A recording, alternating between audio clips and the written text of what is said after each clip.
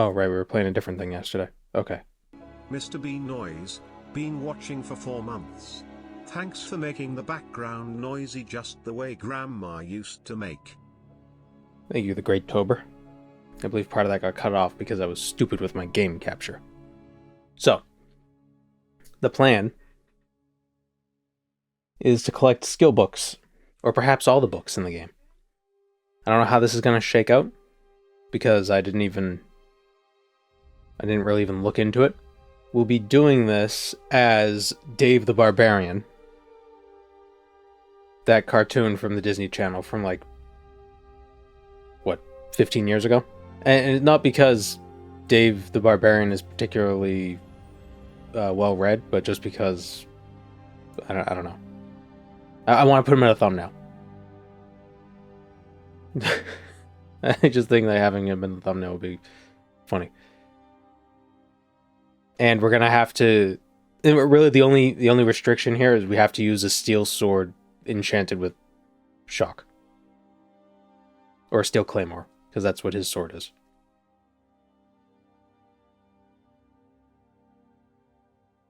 And sound? Nah, I don't want to do sound. It's annoying. I thought about it. I don't want to do it.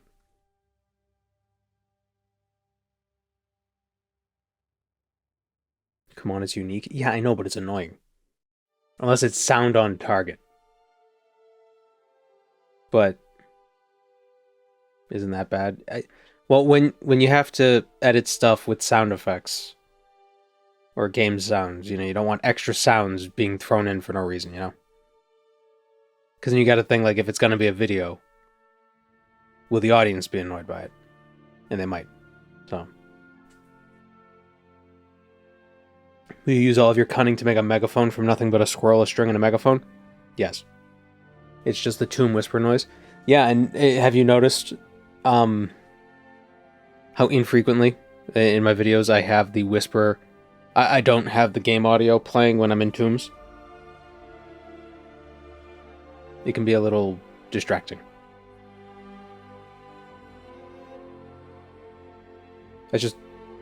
I am up. How many skill books are in Morrowind? There's 5 for each skill. So 135. I'm not exactly sure where they are. But I have a mod that adds a library to the Nerano Manor. And we can just put books into the container and then it'll sort them. It places them throughout the library, alphabetically. So it should be nice. It costs 500 coins to rent the room. And it's not really a room, it's more of a whole manor. But whatever. Why are iliac skeletons way louder than other skeletons in Tamriel? The ambient power of the King of Worms. It drops off by the inverse square law, so they're really strong in the iliac bite. Question is, what race would Dave be? My first thought would be Nord. But now I'm wondering, would he be a Nord? Reachman? I don't know about that. Make him a Reachman because this whole concept is a reach man. It's not that much of a reach. Just librarian, barbarian. Go with something else, you always pick Nord. Yeah, but it's yeah, you're right. But what else? What Dave the Barbarian is a Khajiit? Because he's a scaredy cat? Oh yeah, he is kind of a cowardly guy, isn't he? But cats can't read. What if we just go with Imperial?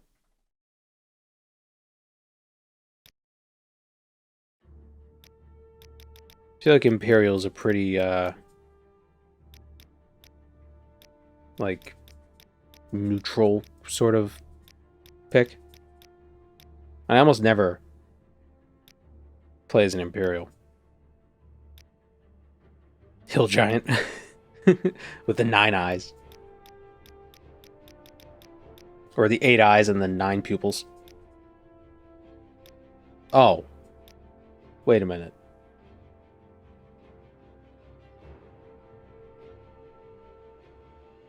What does his hair look like?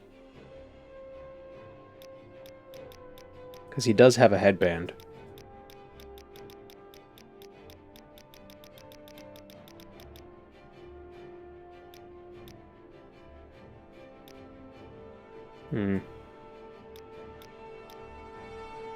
Probably the closest you could get.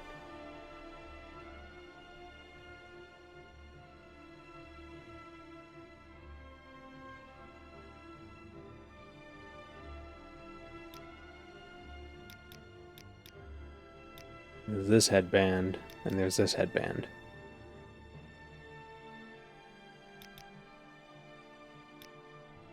I think his hair's more up. There's 3.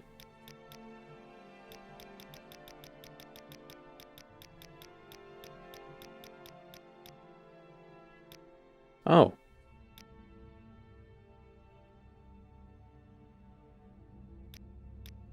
Will I store all the books in safe storage? Yes, I have a mod that'll make it even better to keep track of. Oh, it could be Guts Berserk.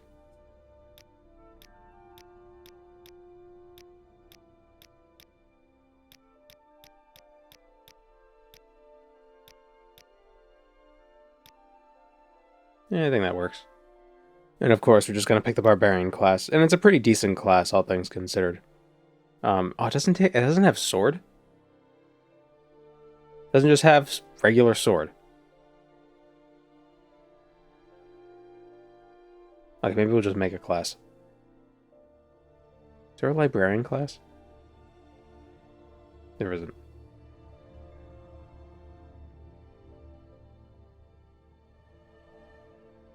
There's Bookseller. But I'm not going to be selling books. Bookseller. I need only your strongest books.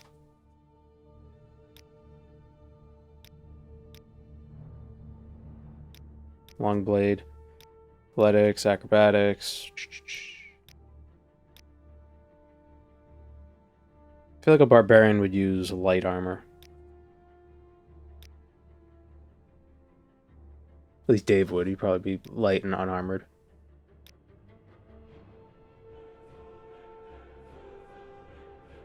The fusion between a librarian and a barbarian. A librarian. Using only a string, a librarian, and a megaphone.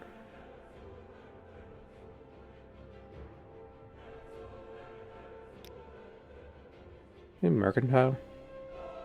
Sure.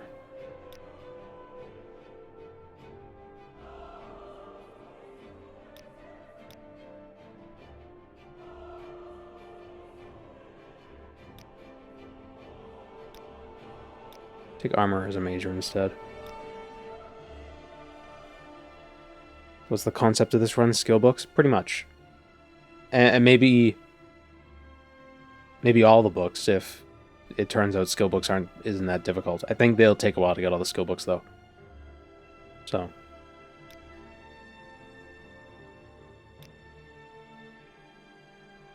Security get books behind locks. It's not a bad idea.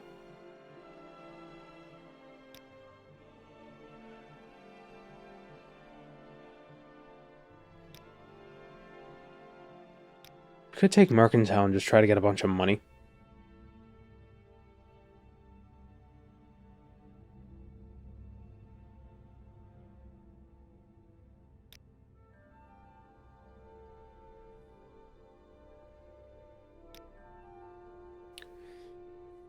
How's this look? Long blade, athletics, acrobatics, light armor, mercantile, speechcraft, armor, security, unarmored, and enchant. Does that look good? Avoid casting spells. Yeah, well, I figured I'd just use enchanted items if I were going to use any sort of magic. Because the sword is enchanted. Unarmored seems weird. Barbarian.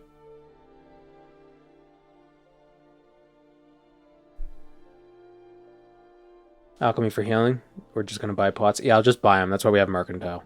We're an imperial, so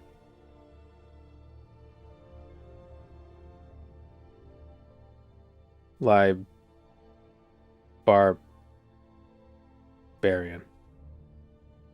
The Barbarian.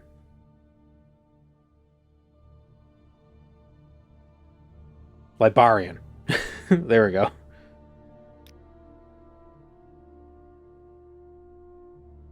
Skills are stealth more than combat. Shit. Oh, okay, good. I thought I misclicked. Oh, yeah, I guess they are. But...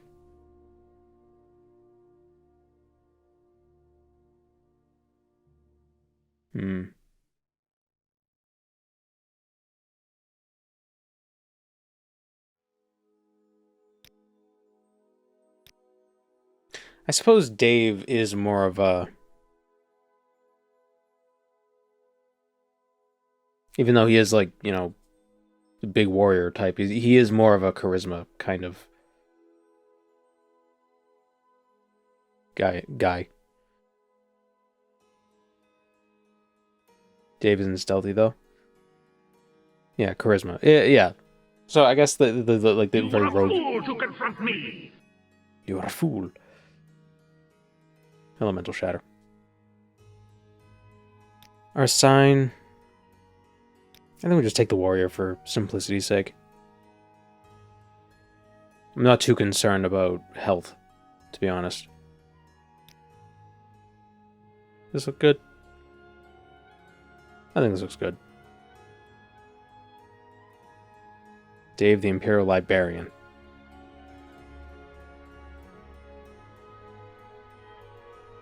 Take the lady who need endurance. I don't think so. We'll be fine.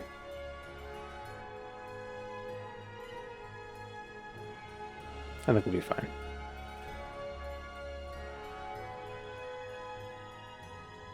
No skill for endurance. That's fine. I could wear some medium armor.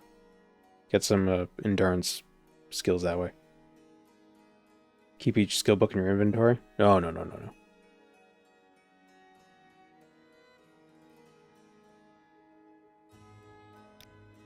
Yeah, this is fine. We don't have to be optimal with everything.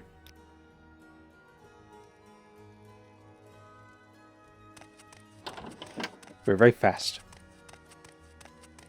We'd be even faster if we were a Nord.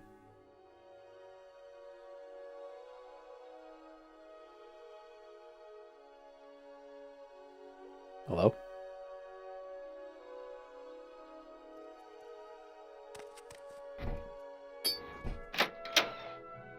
Your papers, please.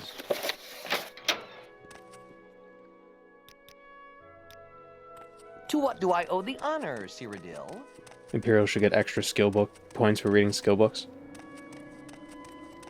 What is I guess this that can make regarding sense. Cyrodiil?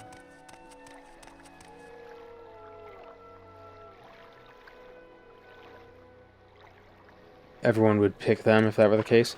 I don't know. I feel like I don't get a lot of skill ups from skill books in most runs. More just like bonuses rather than guaranteed things.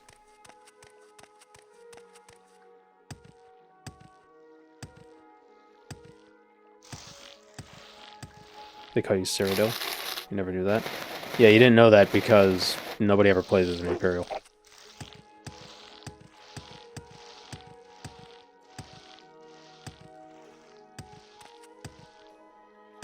So I don't know what the best way of collecting these books would be. Would it be better to go skill by skill? Location by location? You know? Alphabetically?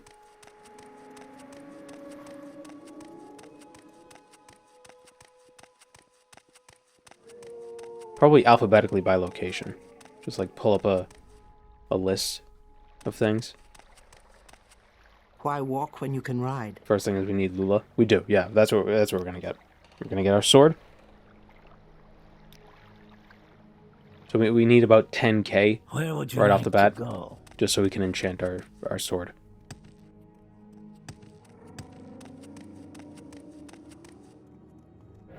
Have I invented the Dewey Decimal System yet? I don't need it. My library will keep track of everything for me. You'll see.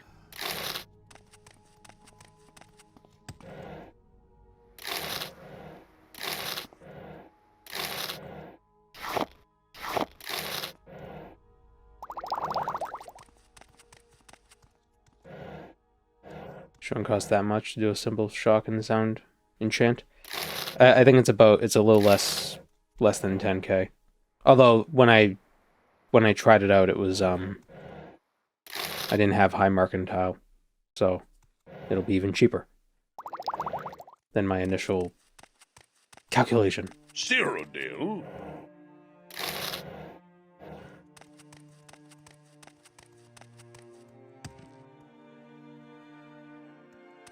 Maybe I should have taken the lady for more personality.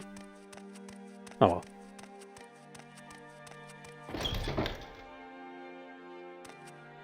How interesting.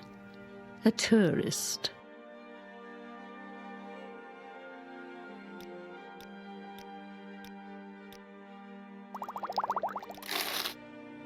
I also feel like we shouldn't steal stuff.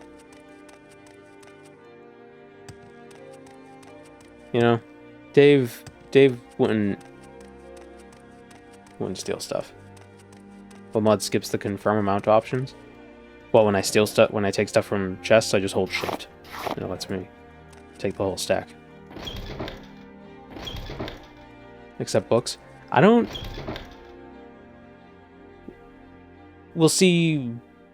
We'll see. Oh, We might steal Outlander. books, Did but you I think want most some? books you can get legally. Today's Is that native to your lucky OpenMW? day. Maybe? Let's hear it. We can't wear the hat. We have to keep our headband. And control takes one.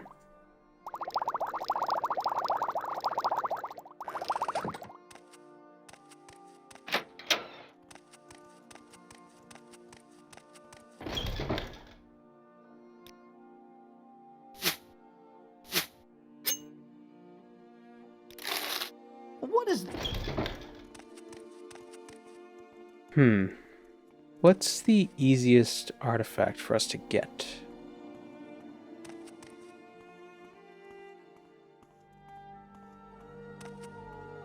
We could just get an artifact and sell it to the let's get a Daedric weapon. And then we could sell that.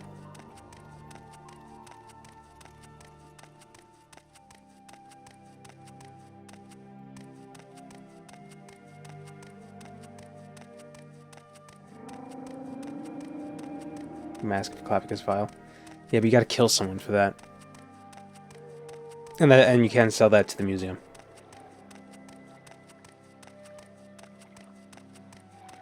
Broken Glass Dagger and Saran. It's not a bad idea.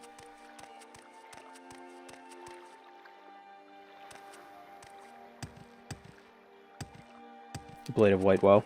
Oh yeah, that's right. I always forget about that. But that is stealing. I feel like Dave wouldn't steal. If you can help it. You know what I mean?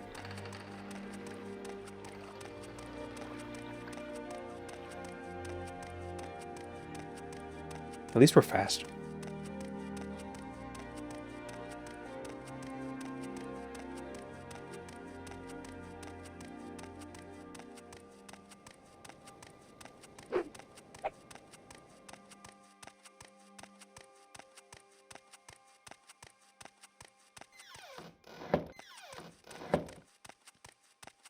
Free broken glass daggers for sale in Saran and Vivek. Oh, there's some in Vivek as well. Not aware.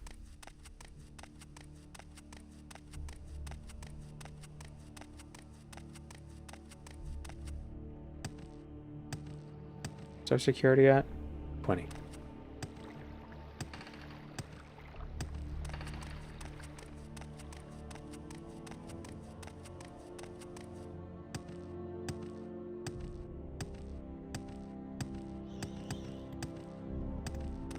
I think if we do use magic, we should use scrolls or enchanted items. I think that should be the limitation there.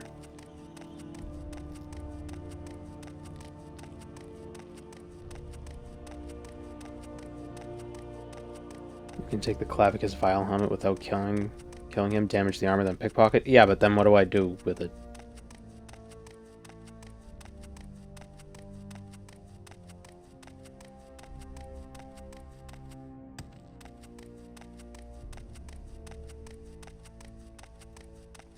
Sell it.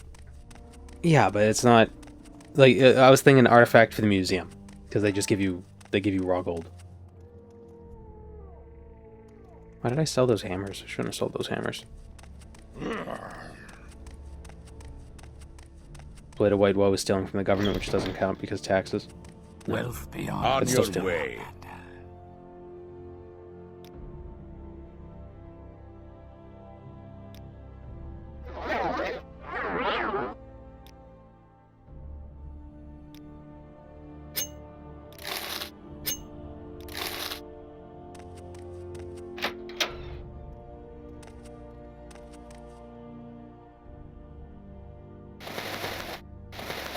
What was that?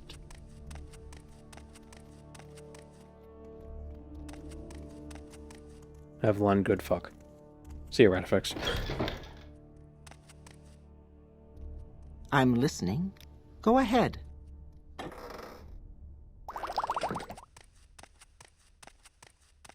From where do you hail, friend?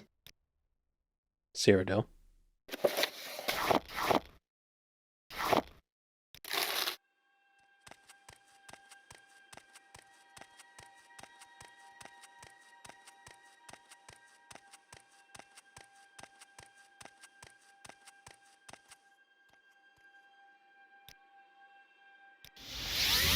How Go ahead. interesting.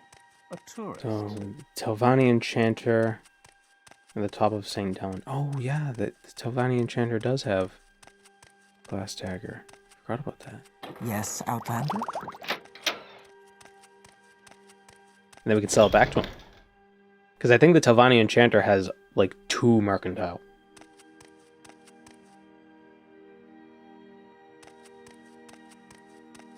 Oh, no weakness or fault. So we should probably get the Saran one first and then sell it to the... Well, I don't know how much gold the Enchanter has. Let's go grab that.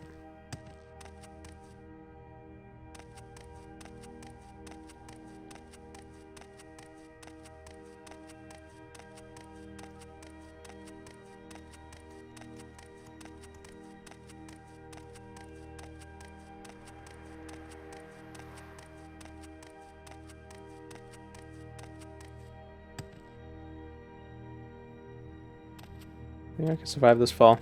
Probably not.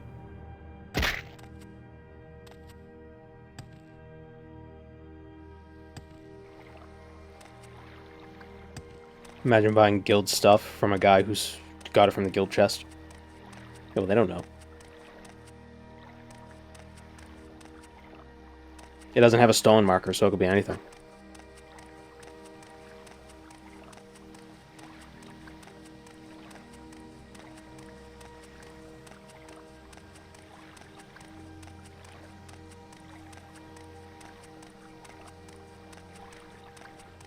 Even a boat. Yeah.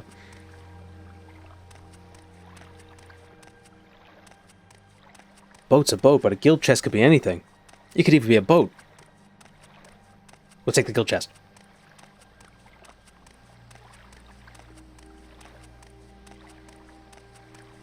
You know, I know it takes longer to walk across Vivek instead of taking the boats. But for some reason, I don't like taking the boats.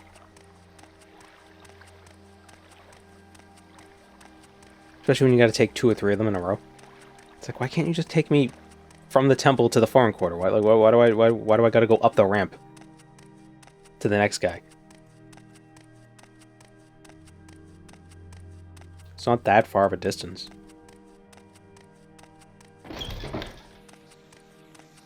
Let's not make this official, Outlander. Move along.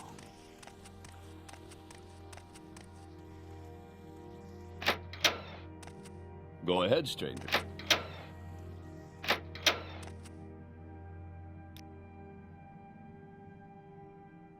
Go ahead, stranger. Stupid rats in the other room.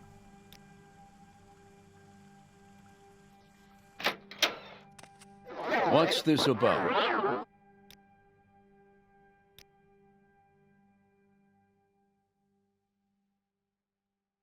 No.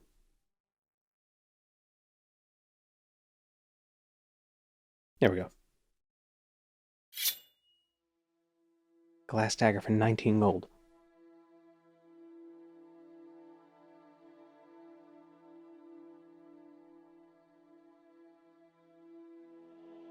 Need an Undusi scroll as well to go talk to Drambarrow, and a Soul Trap scroll.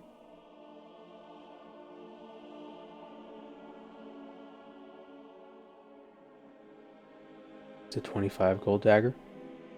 But mercantile.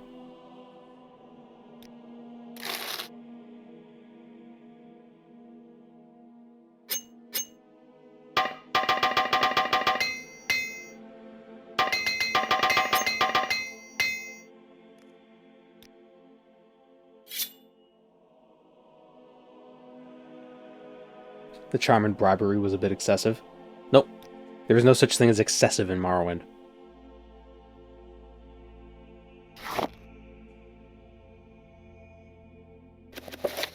Oh, we already got 2 books. Probably buy the Cantatas of Vivek as well while we're here. I don't know if it's a skill book, but we might as well buy it. Should we? Maybe we should just focus on skill books.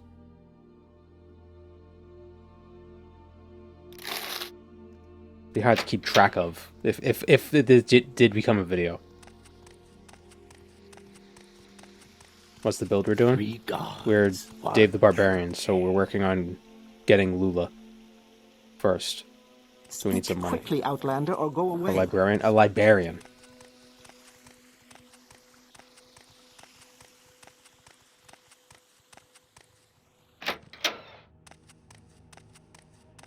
Oh, no weakness or fault.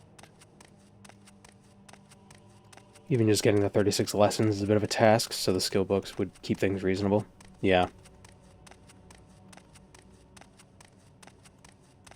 Especially since a lot of the non-skill books are just like, oh, I went to Joe Bosch's bookshop and bought them all.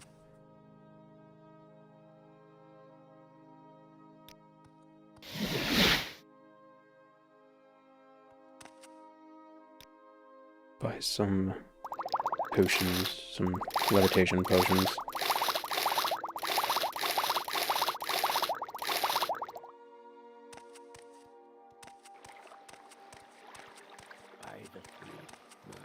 Buy out all the other libraries. Yeah.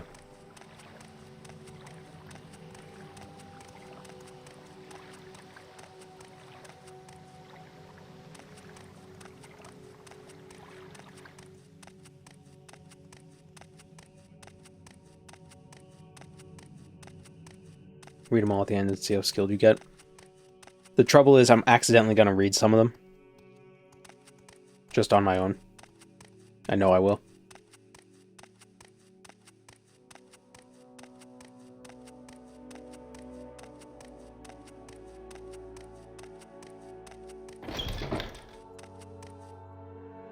Oh, Cassius Olacius is invisible. I'm listening. I'm listening.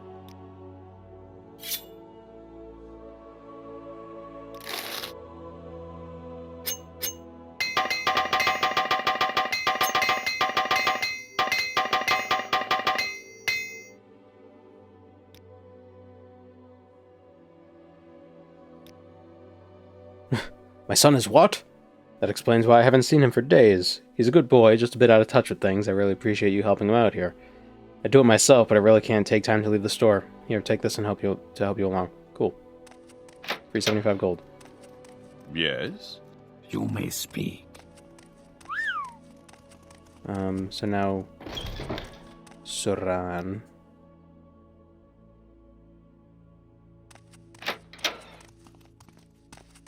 Yes, Outlander?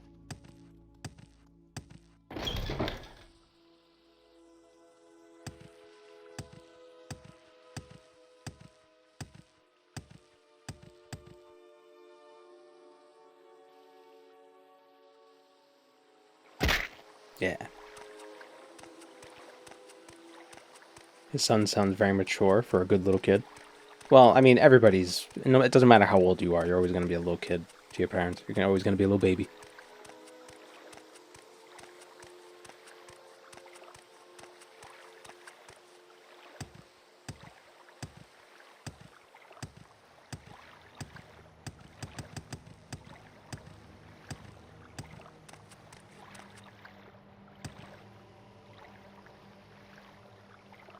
Oh, I forgot to get the stupid Vassar Didonat weapon.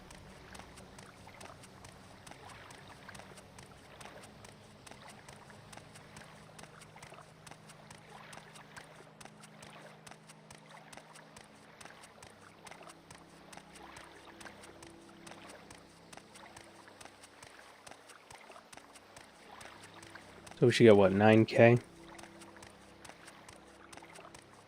Probably more than 9k if we do our mercantile right.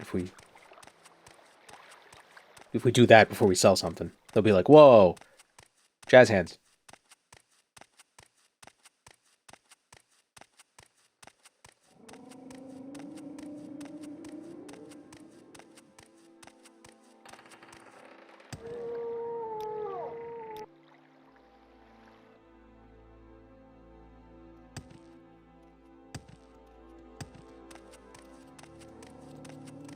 Masera.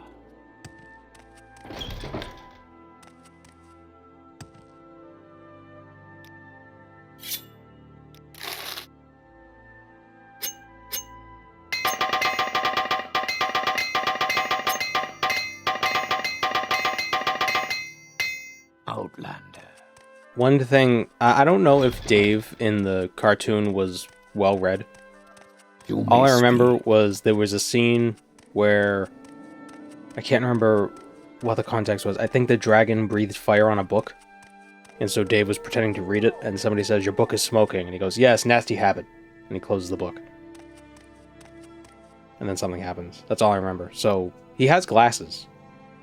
I think he has reading glasses. So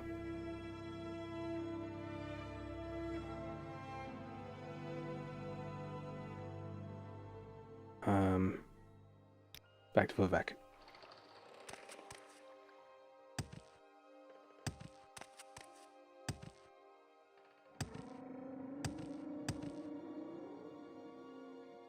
Probably sell the daggers to...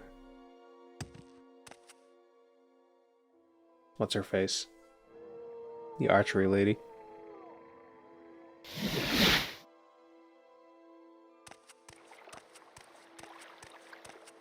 Alright, so let's go pop in. We'll see Dram Barrow.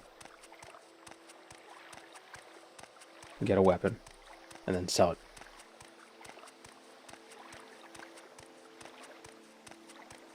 Barbarian rhymes with librarian. All the explanation needed. Does it... Is that an actual rhyme or is that a slant rhyme?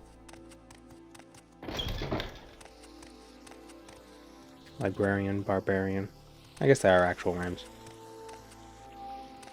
Outlander. I gotta go up one more level. Speak freely, friend.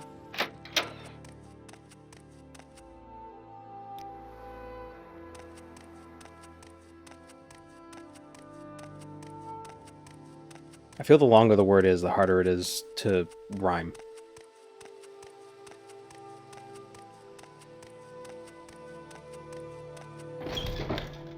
No need to be a contrarian. A contrarian librarian. Yes, Outlander?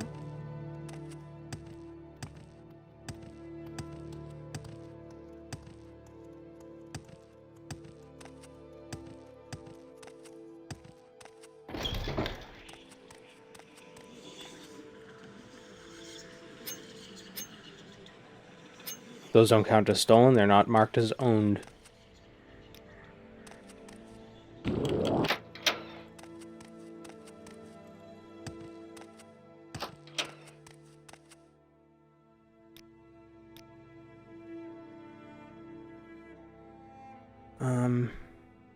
I'm not terribly concerned with getting the most value out of this.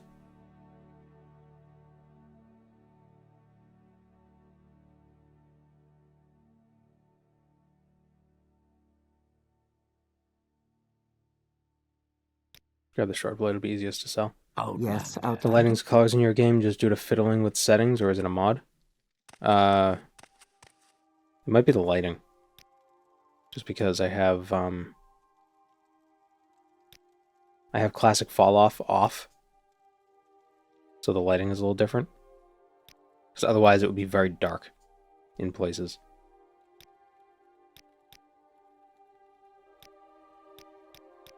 See the slight difference?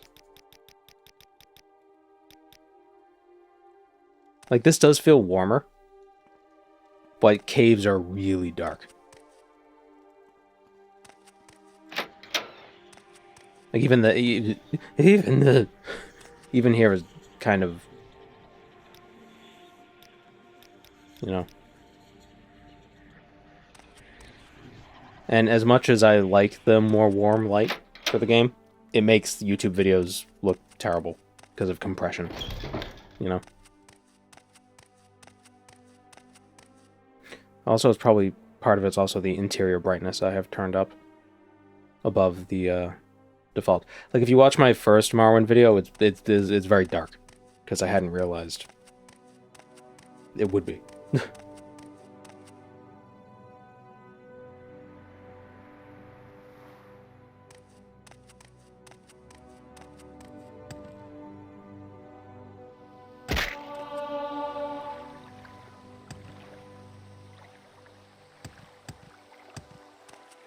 I need to fiddle with my settings. I mean, there's a lot of shader mods and stuff. Like, I don't play much with shader mods. I just have one that gives us sun rays. Because I like how those look. I like God rays. They just add a little something.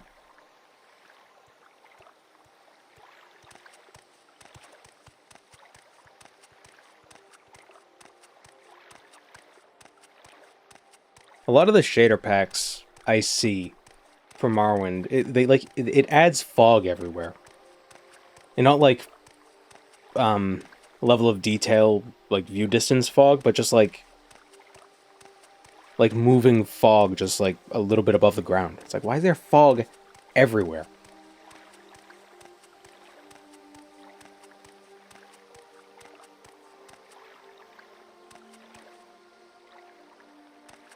Like, I know Morrowind probably is moist.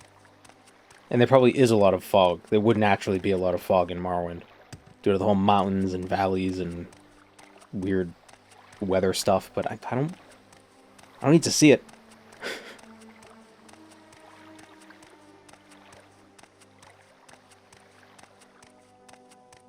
If you're up for a quick trip to Anvil, the Imperial Claymore / Greatsword has the medallion-shaped crossguard aesthetic.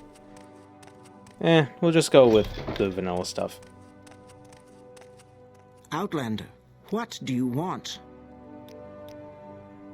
All right, I'm listening. How do I feel about this? See, this is so cozy, but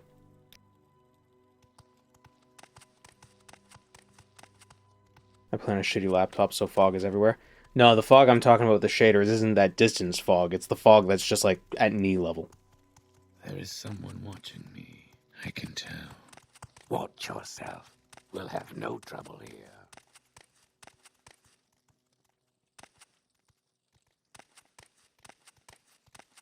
Outlander, Volumetric fog. Yeah, maybe that's what it's called. One true faith. Oh, the lighting in this room is weird again.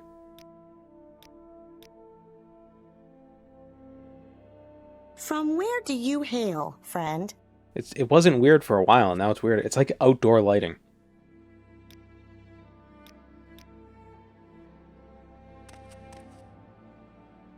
Weird.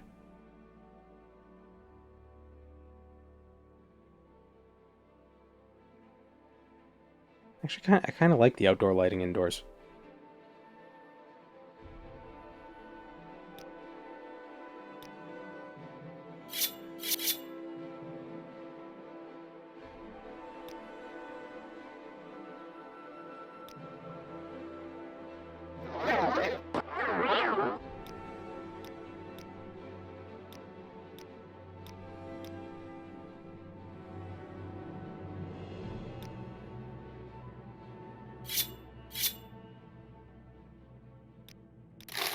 Oh, I got AK for 2 daggers. Nice.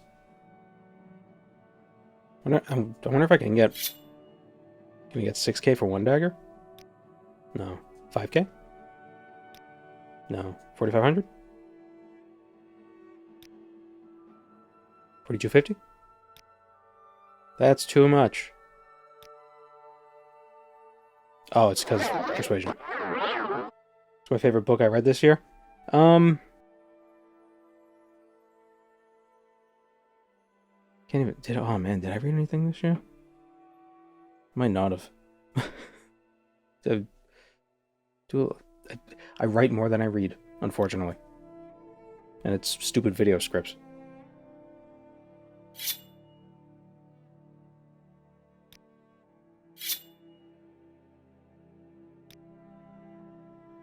Not even literature.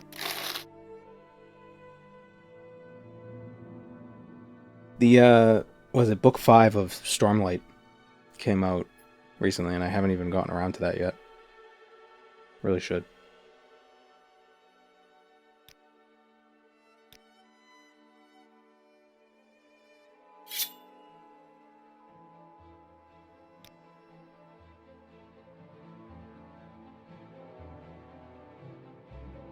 Means to pick that up. Has it been pretty good? Well, I haven't read the 5th one yet, but I enjoyed the first 4, so. Or did it come out with a 6th one? Whatever the most recent one is, I haven't read yet, but I read all the ones before that, and I enjoyed those. Large book series are intimidating to get into. Yeah, no, yeah. Especially since one of his books is the length of like 4 books. But yeah, the series is fun. Can we need to soul trap something? You could also buy the soul gem from Galbadir.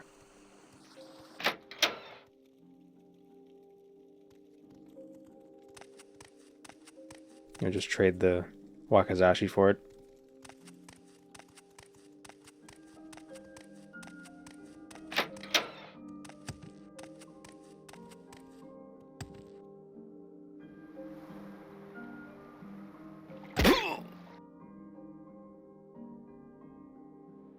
Wait, what?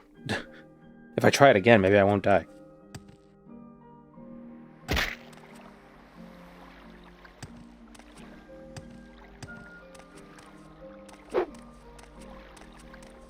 More than the number of books one has to buy. Well, there's only 4 in the Stormlight series so far. And I usually like ebooks. Because I have a Kindle. I like reading off of ebooks because it's just more. It's not as cumbersome. Did I miss anything cool yet? Not really. We're getting our sword. It's the reason for not taking fall damage on those fences. You do take fall damage. Just sometimes you take less because your health is higher, or you have more fatigue, or your acrobatics is higher. We make a special trip just for you. Same low price. Why walk when you can ride?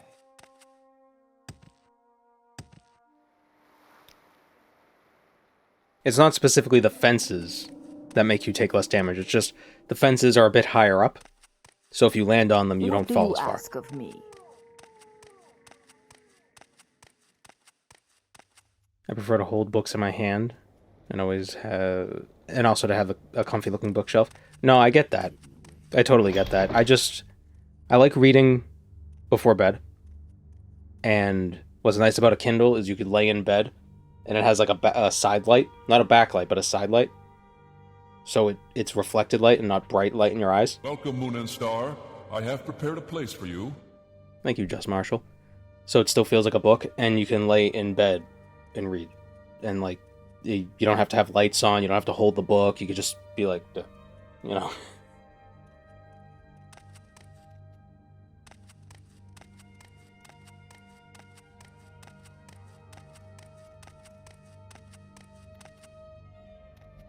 I know Galbadir. The only problem with doing that is that sometimes you'll drop it on your face, or you'll be there, right? You'll be doing this, and then you have to go like, oh, because you're starting to fall asleep, so the book falls, and you have to, like, dodge.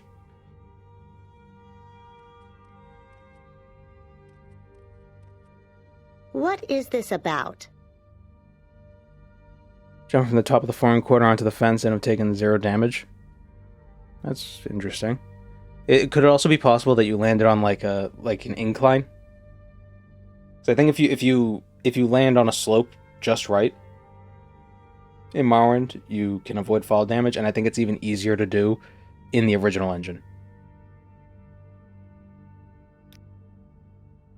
You can like ski down slopes.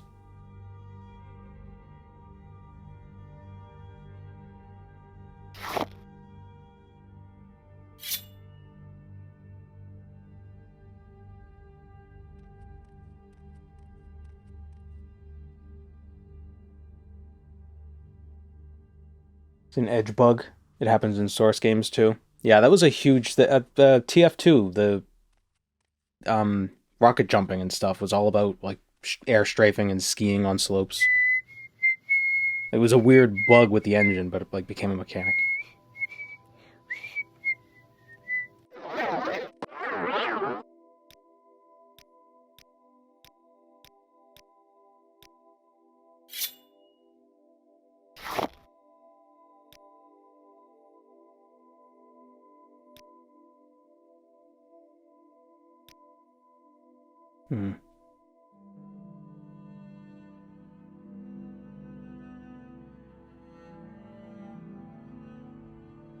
That's how skiing was in Tribes. It was a bug and they embraced it. Yeah, Tribes Ascend was so fun with that. It's like, I just want to go fast.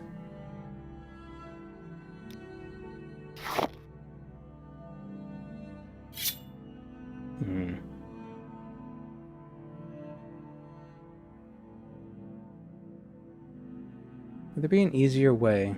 Be the easiest way to get a soul.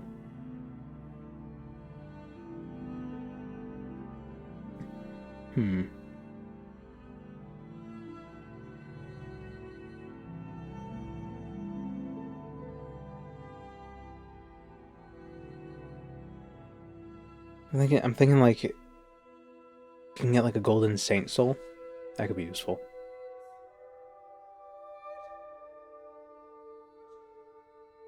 Because even after we get the soul, we still need money to make the enchantment.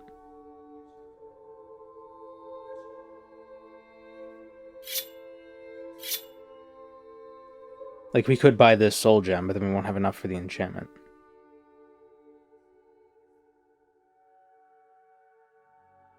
And this is a winged twilight, which is good enough. Golden Saint need to kill as part of Azura's quest? Yeah.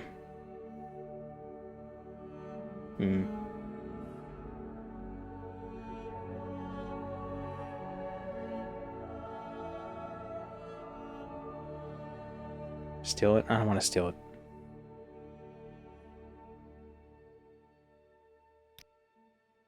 I wonder how cheap I could get it for.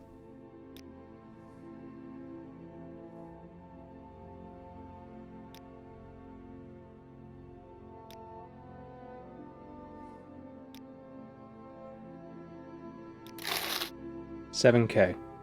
$7K and a Wakizashi. That's fine.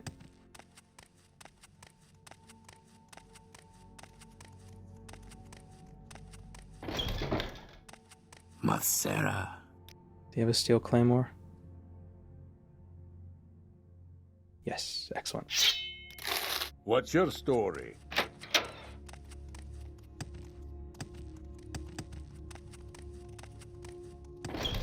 Yes?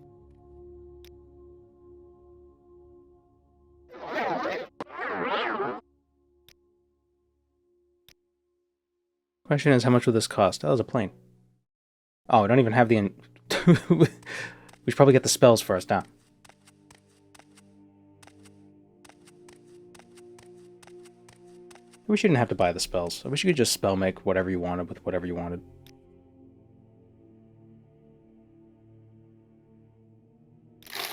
Need shock. Any time now. Who sells sound? Yes, what is it? Actually, I think Esther Dalen has, was it Earwig? Yeah.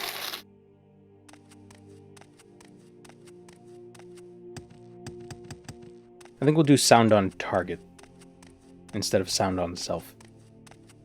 Please. What happened to Danny I'm Telvanni? listening. He finished... He became Archmagister. What does sound do? It makes it harder to cast spells, but it's pointless. Better to just paralyze the enemy.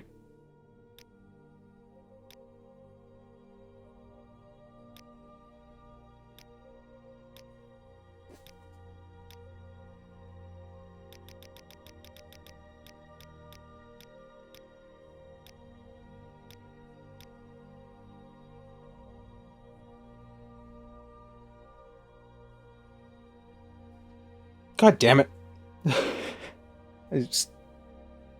I went to sneeze, but then I was worried that I forgot to mute the mic, and then the sneeze got scared. And ran away. So yeah, 1 point of sound and 1 point of shock damage on target, and we'll do cast on use.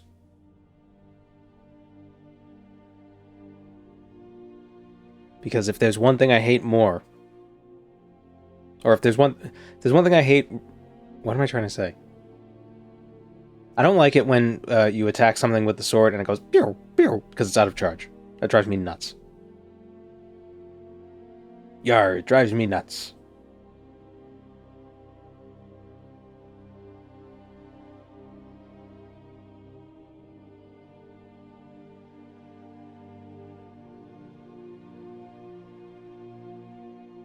I had to fix the camera position.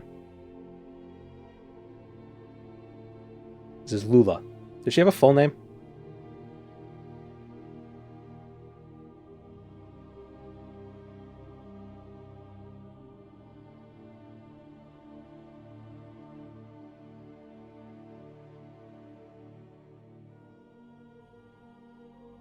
I know she has an older sister named Molly. Short for Mjolnir. No, I think her name is just Lula.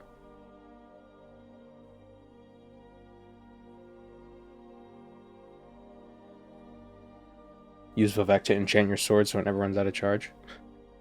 It still can. What's the point of the only 1 point of sound? Because Lula can talk. She can talk. She's a talking sword.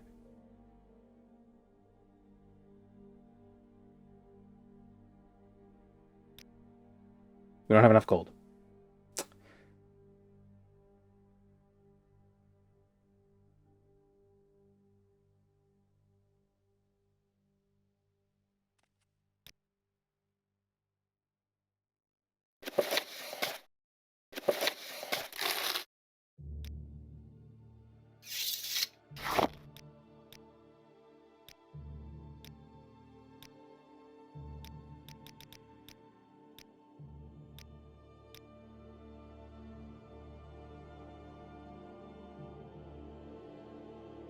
Is this right?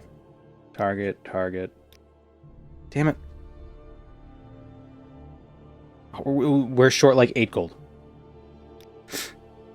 The sniffles.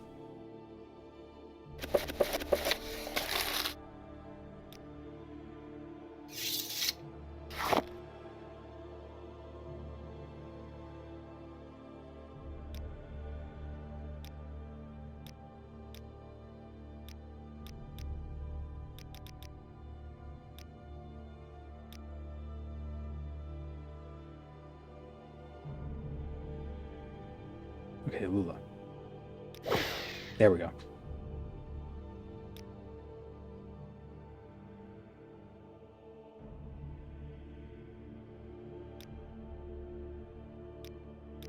So we get our sword. We're ready to get some books. Need a bit more money to buy our apartment, though. Or we could just kill the guy.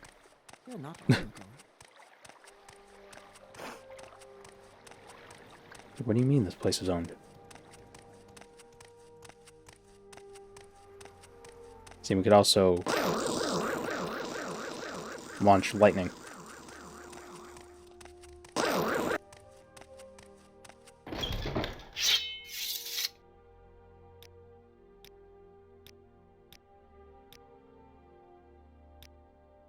He gives us 200 gold, so I just just gonna grab that real quick. This guy's speedy. It's the benefit of not being a tiny little Bosmer.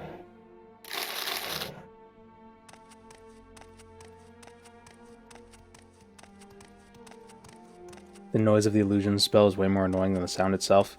Nah, I don't think so. I don't agree. Because at least with the illusion spell, it goes away.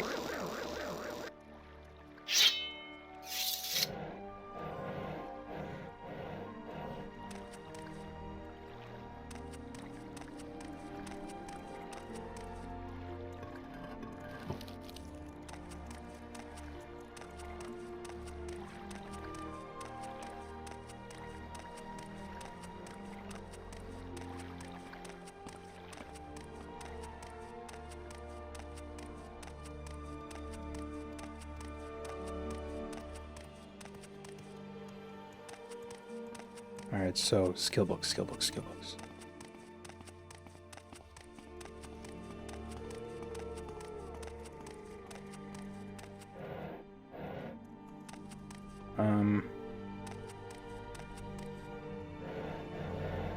What does sound do in Morrowind? It makes it harder to cast spells.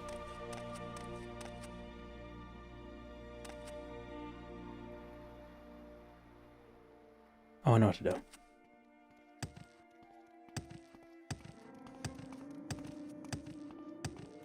Did they make the effects for the game, or is it stock audio? It's definitely a sound library that other games have used. Yes? There are sound effects from Doom that are in Morrowind.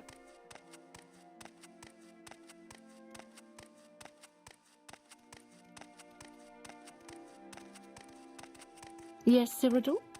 What do you want? Its scent is unfamiliar.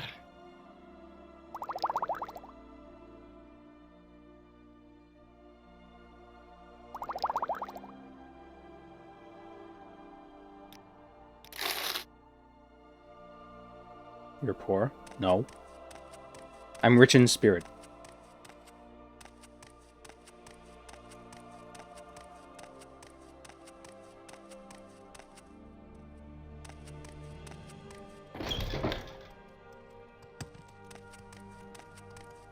I'll never not hate that door sound because I don't think I have ever heard it used appropriately. What, the Doom door sound? Or the Morrowind door sound? Choose your answer correctly. Choose your answer wisely, sir.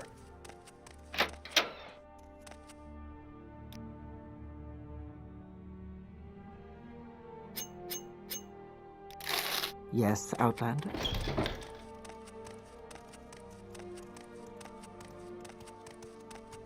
The Morrowind one where it's a push bar door sound? Is it?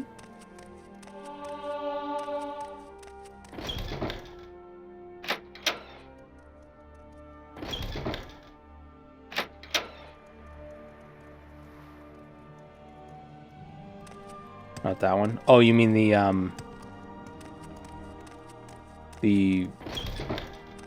interior doors? Outlander, did you want something?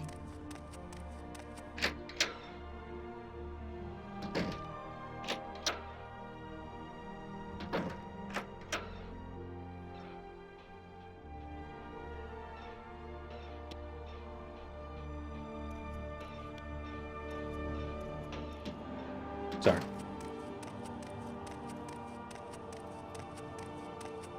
Oh, Outlander, did you want something?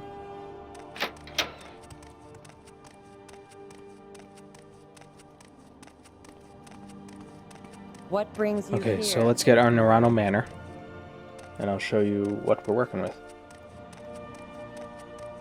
I should have got a book, just as a demonstration. Damn it. Masera. Oh, actually. Yes, Outlander? There. She gave us a book. Wealth beyond measure, Outlander.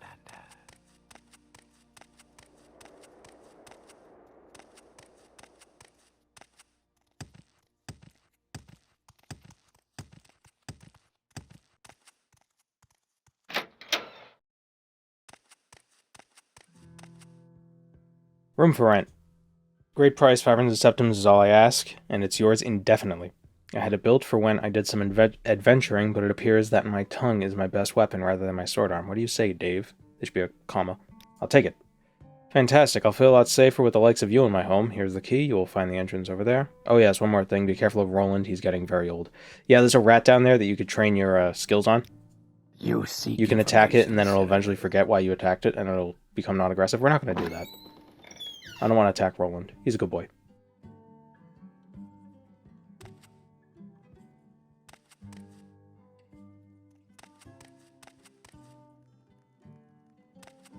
This is a place where you could display a bunch of your stuff. I've never seen this place. It's a mod. It's a mod.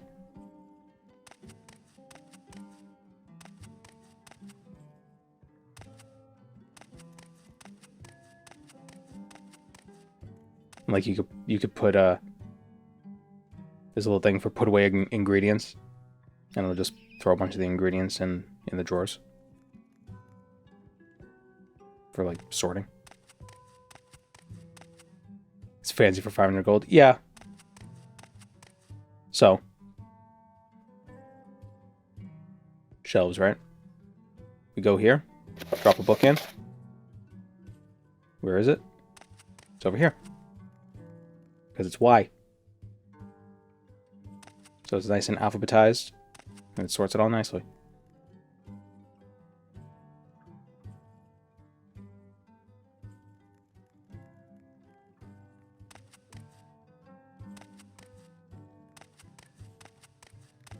Is this going to be a video? Maybe. We'll see how it goes. Also, like, armor displays.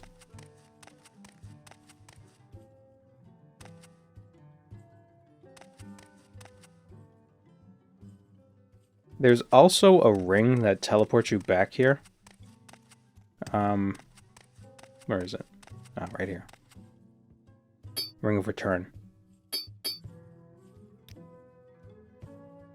Brings back.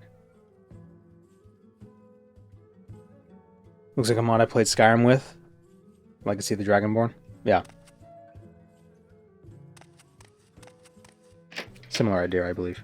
What the hell is this? Outlander, did you want something?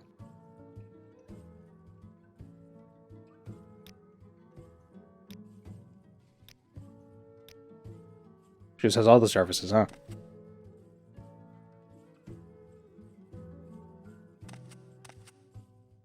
We'll just pretend she's not here.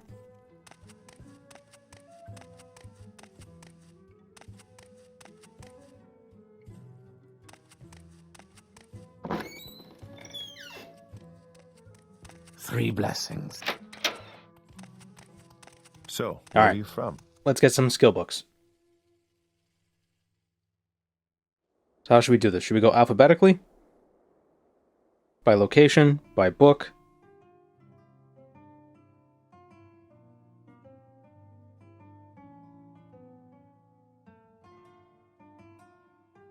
Because I know we can get 5 from Jobasha in his bookshop. That much I know. Off the top of my head.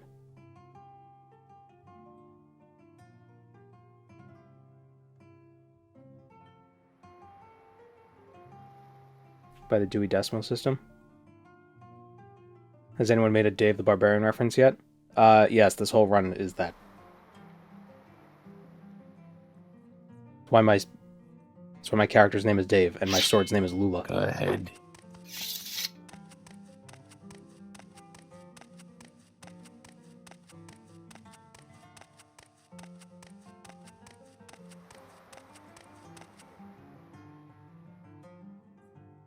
Let's see. Skill, books, Morrowind.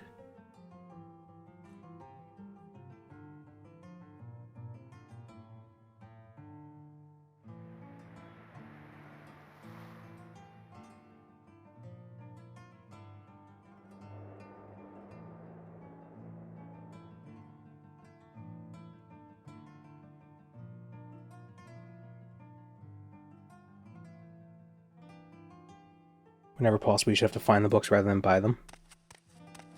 It's not a bad idea.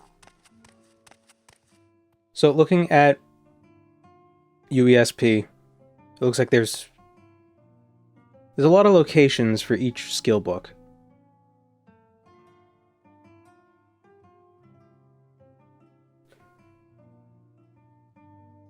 It's seems like there's like 2 skill books in every location as well. Like Abanabi has 2 skill books. Adad Shashanamu has 2 skill books.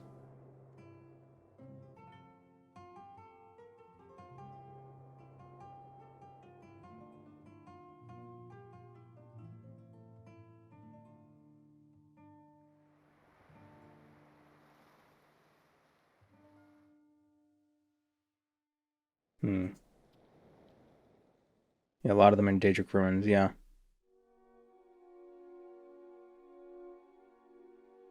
Yeah, let's just go alphabetically by location. I think that's probably the best idea, so we don't have to keep going back to the same place. Like, we don't want to go to one place, get one book, and then have to be like, oh, we gotta go back to get the other book.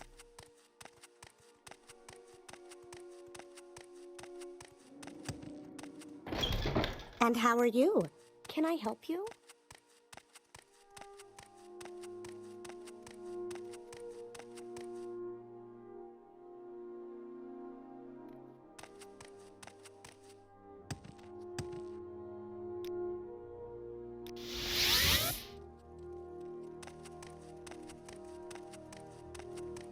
When you're low level and going to Daedric Ruins, with the Steel Claymores, you get the Savior's Hide, since it looks barbarian-y.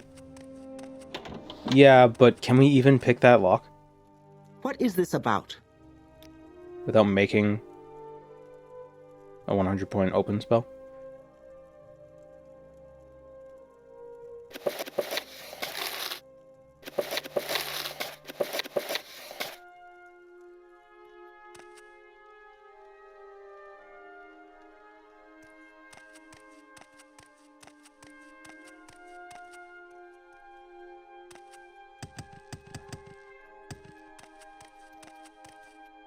Training? You might find for in the a right caches. price? Yeah, I might find one, but I wouldn't be so sure. May I? If I find one, I'll get it.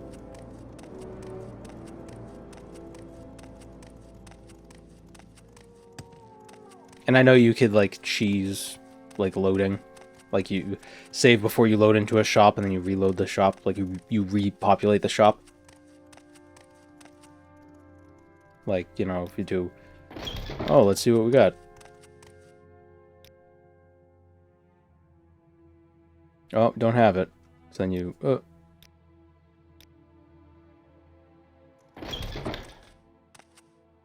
I've got better things to do, so if you don't mind, let's move this You know, along. that we could do that, but it's kind of... like, it sucks. Yes?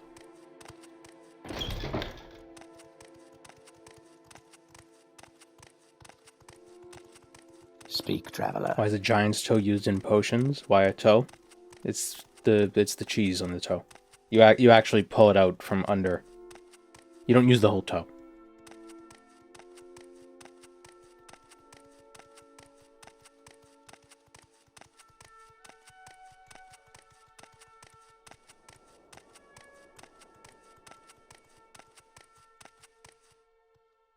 Alright, so the first place we'll go is Abanabi.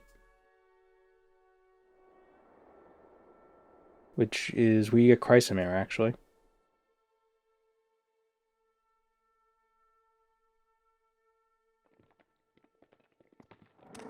Which actually, it's kind of close to Telfir, so maybe... Maybe we could make an Akasha's item.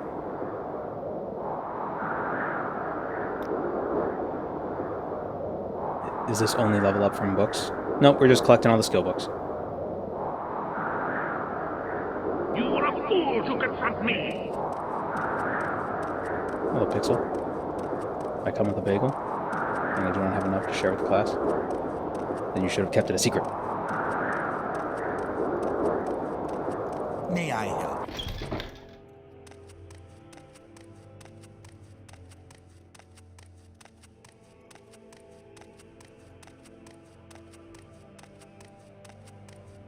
Remember to delete the shock and sound spell from your spellbook. Eh. It doesn't matter.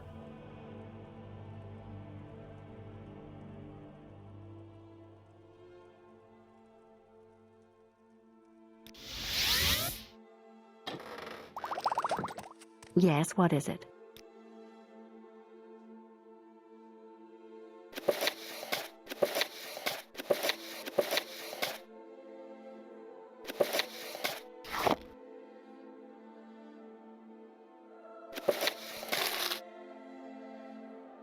Oh, Outlander, did you want something? Oh, it's not a skill book. It's expensive, though. Surprised. You can delete by holding shift? Oh, yeah, so you can. I always just did it that way. You just click it.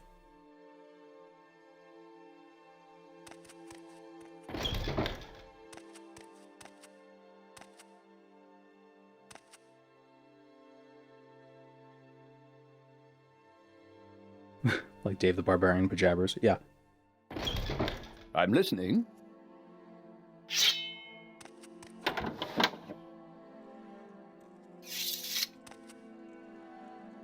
And our sword's name is Lula.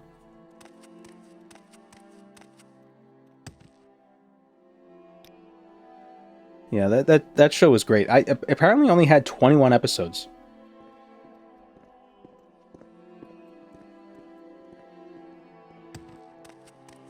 It's a shame the channel had zero faith in it. Apparently the ratings weren't very good.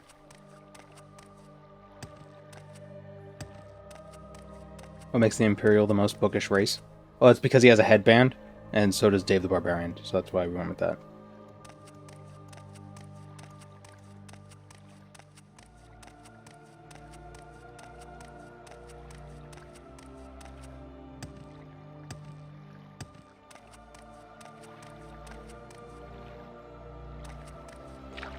Wonder if deleting a spell from your list just makes you forget it suddenly. So I know in Daggerfall you needed the spellbook to be able to cast the spells. If you didn't actually have the item, the spellbook item, you couldn't cast the spells. So I wonder if that's the same idea. If it was like you needed it as like a conduit.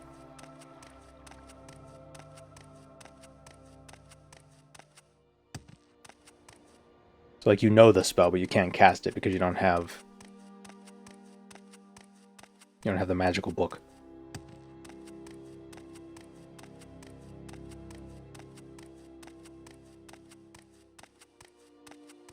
Oh, my sinuses are being crazy today. Driving me nuts. It drives me nuts. That's 2. Rule of 3 gives me... That means I could say it one more time this stream.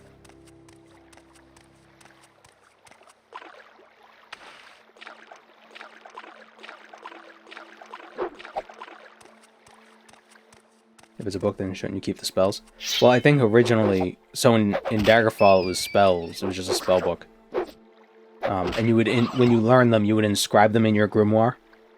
So you didn't need to learn them first and then spell make. You could just spell make, and then you inscribe the spell in your grimoire. And if you put the book somewhere, like if you stored it in your wagon or something, you wouldn't be able to cast the spells. And I think when it became Morrowind, they kind of got rid of the physical book concept of the spell book.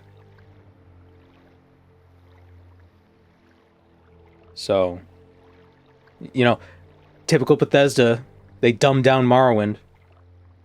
They dumbed down Daggerfall to make way for Morrowind. Oh, SMH. Morrowind, worst RPG.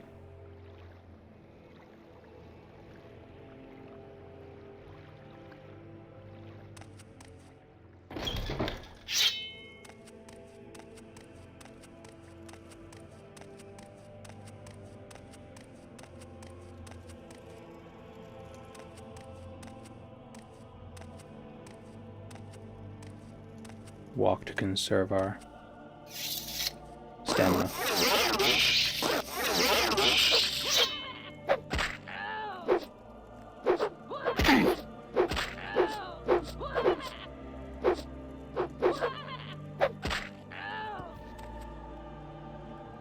The jabbers.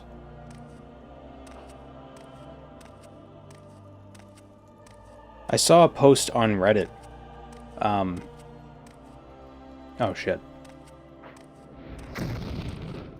It was somebody asking about the Dave the Barbarian. Like, they were wondering what happened with it. And apparently, the creator posted a reply on that thread. I mean, maybe that wasn't the actual creator. They said they were. But they said that the reason why it got canceled was because it just didn't get the ratings. But, maybe they'll do a reboot. Shit. I'm gonna have to get more health potions.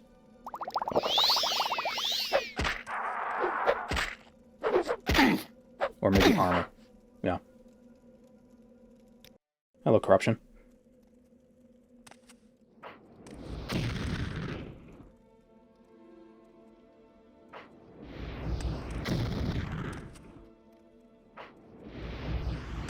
Never heard of Dave the Barbarian. What was it? It was a Disney Channel cartoon from the early 2000s. And it was very funny. It was great.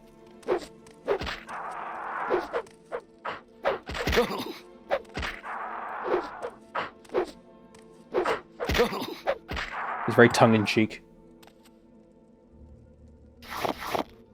It was like a parody of like the adventure cartoon sort of a thing.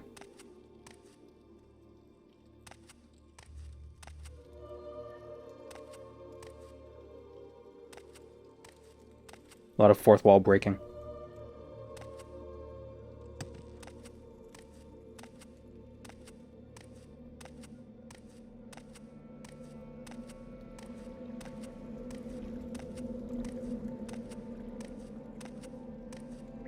Fire salt is just magical tahini.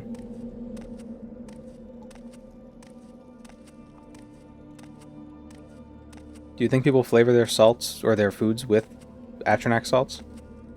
I think that's how they make ice cream. Use frost salts.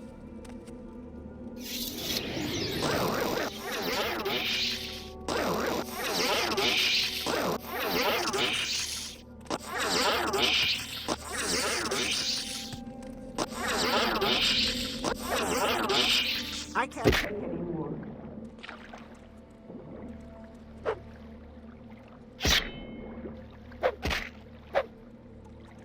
I'm being attacked. Help! Help.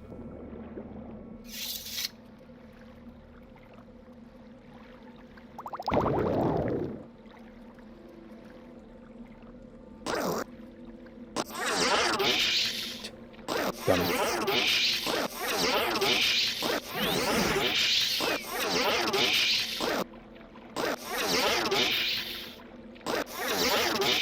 Oh, she has reflect.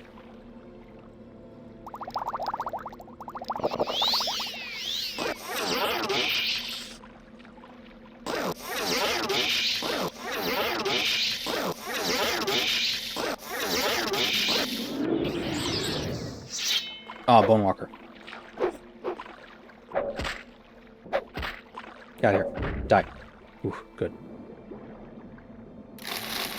So we could sell Chrysamere to the museum. Kind of an incidental bit of loot. Pretty nice. I don't think Dave the Barbarian ever actually killed a person, but there's, this is the first time for everything.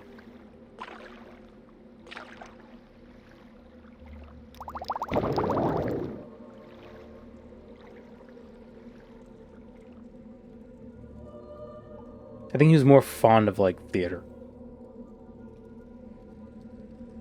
I don't know if he was bookish, but he certainly wasn't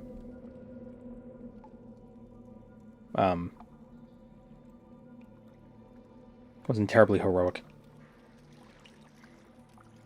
He was very gentle, yeah.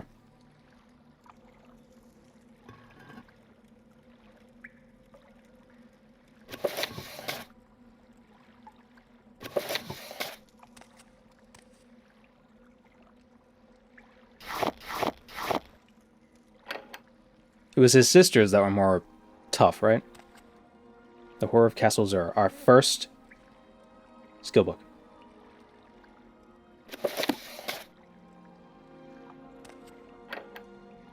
His sisters are the Chaos Gremlins. Yeah. Another scene I remember from it was they were drinking milkshakes, and Candy, one of Dave's sisters, says, "There's a rat hair in my milkshake." He's like, "How do you know it's a rat hair?" Because the rat's still connected to it, and you just pull a rat out of the drink. That's so dumb.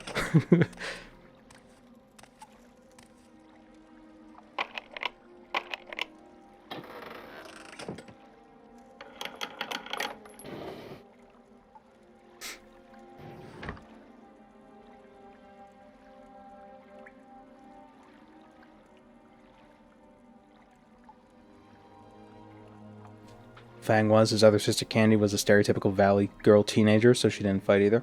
But I thought she still had, like, she was still tough. Like, she still... Like, when it came down to it, she could throw hands. Well, yeah, Valley girl.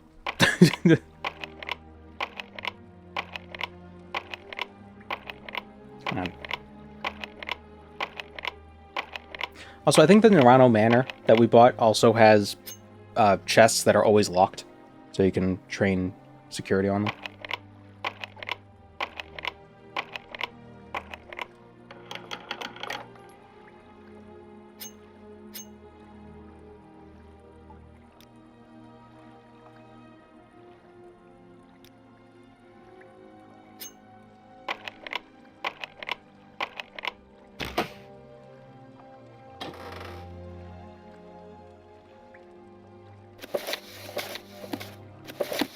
I don't think those are skill books, but we'll take them anyway.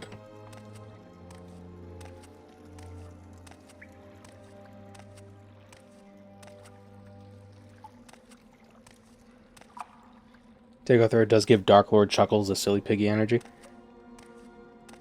Jagertharn. Jagertharn is more... It's like if the Dark Lord Chuckles the silly piggy were serious, he'd be Jagertharn.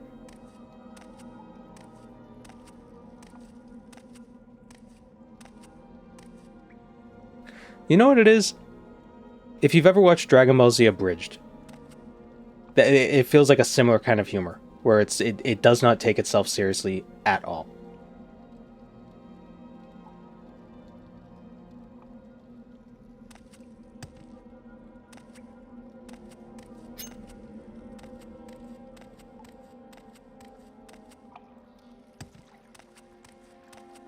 There's another book here. Where is it?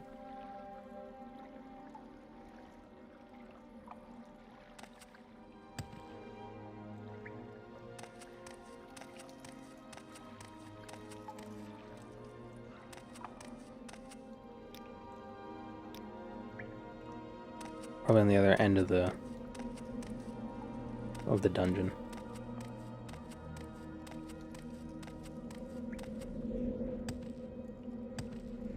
But yeah, I can't believe there are only 21 episodes. I feel like there were so many more. Although I guess that was one of those shows. It was like every episode was 2 episodes, right? Like it was 2 11-minute chunks. Maybe that's why it seemed like there was more than there actually was.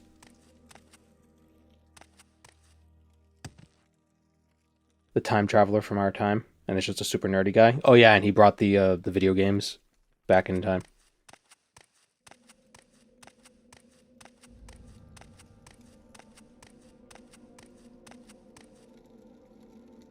I think he was voiced by Richard Horvitz.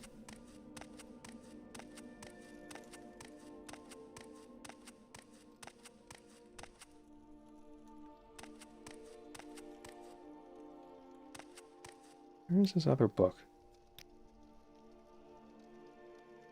When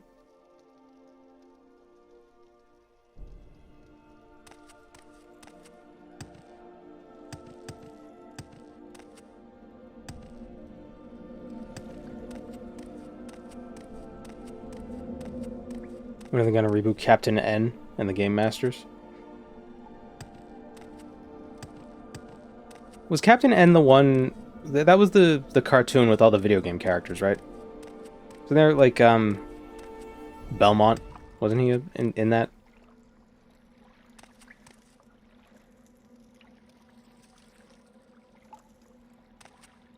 What is his name? Arthur? Arthur Belmont? Simon.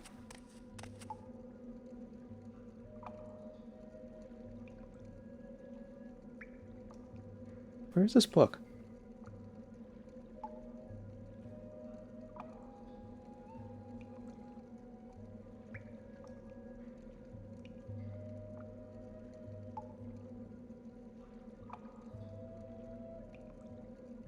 Is this on a table?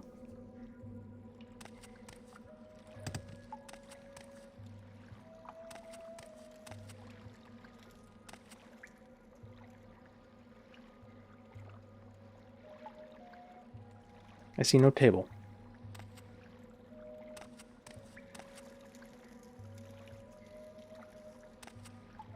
Oh. I see no book.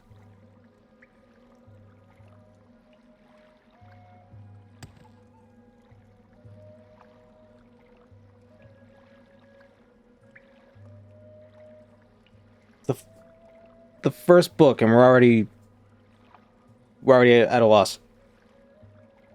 Marinique is on a platform with a bed and 2 chests and some urns containing ingredients. Mazte? No, Mazte. I think we're in the wrong part of the dungeon.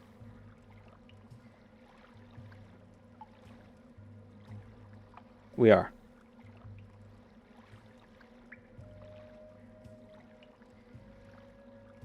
Skill book issue.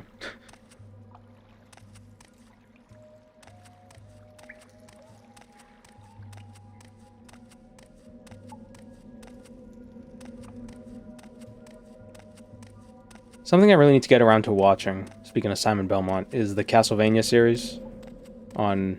Is it a Netflix series? I think it might be a Netflix series.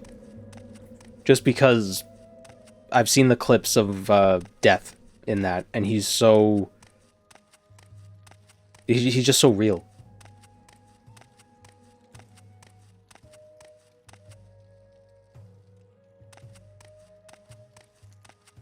You gawping little shit.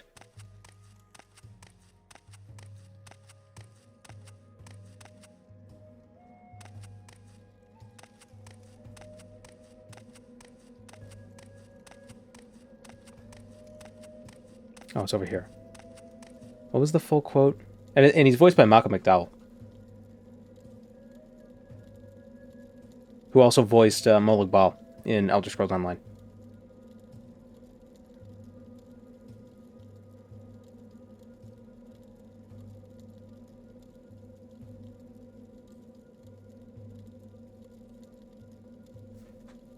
Why is it that only human hands can reach into hell?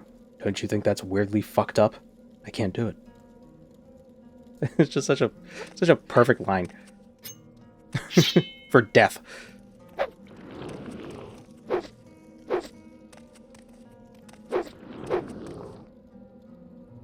This scary skeleton monster.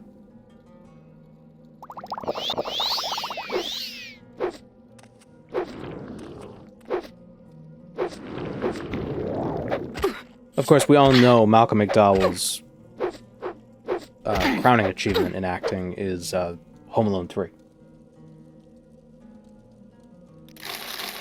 Or maybe it was Home Alone 4.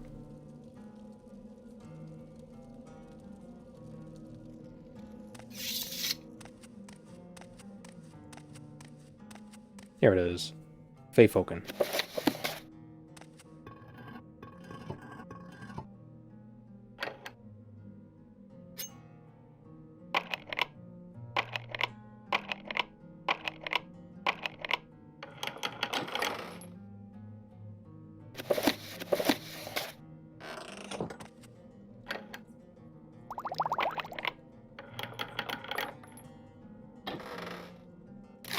You know, I've never actually played a Castlevania game. The closest I've come to playing a Castlevania game was playing the Vampire Survivors Ode to Castlevania DLC tie-in.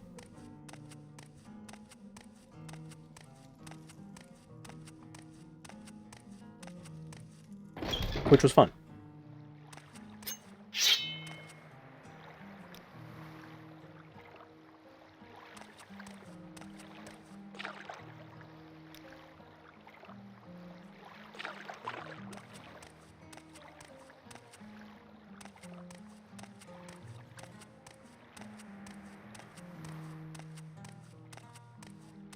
Being a voice actress, my wife was very confused when I was playing a game yesterday and suddenly said, "Oh, hey, I recognize that voice. It's Jim Cummings." And she looked confused. I added, "He voiced Winnie the Pooh." Oh, it's the Master! Yeah, that's right. He sounds like Winnie the Pooh.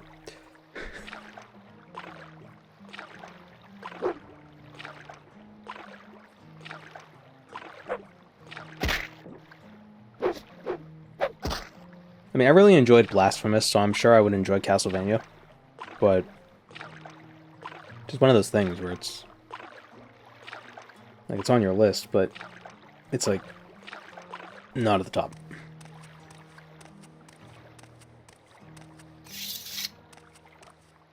And every time you add games to that list, you always end up like adding them in not at the bottom, but like somewhere in the middle.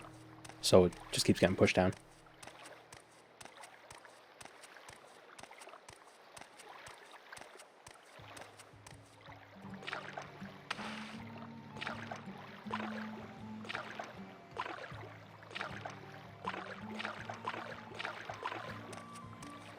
And there's so many classic games I haven't played that I really should. Like, I've never played Zelda 1.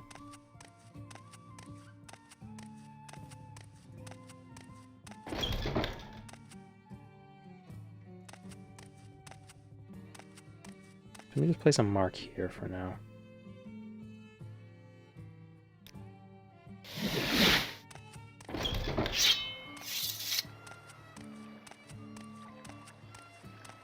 NES games are too antiquated. Yeah, I get that.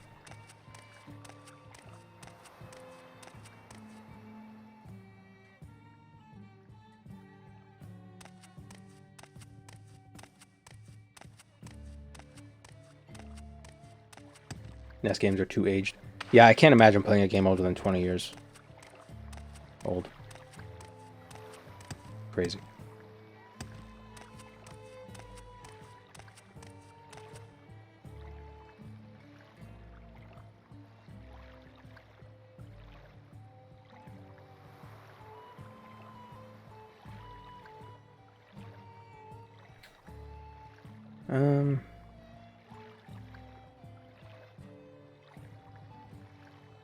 Next we should go to Abernathy, which is near Narmok, which actually go to Narmok, we should get the Fist of Randagulf and Amulet of Mark, probably, since we'll be in the area. Couldn't hurt. Didn't you play Arena? Isn't that older than 20 years? Yeah, so is Morrowind.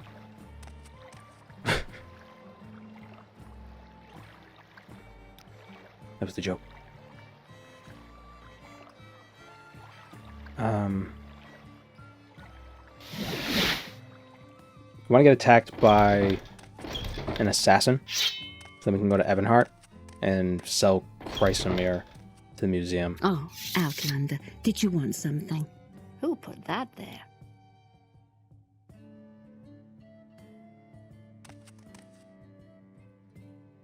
Yes, Cyrodiil? What do you want? I think grabbing all the good artifacts too early makes the game much less fun. Well, I only grabbed it because I was getting the books, and Chrysamere just so happened to be there. The first dungeon on the list was Abanabi, which happened to have Chrysamere.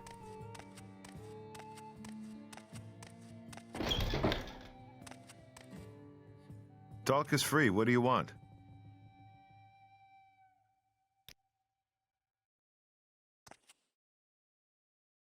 What prompts the attack? Do you have to be a certain level?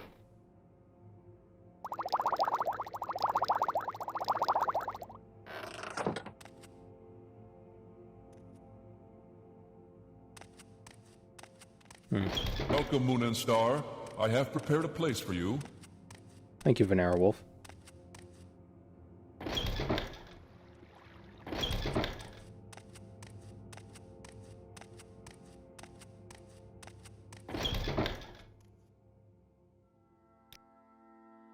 Talk is free.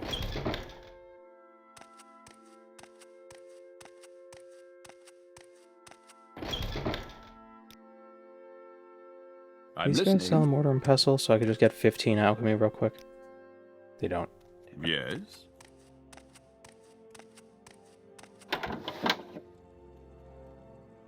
So, yeah, let's go to Abernonnet, and then, yeah, let's go to Narmak, and then we'll figure it out from there.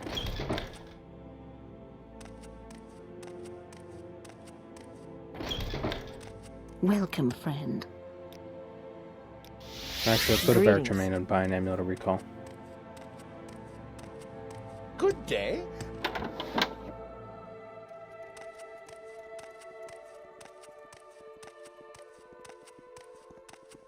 Talk is free, must not be a therapist. It's the funny thing about that line is that to get any good information from a lot of NPCs, you do have to bribe them. My prices are the best in town.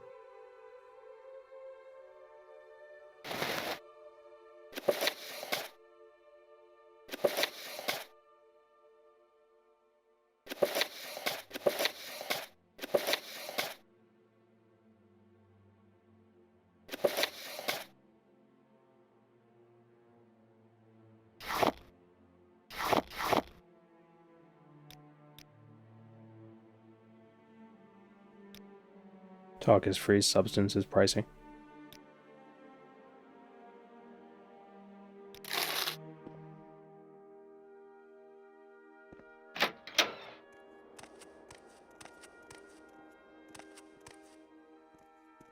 Okay, we got the amulet. Put it on. We'll put recall on shift 4. What does Chrysamere do? Just fire, restore health, reflect. Eh.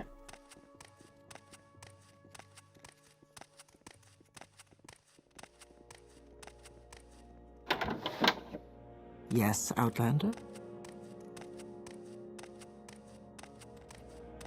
Maybe we tell you at some point in the main quest that you should bribe Do you some want people something from because me? their culture, so the voice line is very ironic. Well, it's almost it's not the Dunmer who say it. The talk is free. I think that's Redguards who say that.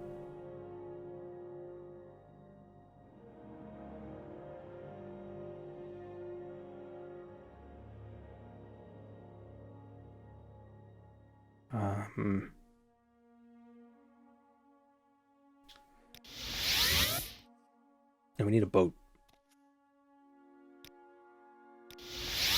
Oh, Outlander, did you want something?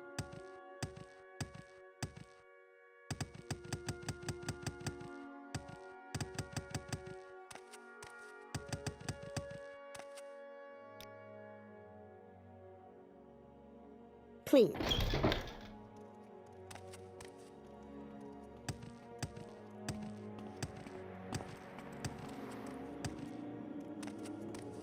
Some say talk is free, others say talk is cheap. Yeah, but those both have different meanings. Talk is free means you could talk to anybody. Talk is cheap means actions speak louder.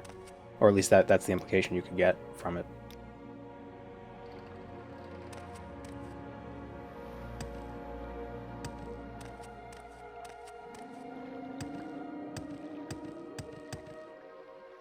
There's someone watching there. I can tell.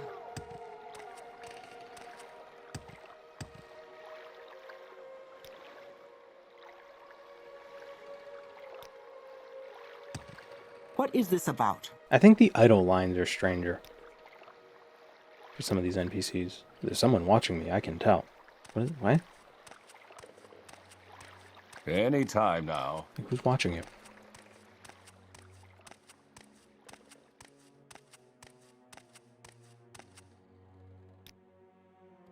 Is there a mod that adds a detect book?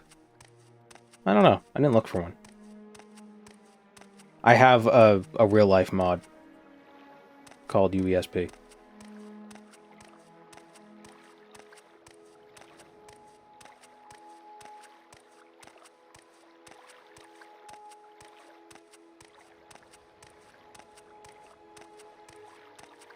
It could be about Dagoth Ur. The someone's watching me line. I'm not giving up that easily. Maybe.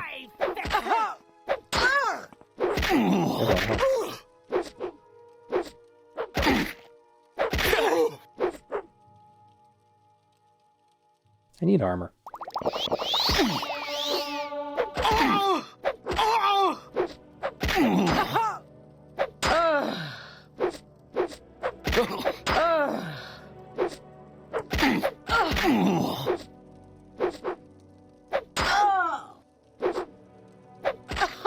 Why did that sound like two people going, ugh? Hold still.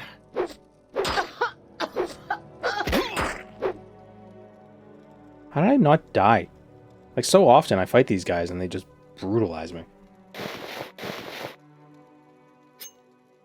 They moitalize me. Sounded like a vampire? Yeah, it had that weird warble effect. That was odd. Glad I'm not the only one who heard that.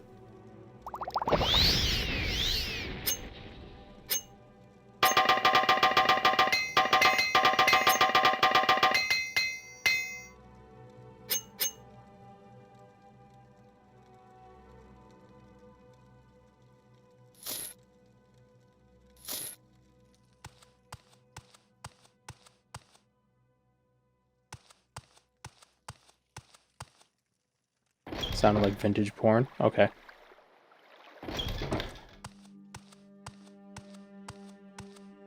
Die, Victor!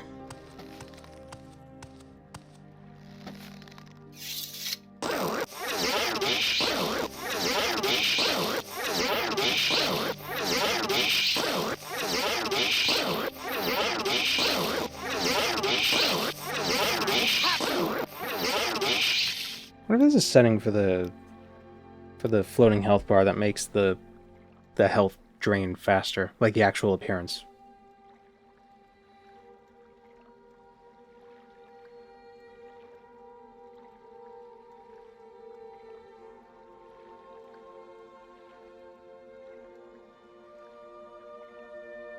Does being a vampire give you reverb IRL? In my experience, no.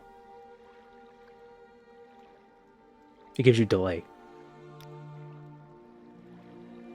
Which, it's similar to reverb, it's slightly different, but it's technically different, but it to the untrained ear, it sounds like reverb.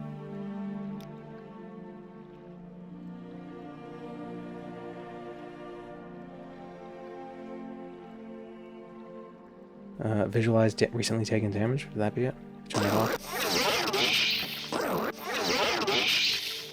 And that's worse.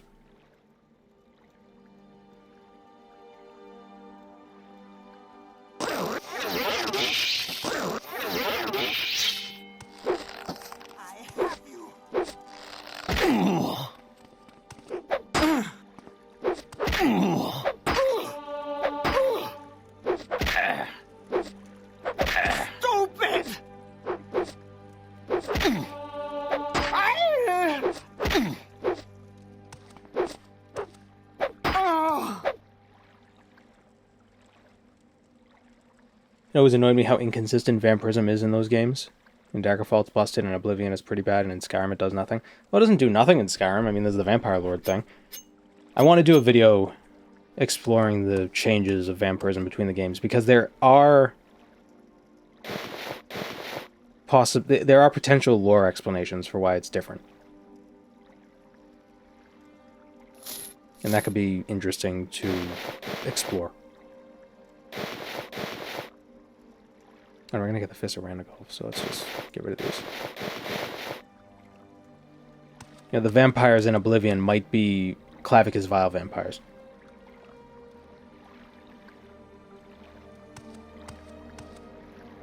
Here it comes. At least the ones in the Vile Lair DLC plugin thing seem to allude to that. And that would explain why Oblivion's vampires are not only able to interact with people without being attacked by everyone, but they're also able to... They have spells that like increase their personality and stuff like that.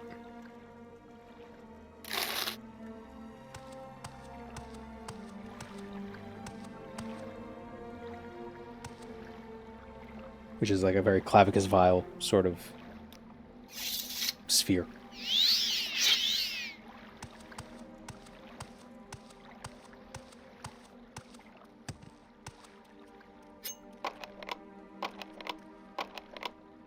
And Morrowind's vampires aren't necessarily Molag Bal vampires either, which is interesting.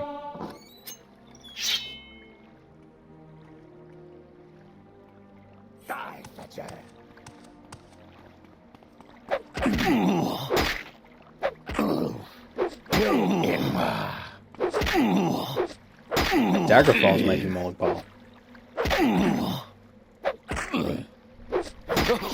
Skyrim looks like too focused in vampire stuff than Skyrim stuff.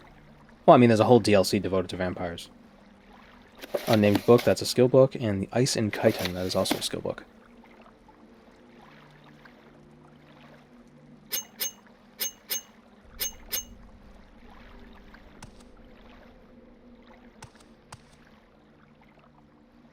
Morrowind should be the Molag Bal vampires and Daggerfall. But when you talk to Molag Bal to cure it, he says he had to get the cure from Vermina. So that's why it's strange. That's the weird thing. I've trifled with you Why long Vermina? enough. Like, why couldn't he just do it? Does he not have the ability to remove his blessing from his own from his own scions, or whatever you want to call it? No one can match me. Or is Vermina just uniquely equipped with curing vampirism because there's like a weird sleep element to vampirism?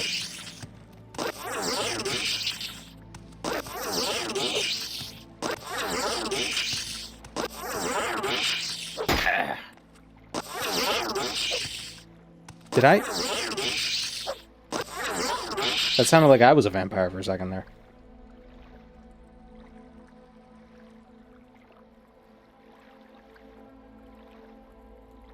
Maybe he can only remove it from those he bestowed directly?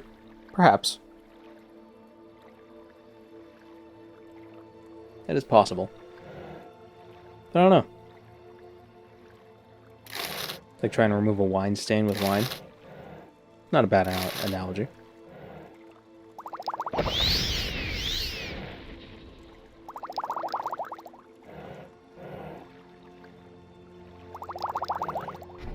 I don't know, though.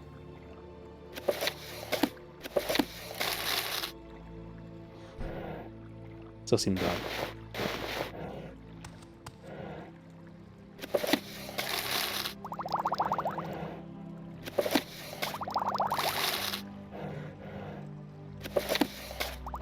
Can sell for this stuff. Not like the Elder Scrolls lore is known for being consistent. It's usually pretty good at retroactively explaining why things were the way they were and why the things aren't the way they are now. And it's not just like, oh, Dragon Break, haha, because that's only happened once.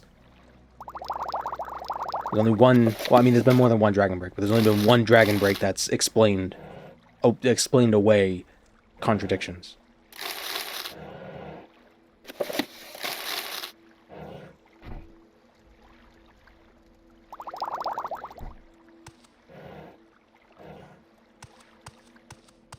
Welcome to the stream, Optical Fever.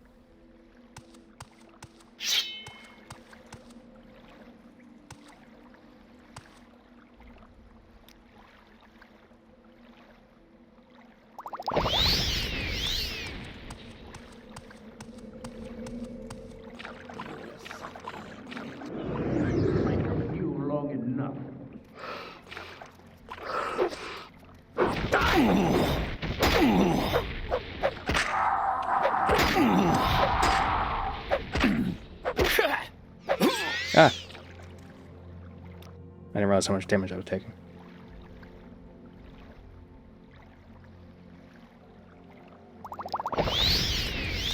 What are the rules of this playthrough? No strict rules, except we have to use this sword, Lula, because we're Dave the Barbarian. I will listen, Outlander, but make it quick. Come on, fight!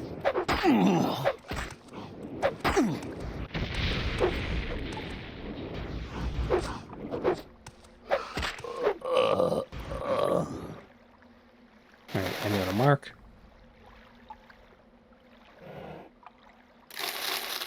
Oh, hi, Mark.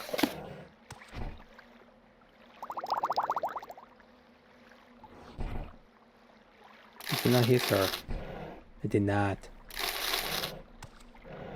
Use the enchantment more. It's got so many casts. Yeah, I know.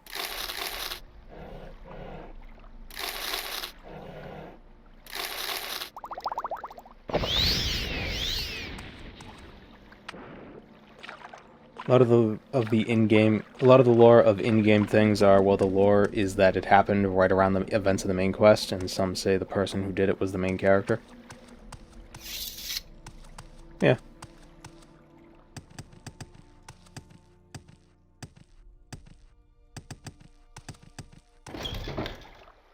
Although for some things, the specifics of who did it doesn't really matter, you know.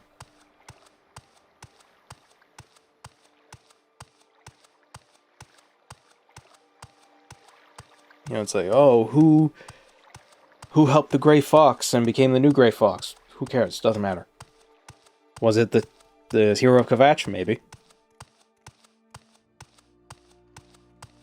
Is the future story going to be affected by that? No.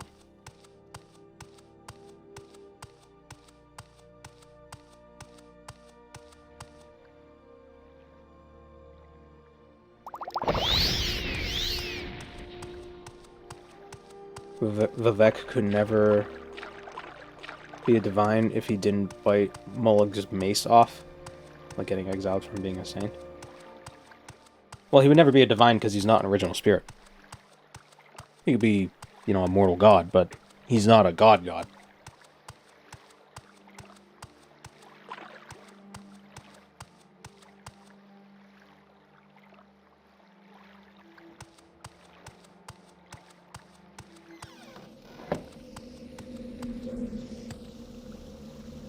Are there any skill books in Illimibby?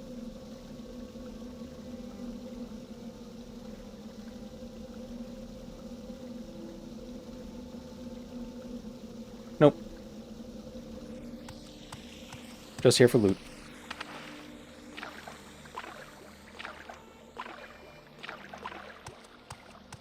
Have you ever considered starting a lore channel or series? I haven't because people have already done that. And, you know, I just like working it into the videos just naturally. Also, I like making up lore. Sometimes just making shit up. That's kind of fun. And you can't really do that in a lore video.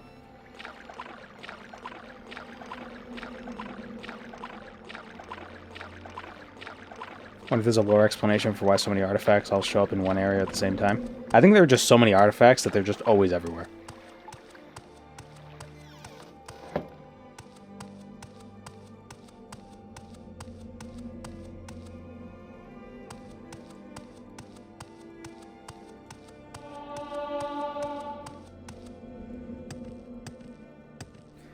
I'm curious about the Augma Infinium. There must be more than one, right? Because you can get it in every... You can get the Augma Infinium in every Elder Scrolls game except Morrowind. Right? So how is it in that Dwemer cube for who knows how long in Skyrim?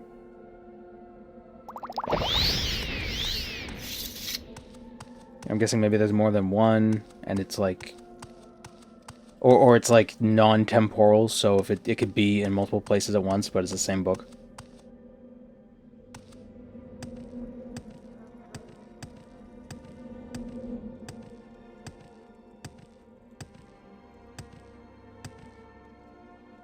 I do believe in ESO there was a quest line where books from different periods of time were appearing in Apocrypha.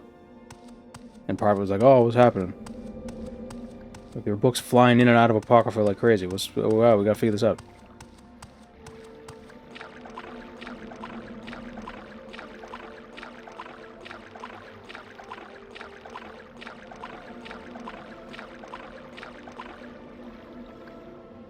Kind of the confusing thing when you have timeless beings and timeless realms interacting with time.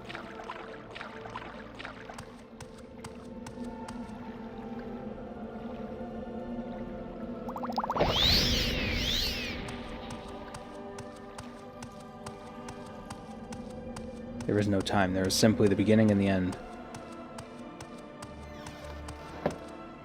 And everything between happens at the same time, but also at different times.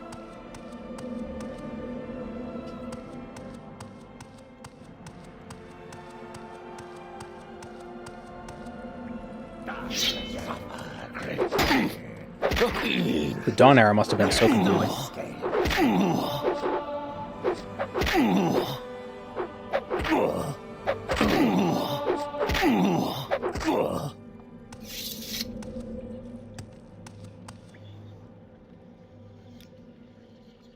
So strength, speed, and agility.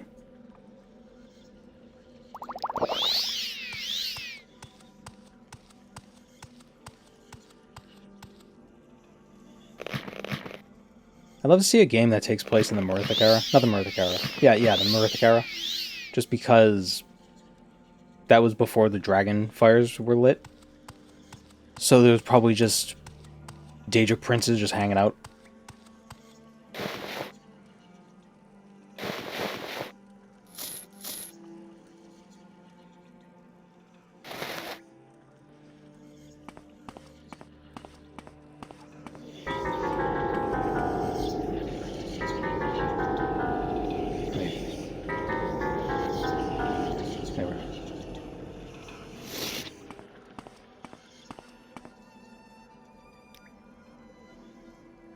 Okay, so we got the gloves, we got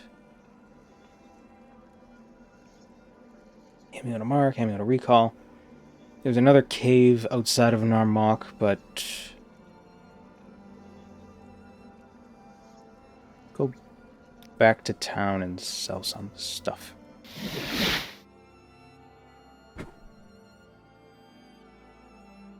Couldn't they still be banished without the dragon fires? Or is that what makes the banishment stick? Banishment stick.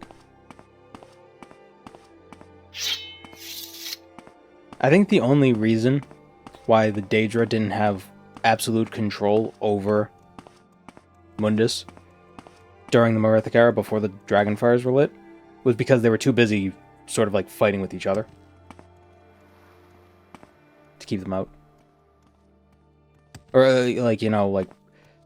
Meridia wants this, but Molag Bal wants this, so they're gonna try to stop each other before they can actually do anything in Mundus. You know? Macera. Yes, Outlander? Too much infighting.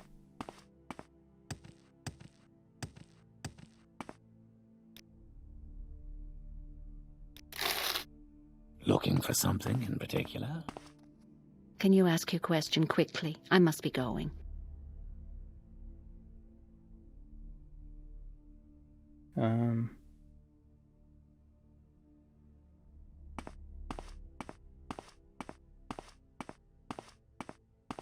Doesn't Joffrey say something about a magical barrier? Yeah, well, that's the Dragonfires. But in the Merithic era was before Alessia and the Covenant with Akatosh. Yes?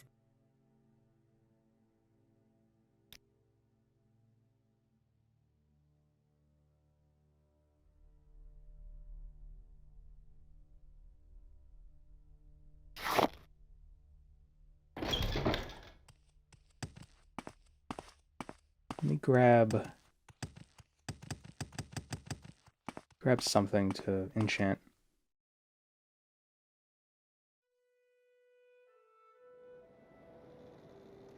So Imperials are still slaves? What?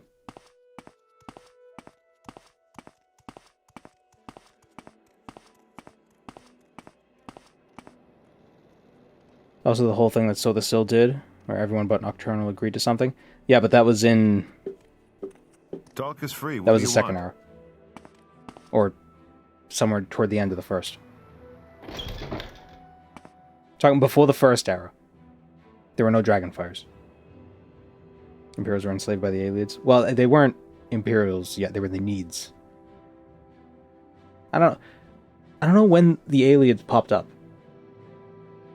Because before Alessia doesn't mean after the Aelids. Or like during the Aelids. It could even be before the Aelids. Talk is free. What do you want? Oh, Outlander, did you want something?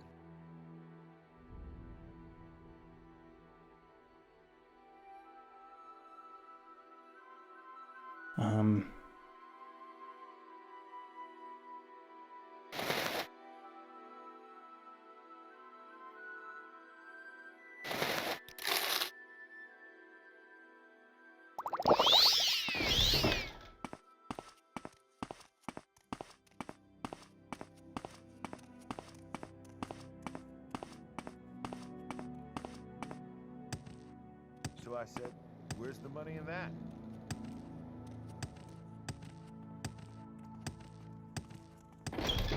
I think the only reason why Umril was able to exist was because there were no dragonfires, so there was more Daedric tinkering in Mundus. Where am I going?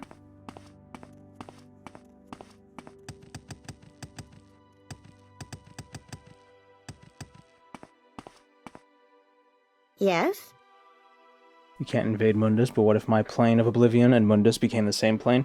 Yeah, so yeah, that's how Molag Bal got around that. He's like, I'm not invading Mundus. My cultists are summoning anchors into Mundus, and I'm just bringing the anchors back. Oh, they happen to have Nirn stuck to it? Oh, well, what can I do?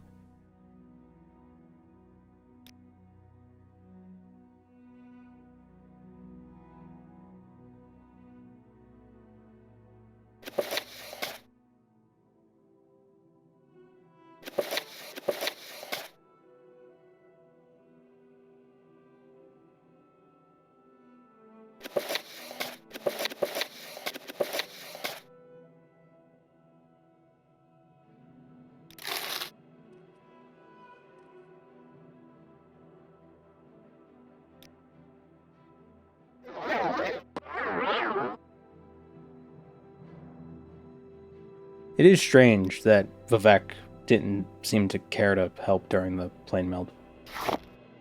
Oh, he couldn't help. I wasn't in the game yet.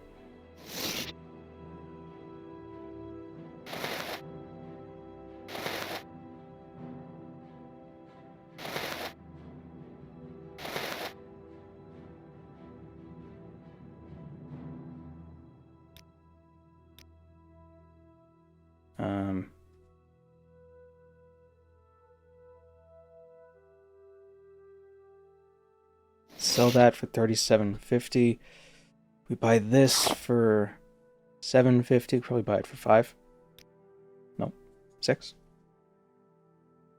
Do you meet Vivek in the Morrowind expansion? Yeah, but he didn't help during the plane mods because that was solved by then.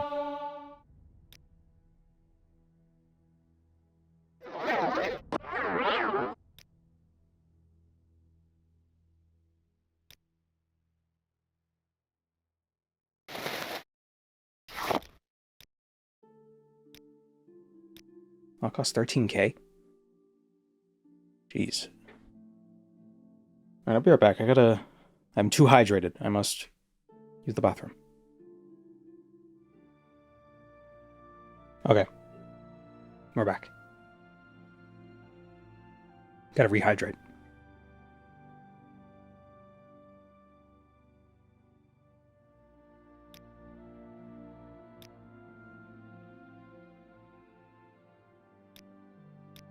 So an open skirt would be $14K. We sell Chrysomere, we can afford that. Alright, let's put away some books. And then hopefully get attacked by an assassin.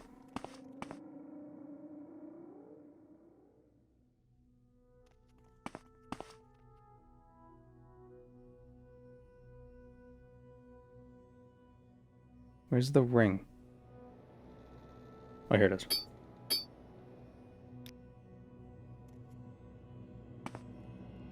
It's just faster. This place is a maze.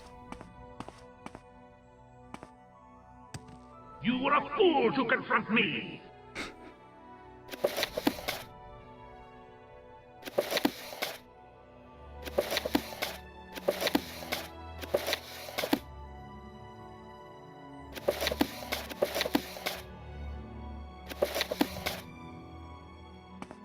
We got Fae Falcon.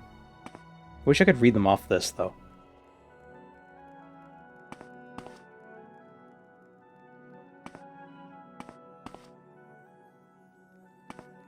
What house mod is this? Nerano Manor.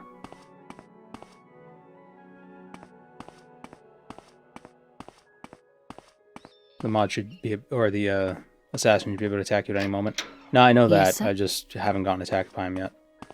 I think the chances of you being attacked increases as you level up. You will. There you go.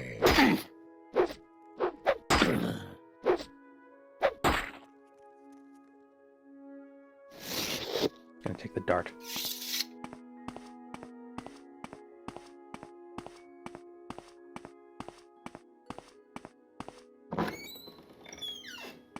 You seek info. Pay for security training.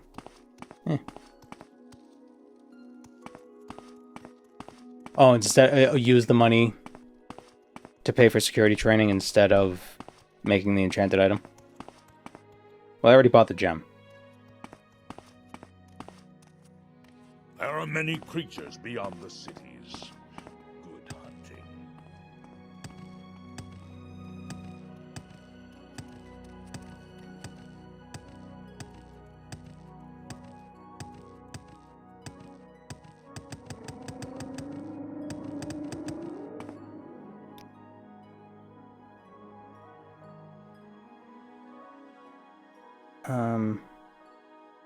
Vivek. I wonder, is there another place where we can get the Chimera Vermidium, or do we have to steal it?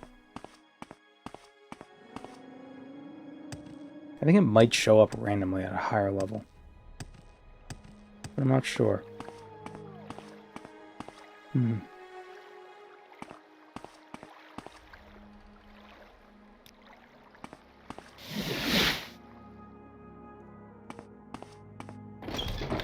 Okay, Outlander, but make.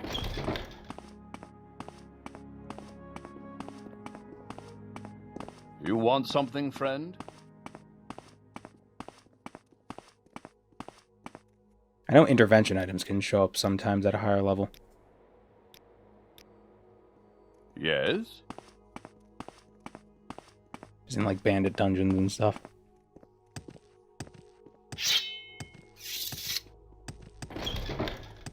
You know, after we make this enchanted item, we're gonna find a vendor who sells Akasha's Lock Splitter Scrolls. That's how it works. That's how it always works.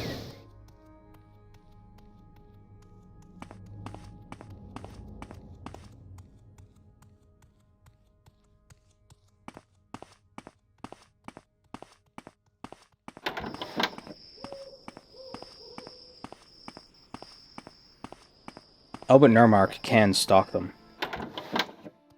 Where am I going? Could see if he has them. Good for the Empire. Good.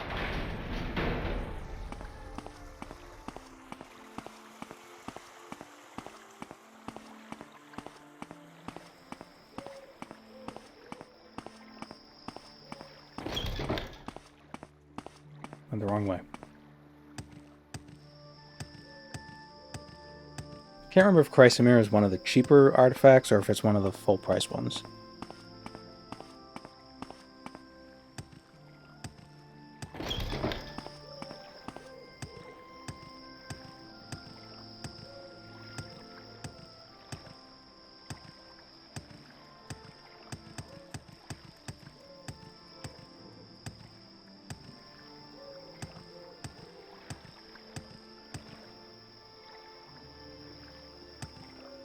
Oh, since we took Speechcraft as a major, or minor? A minor, we could power level with that. Get a bunch of levels really Prove fast. a friend and earn a. May the wind be on your back.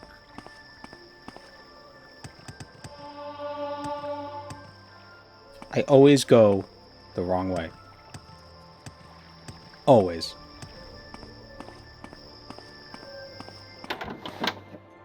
You think the TR team can make Amalexia like Mournhold, or just the clunky Ebonheart that feels disorganized? Have you been to Narcissus?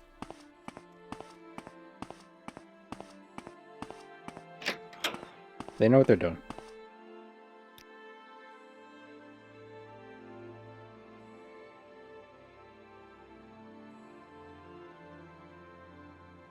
Alright, he doesn't All right, have, I'm listening. doesn't have a caches.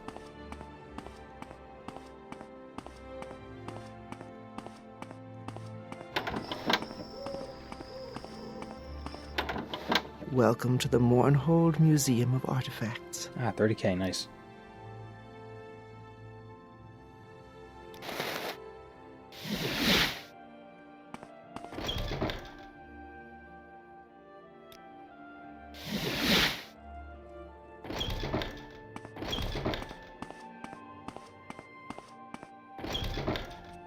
Can you ask your question quickly? I must be going.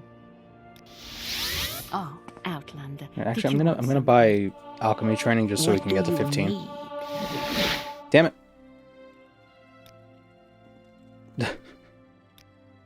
I clicked too fast.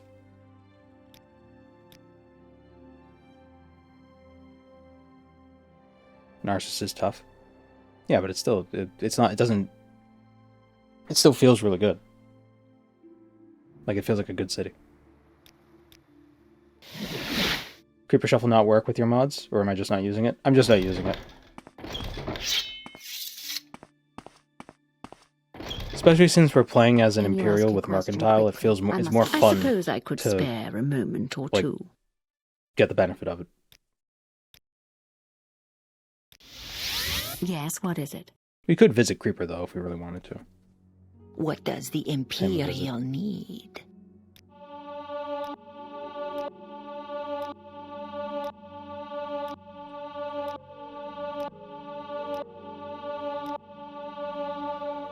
Training is a better value for the money than an enchantment. You have my attention. You're probably right.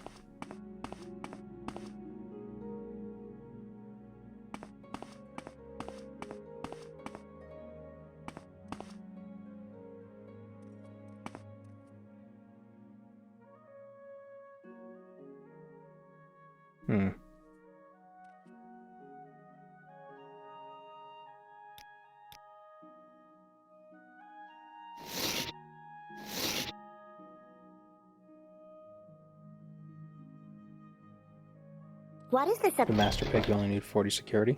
Really? That's it?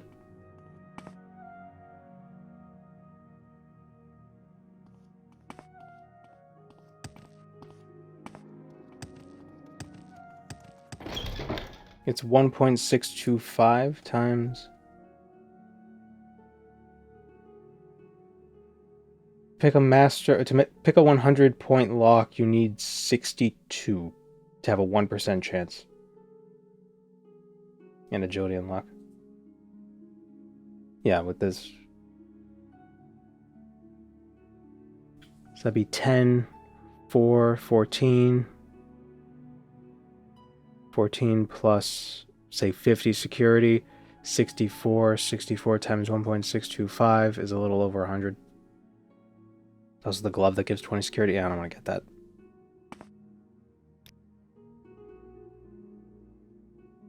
Yes, what is it? Some endurance. Get a little extra health.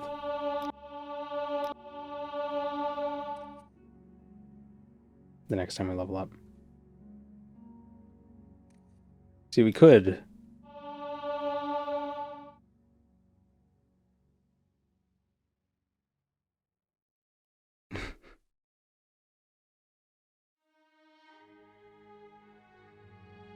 Just power level speechcraft.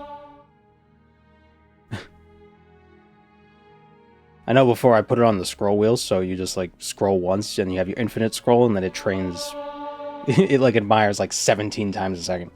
It's ridiculous.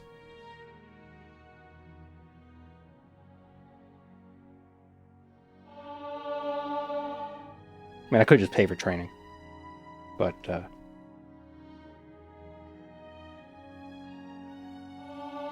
with strats like this, who needs training?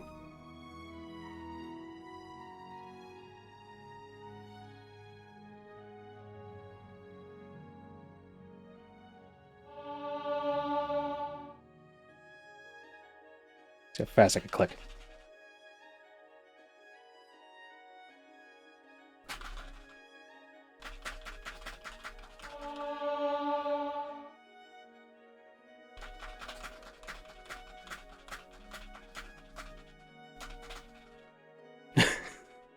This is how hitting on women works in real life. Yeah.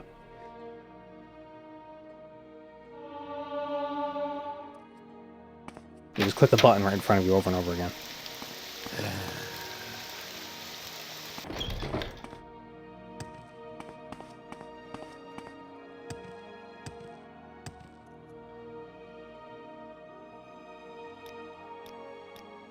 Get some personality, why not?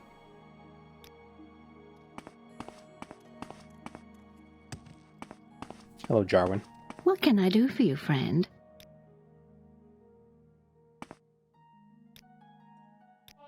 I've got a few minutes if you need something.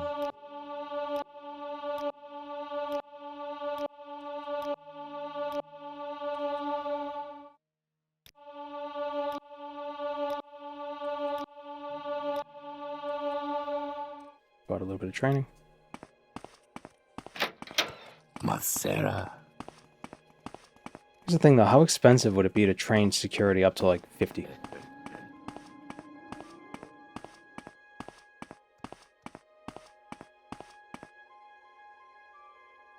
I do think training is reduced with mercantile level, but still. Less than 14k? Outlander, what do you want? Really? Really?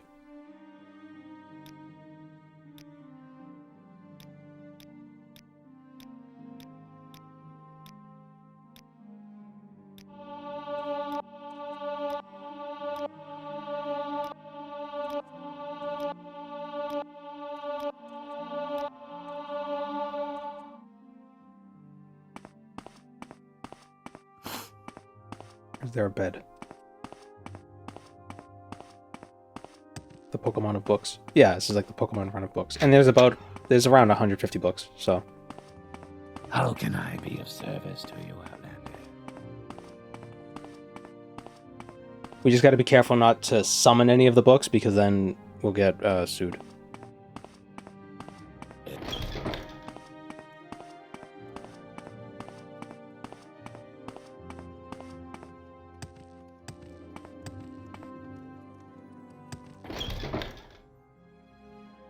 Adventurers keep sleeping in my bed, and I'm sick of it.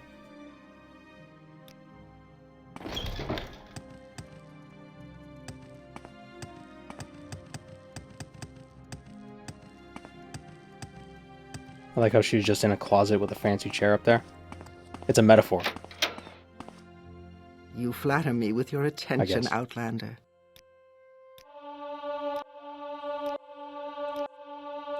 Keep every book on hand or store it somewhere. I have a mod that has like a library in a house.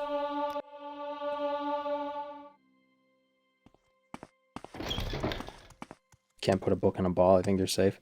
If you could put a wrench in a ball, you could put a book in a ball, but I didn't think that through.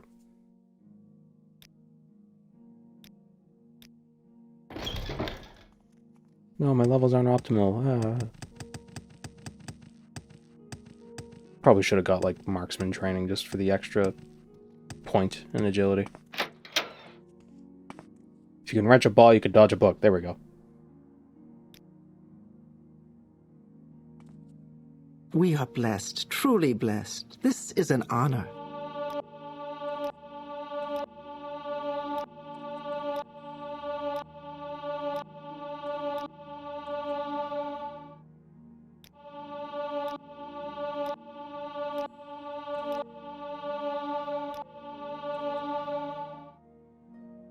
Alright, we'll do one more cycle of this.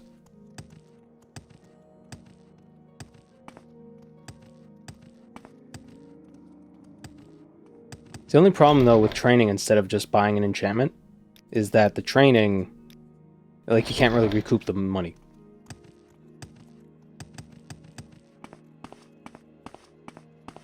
Am I playing as Hermione? No, I'm Dave. The barbarian. The librarian. Sarah. The librarian. I'm very happy to make your acquaintance.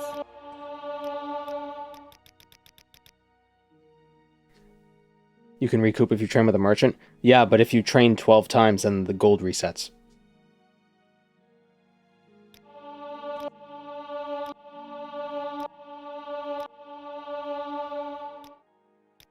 Can't train above the governing attribute.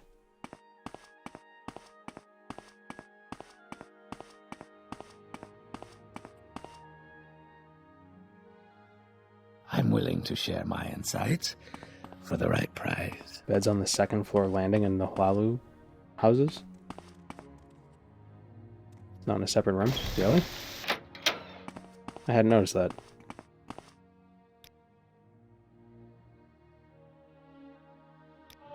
Wealth beyond measure, Outlander.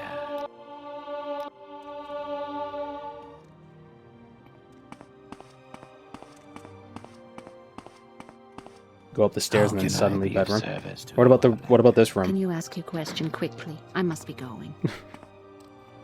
This is where we put a bathroom if we invented toilets. But she's waiting for toilets to be invented.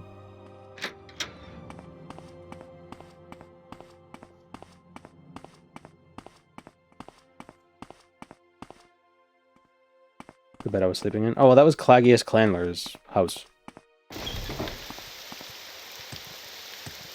It was his house / shop.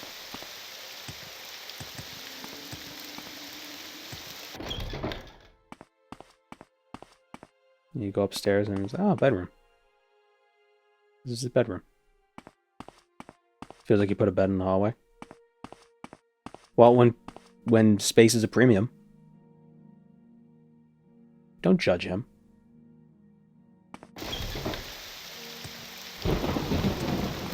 He's a hardworking man. He has a shop. He has a business. He is the lifeblood of Morrowind. This Outlander.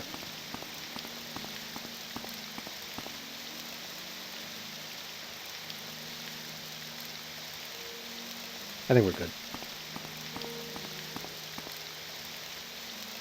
Okay, let's just go back to Narmok and continue. Let's go to Ashabasha. What was the name of the place?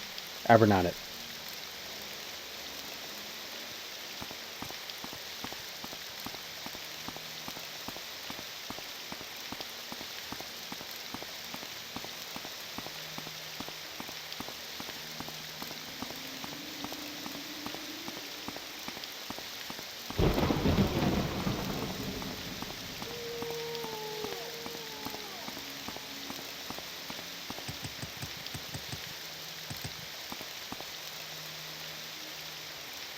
You have any idea how bad the housing market is in Vardenfell? It's a miracle he has enough space for a full-size bed. It's not even... it's a twin. It was a twin bed.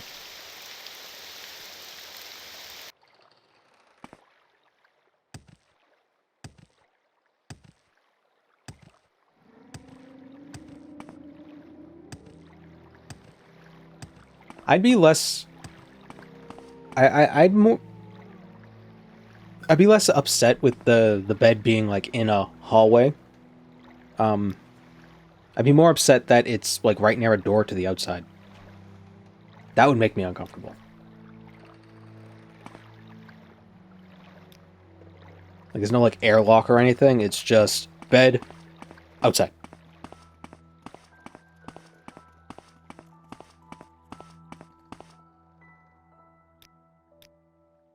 All right, there's a book in Abernonnet. I think there's only one book in Abernonnet. The Axeman. Leave a little axe under your pillow for the Axeman.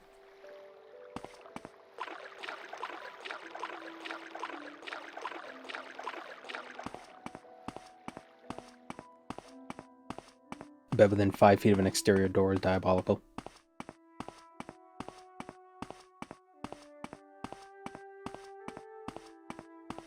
And yet, window isn't so bad. Isn't that weird?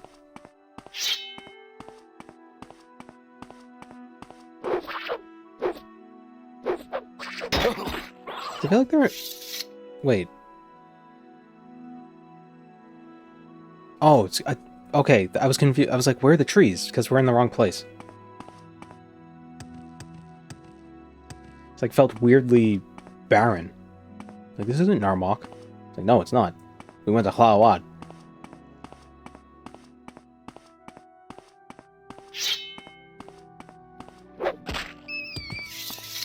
You know what's even crazier than having your bed within 5 feet of an exterior door? Having your bed not touching a wall. Like, I don't mean like in a corner or anything, but just like not touching any wall whatsoever. Just free floating in the middle of a room. That's weird, right? I think I've seen some hotels like that. I'm listening. Ugh. Go ahead. It's like facing the like the back is to the door, and there's like a thing between the bed and the door, so it's like a fake wall.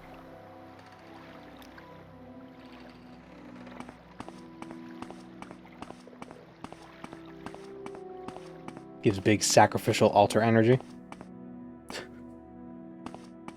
Welcome to the altar, baby. And you kill her.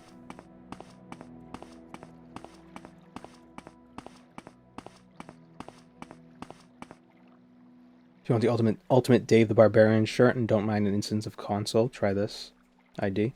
Let's see how it looks.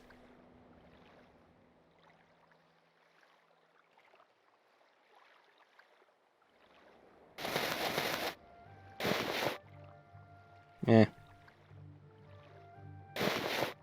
Look like I'm made out of blocks. Oh, it's like a poncho. Yeah. We're gonna get the Curse of the Savior side eventually anyway, so.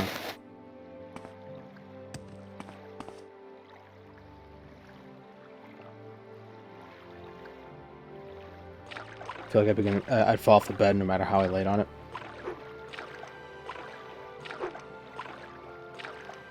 Imagine the extra effort you'd have to go into, or you would in your sleep have to be trying to fall off the pillow side of your bed. In that case, not the pillow side, the headboard side.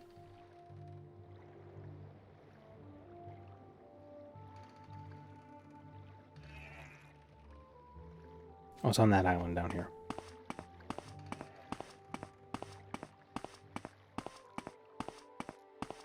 I think that was a scene in John Wick, actually. There was a bed with the headboard facing the door.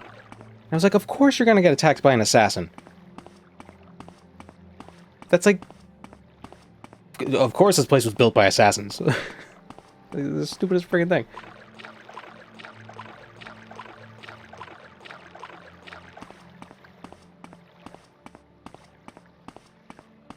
This is where the guns are out with the cuirass on. I could just not wear a shirt.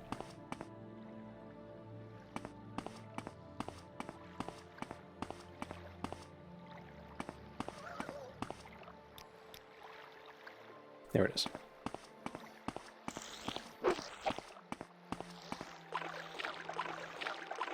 Time we're somehow inventing drinks that weigh 10 kilograms a bottle. Yeah, but they make you really strong when you drink it, so it works out.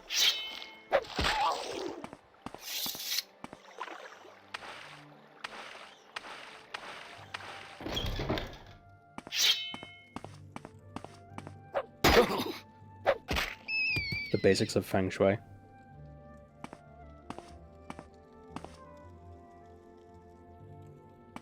I like how it all ultimately comes down to just like the arrangement of this room makes me feel yucky.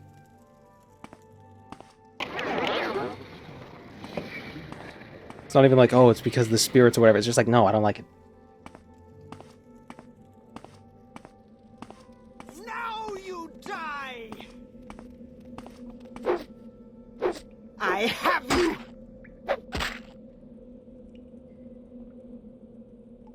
The Axeman. That was fast.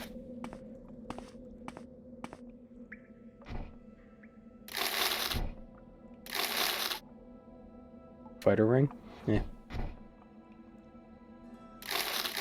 The flow of ki and the elements that make you feel yucky? Eh. No, I think it's just... stuff can just the vibes could be off. It's like, oh, I don't want my head near the window. It's like, oh, it's because it's negative energy. No, it's because it's just weird to have your head near a window.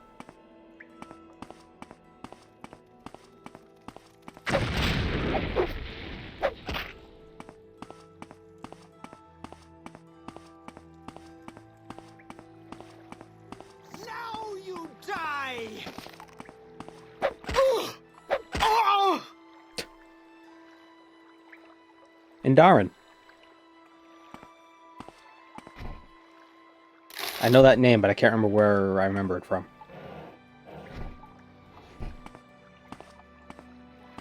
Indarin. Indarin Dorval? No. Indarin Ancestral Tomb?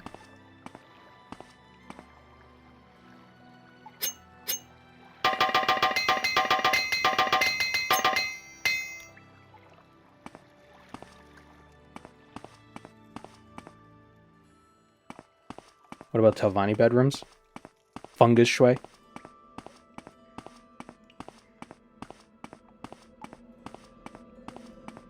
It's funny, there's that guy on, I think he's on TikTok, but he posts the stuff on shorts. He does like the feng shui stuff. And he does like those little diagrams with the little 3D printed furniture things. And like it all seems logical.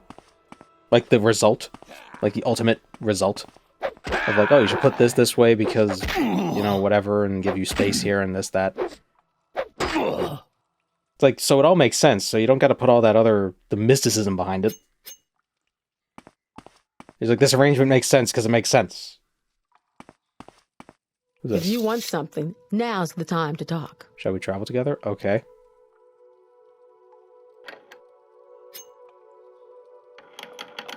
Yeah, the guy who rearranges people's rooms. Yeah. Use space efficiently. Yeah.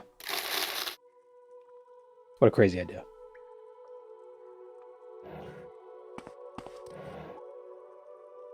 Next, you're going to tell me you've never needed to unblock your chakras? Oh, is that my problem? The Ring of Vampire's Kiss. Yeah, actually, though.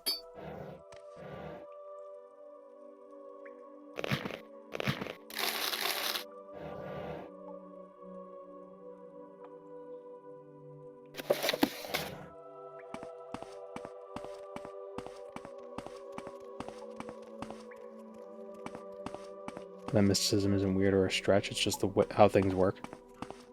Well, I mean, if you believe it, that's what you believe. But if you don't, then you don't.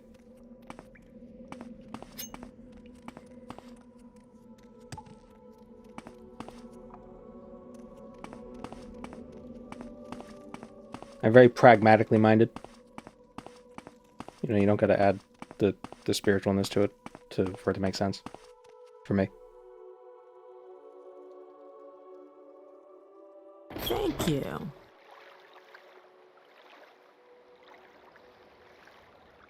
Talk is free. What do you want? Well, I'm glad I helped her, but I got nothing for it. Just immediately kill her.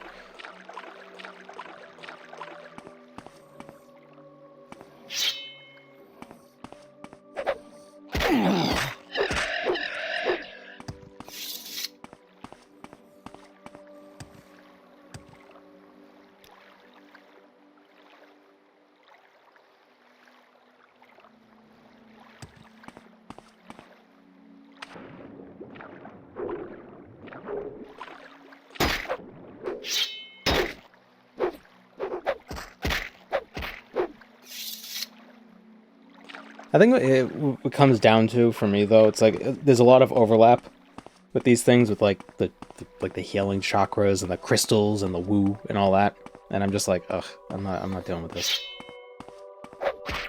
Like, this is nonsense. Astrology, you know.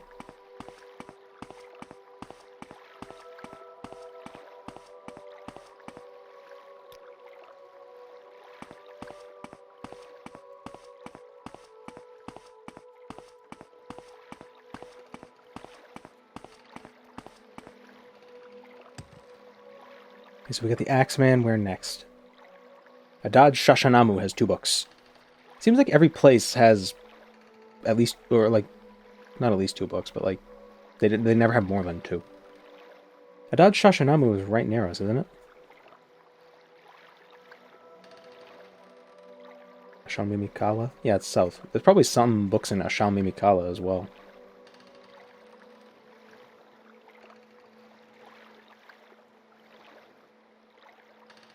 Yeah. Wow, a lot of locations in this game start with the letter A. It's crazy. Yes, Cyrodiil. What do you want?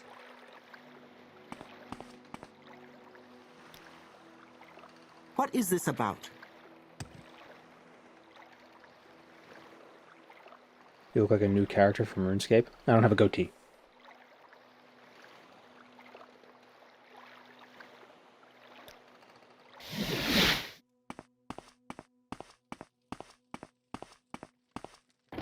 But yeah, I'm a character that they forgot to customize.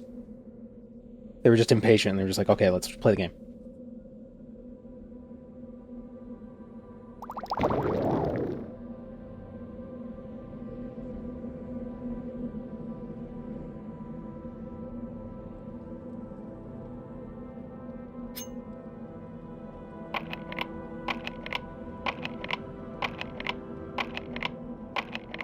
There's something I've noticed.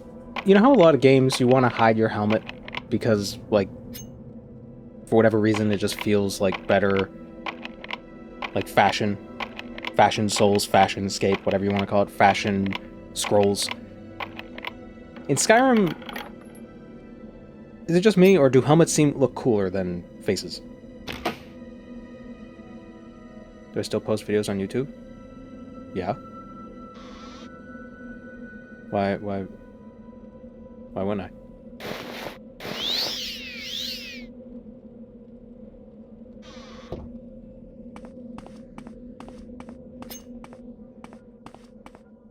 I'm working on a pretty girthy video right now, so there's been a bit extra time since I posted my last video on the main channel. But we're getting there.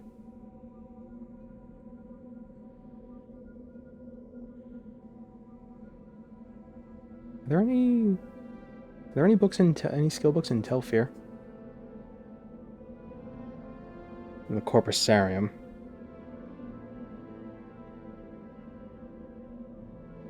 Yeah. It's not stealing if you take it from the Telvanni. Yeah. But they're in the Corpusarium, not up here, so I don't care about them right now. Girthy video? Yeah. I posted a picture of the timeline that I had a few days ago as a community post. Making good progress. Still taking a while, though. It'll definitely be uploaded before Halloween. I know that much. I can be certain of that.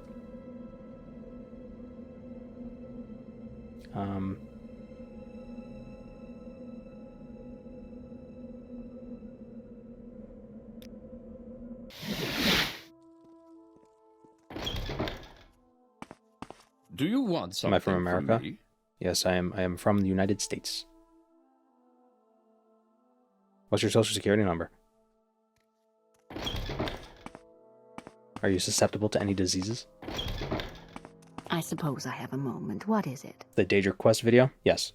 Not just the quests, the artifacts. Because Morrowind only has 8 Daedra quests.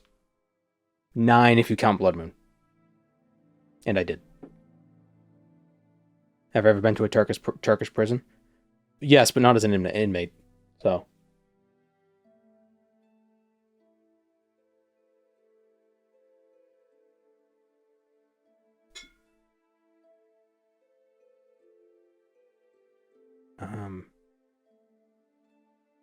Why do I keep forgetting where I'm going?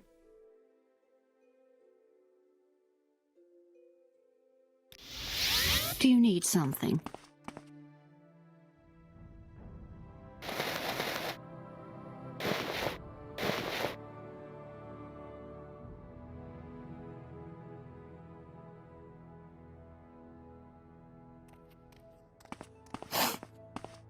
Just visiting the prison spa. Where do you think the hair transplants come from? It didn't stick.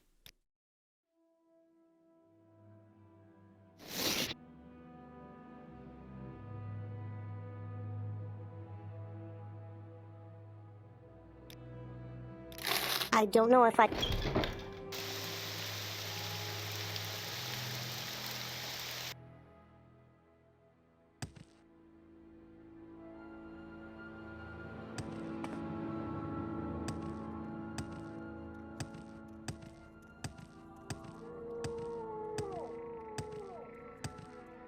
I should place. I should place my mark near the Vivek boatman. Is this game vanilla? We make a special trip. Mostly. Just for you. Same low price.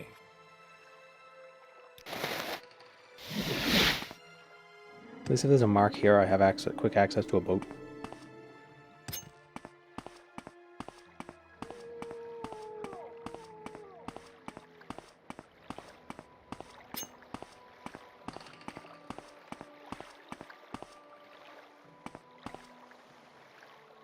Multiple mark mod would have fit this run. Yeah, I mean, we have a ring that teleports us back to our library.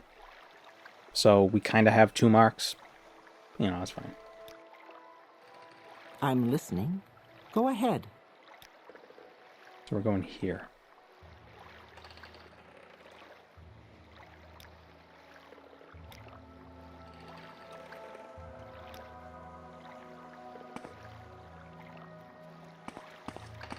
But to be fair, it's not that hard to navigate the world quickly. I feel like keeping track of the marks would be more difficult than just saying like, okay, just go to Balmora and take a bug. Where you gotta go.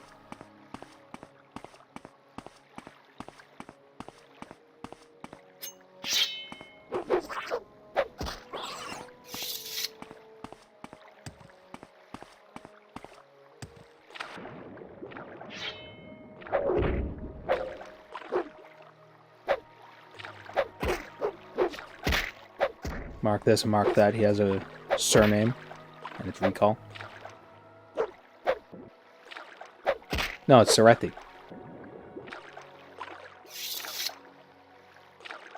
Galtus Sorethi is holding on to his brother's amulet.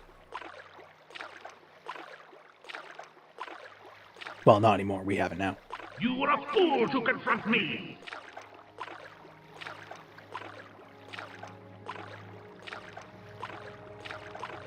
I wonder if I should get a GIF of him saying that and use that as the image instead of just the static image of Jager Tharn. Why not Maki Mak and the Funky Bunch? I thought Mark and Recall were brothers. Well, yeah, there's also Recall. There's Mark, Recall, and Galtus. Pretty common for families to have those 3 names.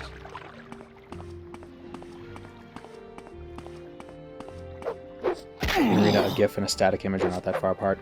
Yeah. It'd just be his lips moving. It'd be like a RuneScape chat head.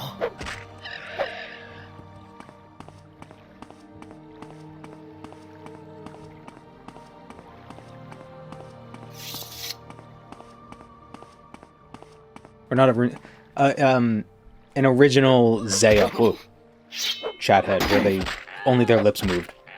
It was very creepy and bad. You know, you talk to them and just be... It was very strange. And they had like lips and blue eyes, like really bright blue eyes.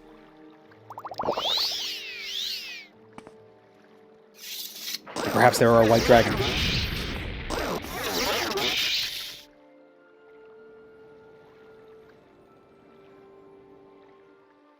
Should have made the sound on self and replaced the sound with noise from Lula from the show. If I had thought of this ahead of time, I might have done that. But I kind of...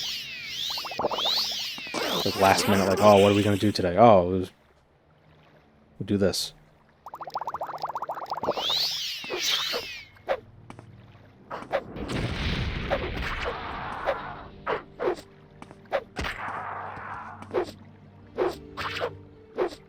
Fix it in post. Nah. You can only say fix it in post when you're not the post guy.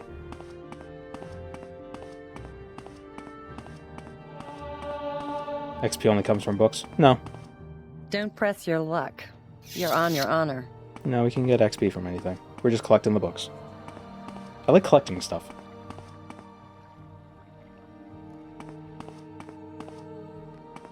I find that some of the funnest videos.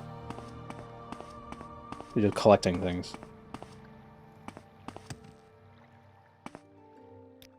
Like the, when we collected all the artifacts, that was fun. Is it weird that Adric artifacts are very rare? Is Mundus itself not an Adric artifact?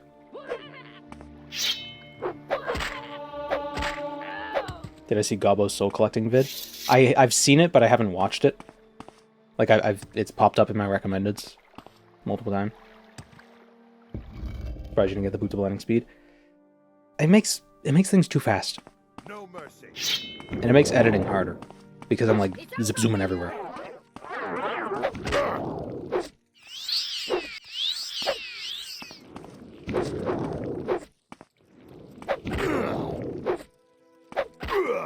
Not everything has to be zoomer edited.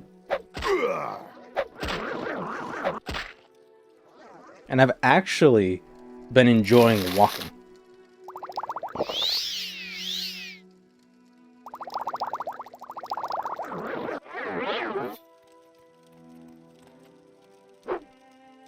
I should enjoy watching you take your last breath.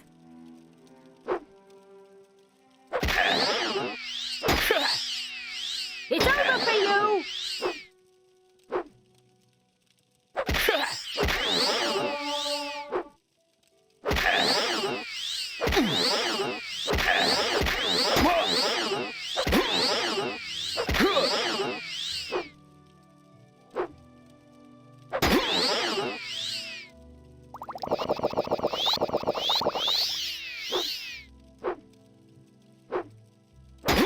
Embrace your demise! Jeez, how much do you have to suck for that to... You paralyzed a guy for like 50 seconds and you still couldn't kill him.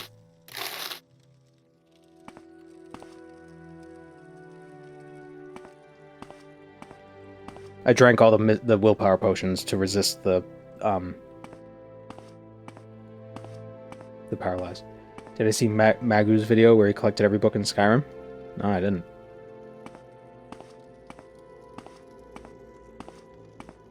No one can match me. So now I can't do this in Skyrim. I could. Ow! Ow! I love that one. Ow, fuck.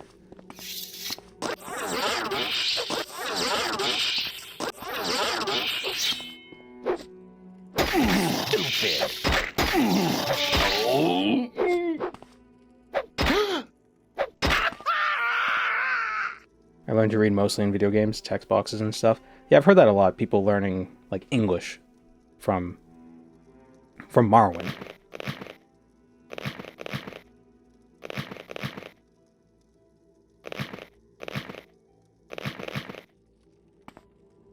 What elf grunts are so goofy? Oh, you haven't heard the half of it.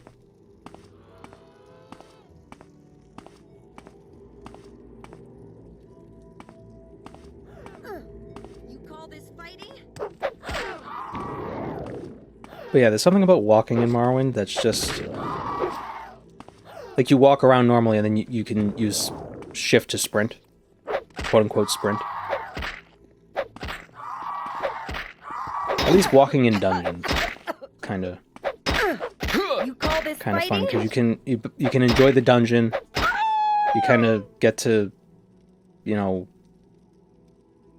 like, just get a feel for where you are. And you preserve your stamina. You will die where you stand! So then people don't yell at you on YouTube for having no stamina when you're in fights.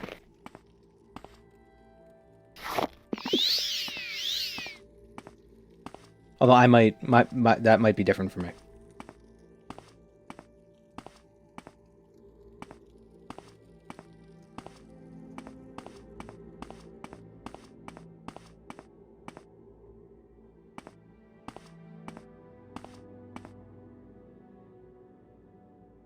Working. The third door.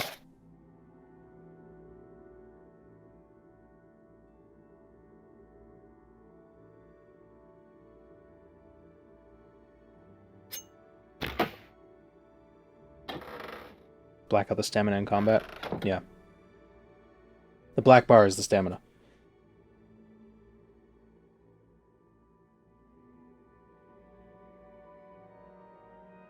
next we can go to Aharnabi. Aharnabi. Aharnabi? Ahab. Yar. It drives me nuts. There's 3. In the southeasternmost portion of the map.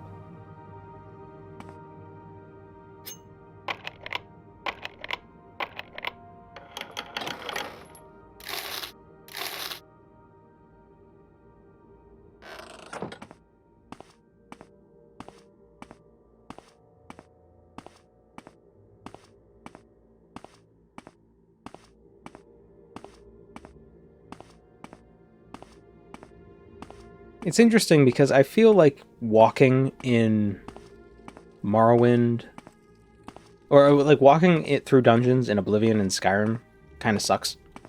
But in Morrowind, it doesn't feel so bad. It might be because in Skyrim and Oblivion, you're probably sneaking everywhere anyway, so you're kind of going slow.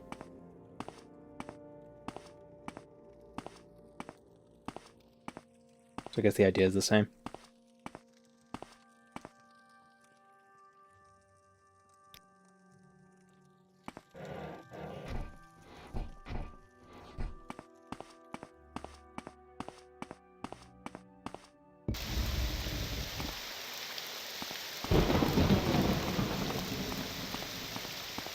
RuneScape taught me English. Isn't there also a German version of RuneScape though? Do they still update that, or is that is that deprecated?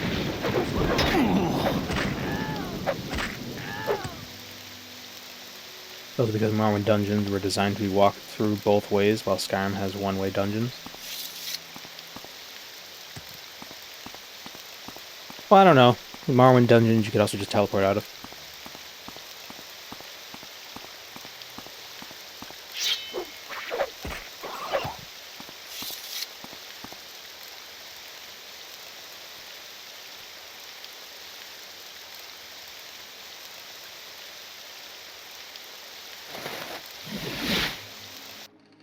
Why walk when you can ride? There was one, don't think Jagex has ever done any localizations in forever. Yeah, I remember back in the day, if you couldn't find a spot to kill like fire giants or whatever, you could switch to like the Portuguese world or the French world or the German world, and there'd be fewer people.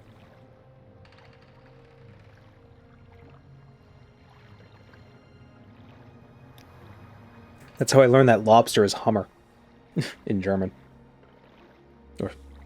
And I pronounced that exactly correctly.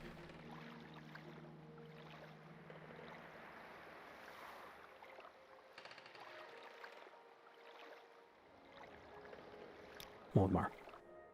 We make a special trip just for you. Skyrim dungeons are too squished in. I don't know. I think Skyrim has some of the best dungeons of all the games.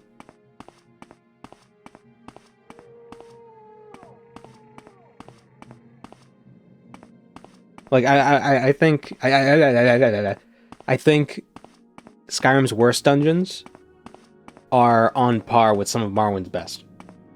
Like base game dungeons. I'm gonna be honest. It just feels like there was more allure put into Skyrim's dungeons. Certainly better than Oblivion's.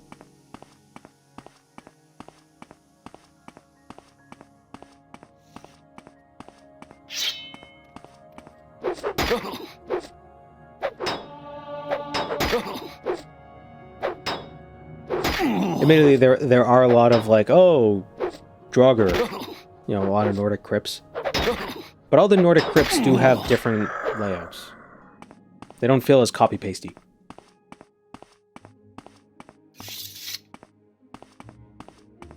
Trying to think of a dungeon that I was... What was I doing recently? When I was editing. I can't remember. There was a dungeon I was writing or editing that I was going through while I was editing. And I can't remember what it was, but I realized like, wow, this is really different. Was it the Periite dungeon? Might have been the Periite dungeon, that Dwemer room.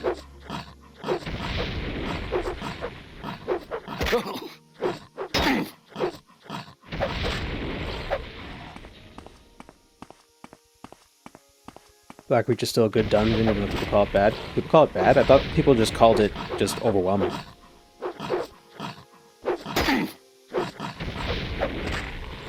Dormant Ruins are fun, Falmer getting on my nerves. Well, that's the great thing about the Periite dungeon.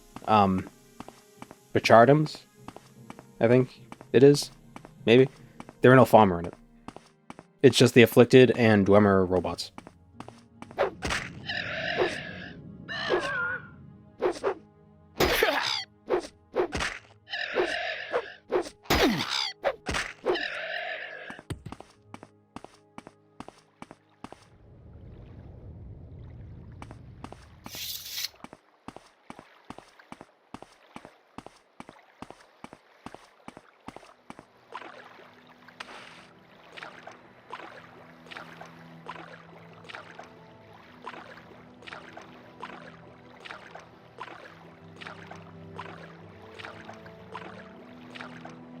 I never got the hate on Skyrim dungeon design. Yeah, I like Skyrim's dungeons. A lot of people say it's like, oh, why every dungeon has a secret backdoor that brings you back to the beginning. That's so video gamey. It's like, yeah, of course it's video gamey. It's a fucking video game.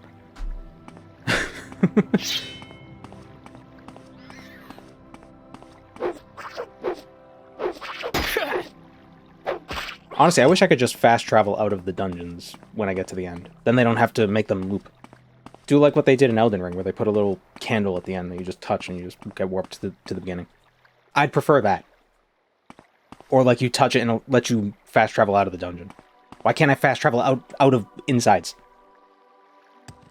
Why'd I have to go through a loading screen to go outside, to open up a map, to go to a loading screen?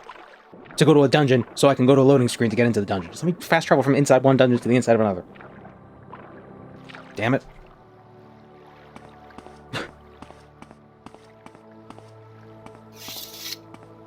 I like the ruins in Oblivion. Was that Almer? No, they're Ayleid, and... eh.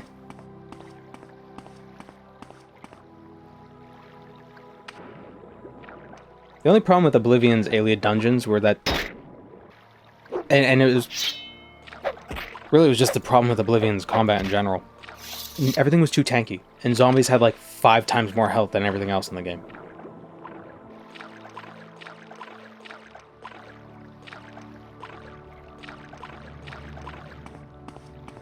They're not so bad in the remaster.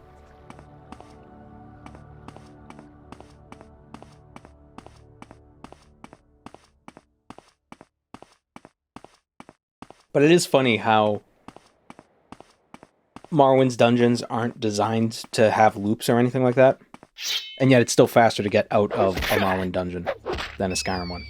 Because you can just teleport.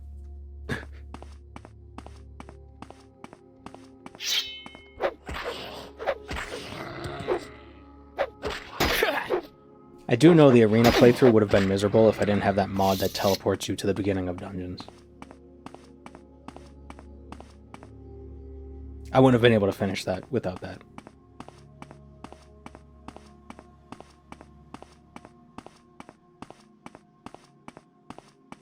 It would have just been horribly tedious.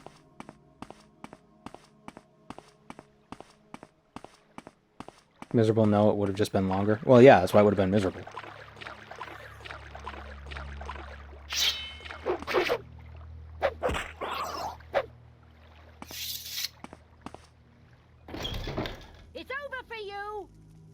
Maybe you just lack patience. That's exactly what it is. That is absolutely what it is.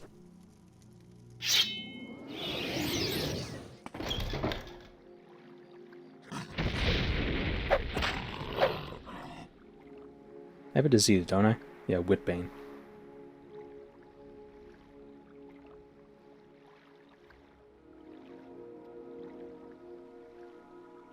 Time is precious. Yeah, my time is precious, Outlander, so make it quick.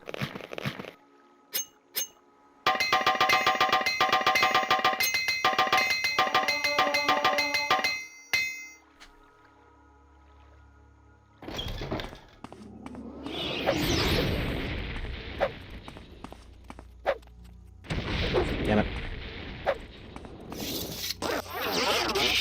Wait, Altmar, you should be weak to lightning. Wait, why aren't you, like, super dying?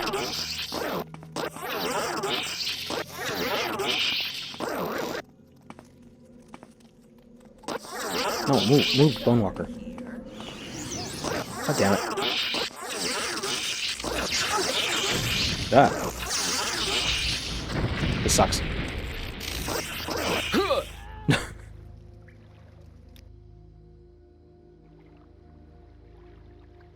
I like the looting table in Morrowind. Skyrim was at some point every low raider has glass or Daedra armor. Feels kind of odd.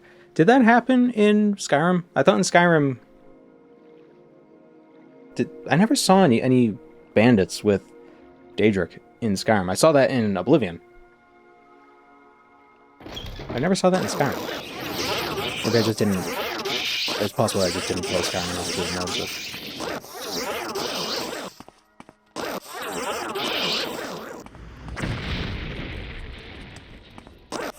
I don't know how I feel about loot scaling, honestly, or level scaling like that. You know, on the one hand, it's kind of fun to just like, it's like, oh, there are super powerful items everywhere. But on the flip side, it's like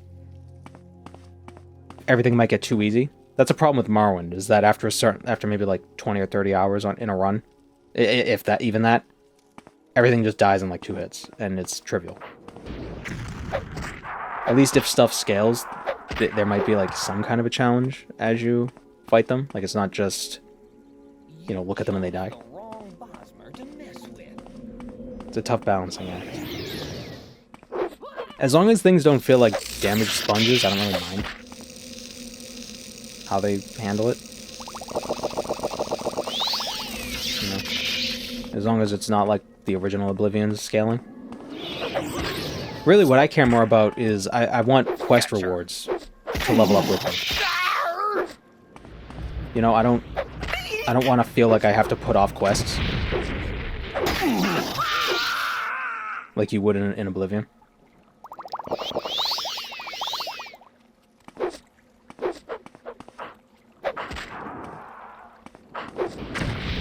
Because in Oblivion, it's like, oh, if you get this item at level 15, it'll be this stat, but if you get it at level 20, it'll be twice as good. Well, that's an extreme, not twice as good, but you get my point. Daedric artifacts don't do that, though. In Oblivion, which is nice. You get them at level 1 or level 50. They're always going to be the same. You're growing weak. But it's like, if enemies can scale, if enemies scale and their gear scales, why can't my gear scale?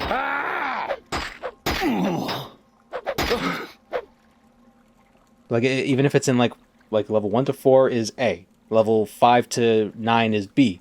If I get the item at level 4, give it to me as A, and then when I level up to level 5, make it B. Just change it.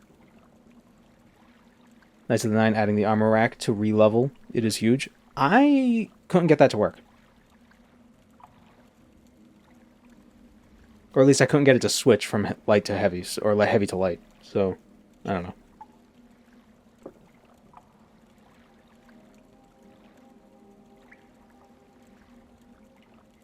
It doesn't swap it? No.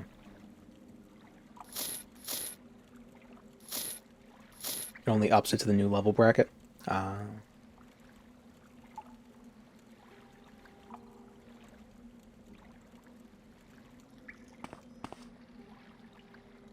It still ain't bad, though.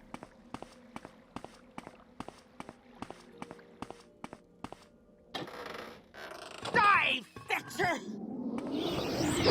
No, stop with the Bonewalkers.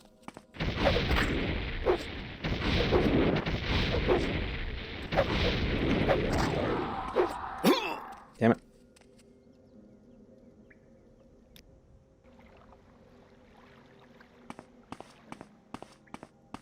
You Enwa!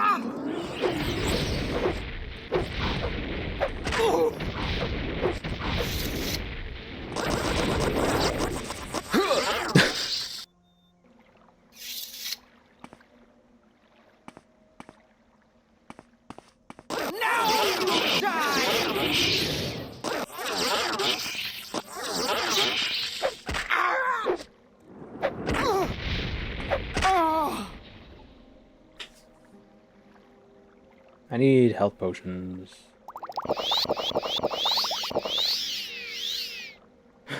Did I just witness you machine gunning an enchantment spell? Yeah. Unfortunately, it doesn't... That doesn't really help. It just resets the damage buff.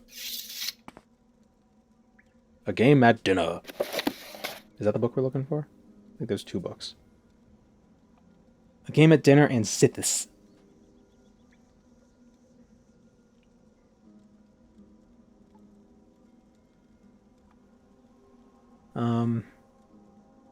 Issue with scaling item rewards is getting your favorite item early and having it be the worst version. Well, that's what I'm saying is if you get it early, as you level up, it should change to the better versions.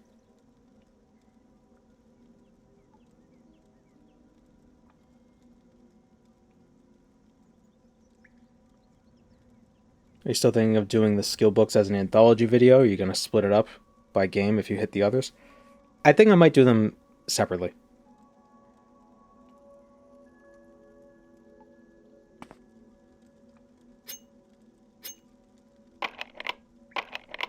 Because the good thing about the anthology videos is that it lets you compare things that are similar, but if they're just books, you can't really compare the books, you know? With Daedric Armor, it's like, oh, here's the Daedric Armor in different games, or here are the artifacts in different games. Here are the books in different games. Like, they're all the same. The books are all the same.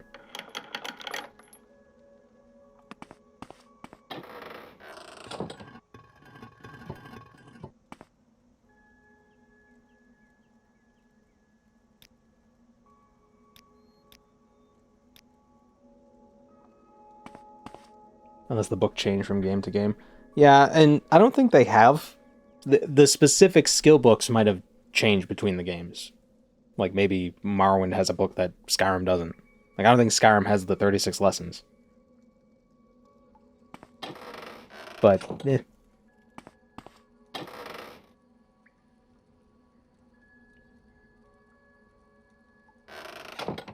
Is that viable? Enchanting something with like 2 damage on target and just treat it like a once per fight burst?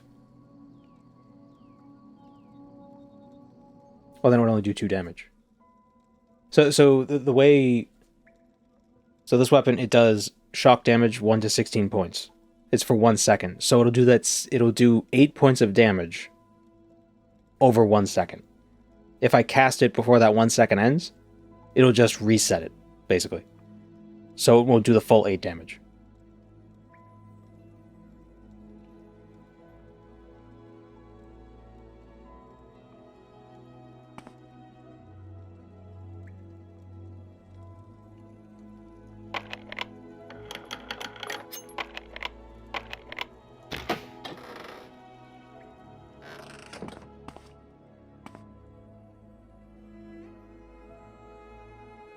So you have to hit them once per second, any less and you're losing damage, basically. That's why sometimes it's useful to have an enchantment do small damage, but over a long period of time. So you just cast it once and just, set it and forget it, sort of a thing. The 1 second casts aren't so bad with magic because it takes about a second to actually cast the spell to begin with. But with enchantments, you could fire it as fast as you could click, pretty much.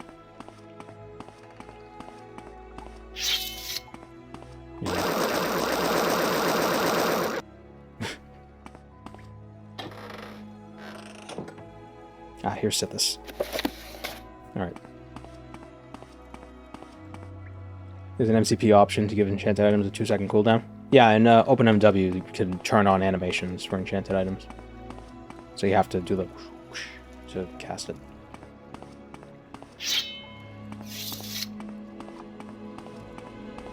It's not as fun, though.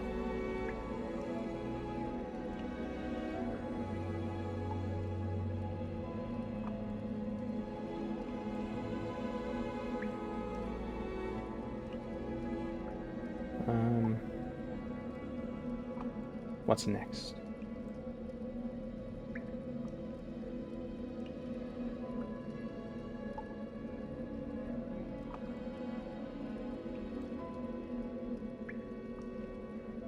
Bone Part 1.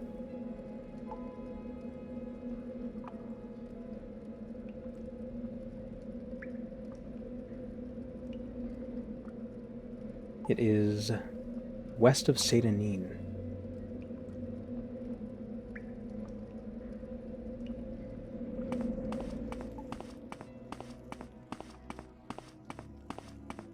Play with the animations on. It feels more fair. Yeah, I'm not playing Morrowind for fairness.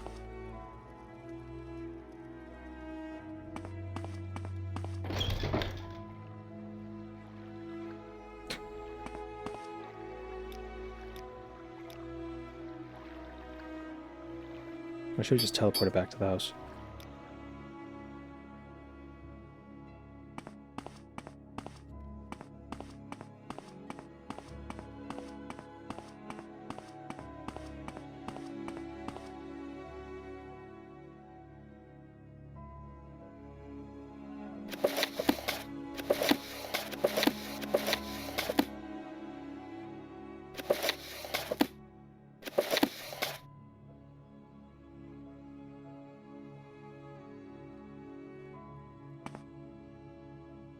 It's filling up.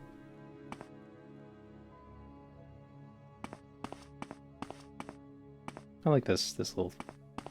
This would have been nice for the multi-mark mod. Just place a mark, like, just use only 2 and place 1 here.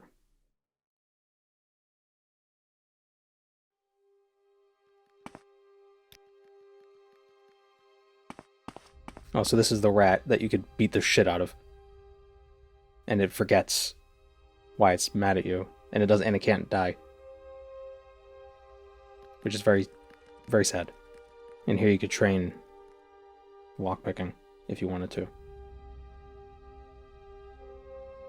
But I don't. So.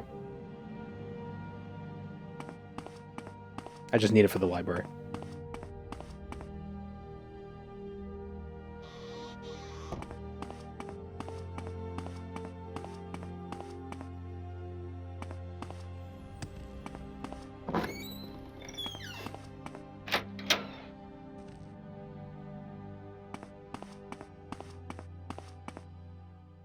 Gonna download the mod just for that rat. No, don't hurt Roland.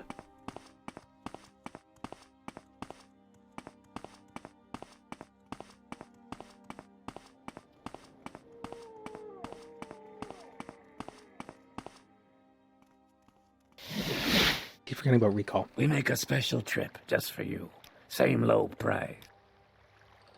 We make a special trip just for you. Same low price. I think there's a dungeon here. Probably a much more efficient way of going about this. Because I'm probably doing like, okay, so we'll go to this dungeon here to get this book, then we'll go to this dungeon here to get this book, then we'll go to this dungeon here to get this book, when I should have just gotten both books here. You know, in the first place, but, what can you do?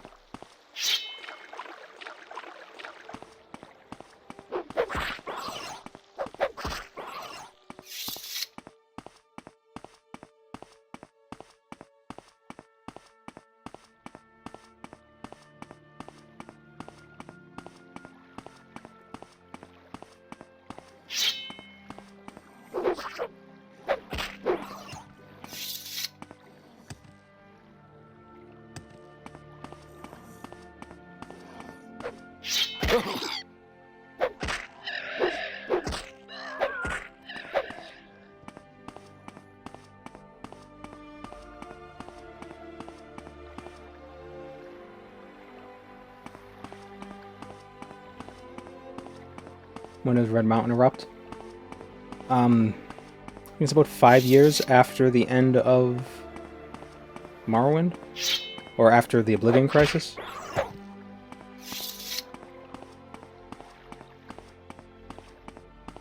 Was it 4E5? I think? So it's 5 years after the Oblivion Crisis.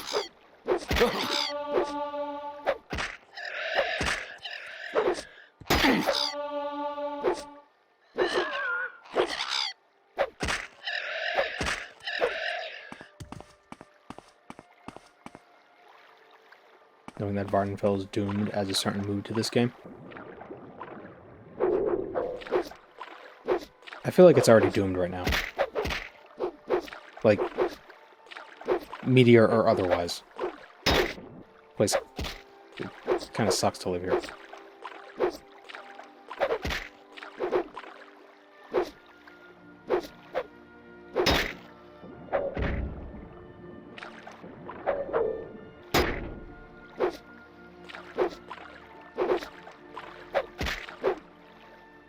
Like, unless you're an imperial businessman or something, I have no idea why you would come to Vardenfell.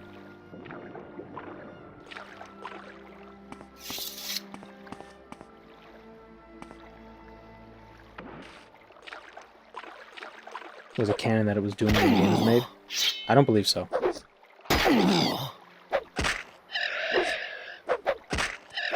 Like, I don't think Meteor Destroys Everything was the plan in 2002. What happened to Danny Telvanni? He became the Archmagister.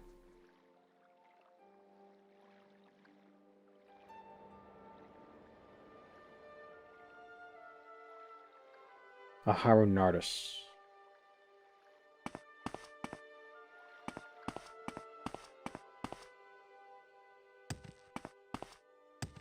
Put over here. Yes. You're growing weak. Give in. You're dead already. Bye, Wamo. Shinderu, Nani.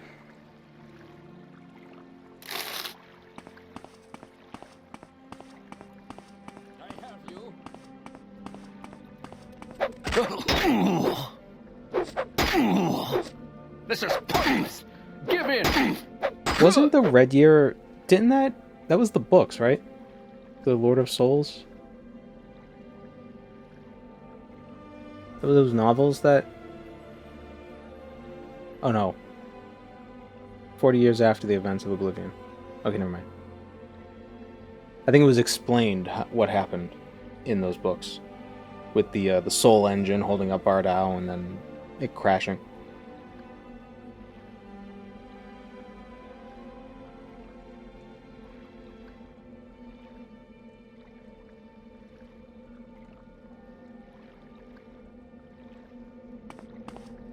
There's no way that rock above Vivek caused that much destruction from that short fall. When it got unfrozen, it maintained its momentum.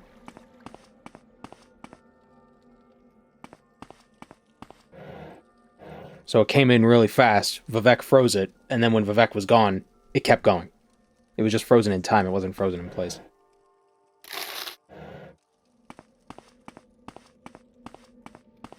And I also like, my personal theory is that all the stuff they mined out of it also regained its momentum, so wherever that was just went flying everywhere and caused chaos wherever the hell they put that dirt. But yeah, I believe that is the official explanation.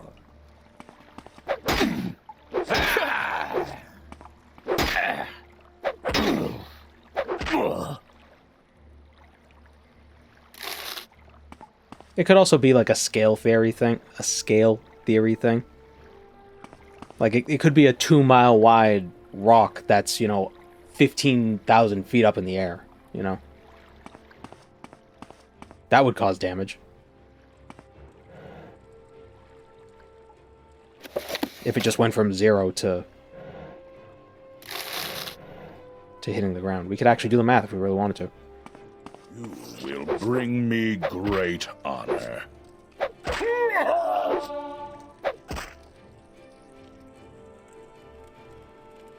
Boom. There we go.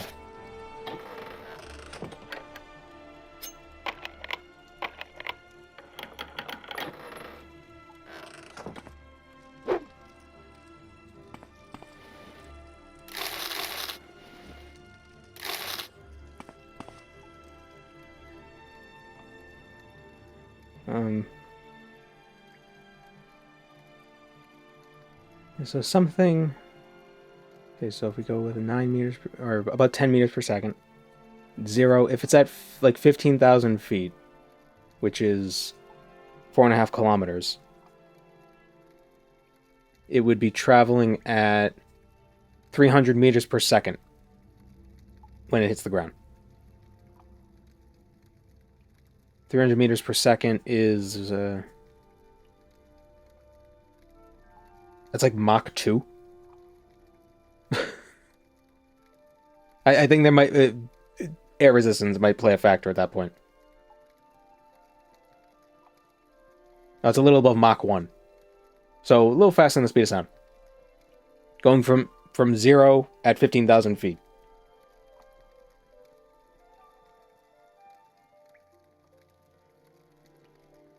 And that's not even factoring in, you know, how much energy it would be carrying, because that depends on how big it is. But something moving at, what did I say, 600 meters per second? What did I say? No, I said 600. I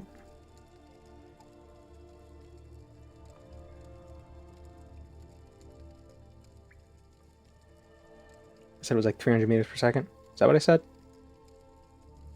I can't remember. I'm an idiot.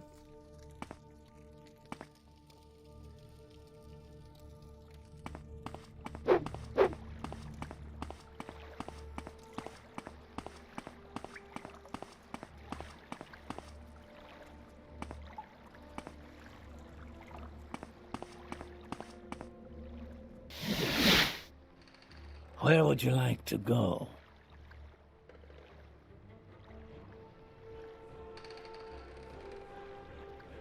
I'm gonna double check this again.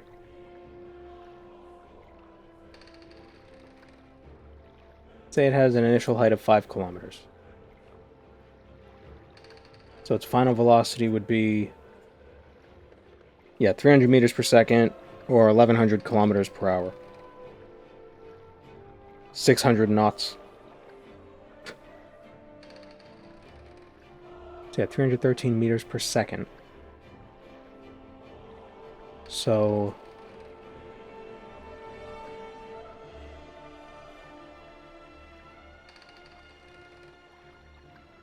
$300 meters per second.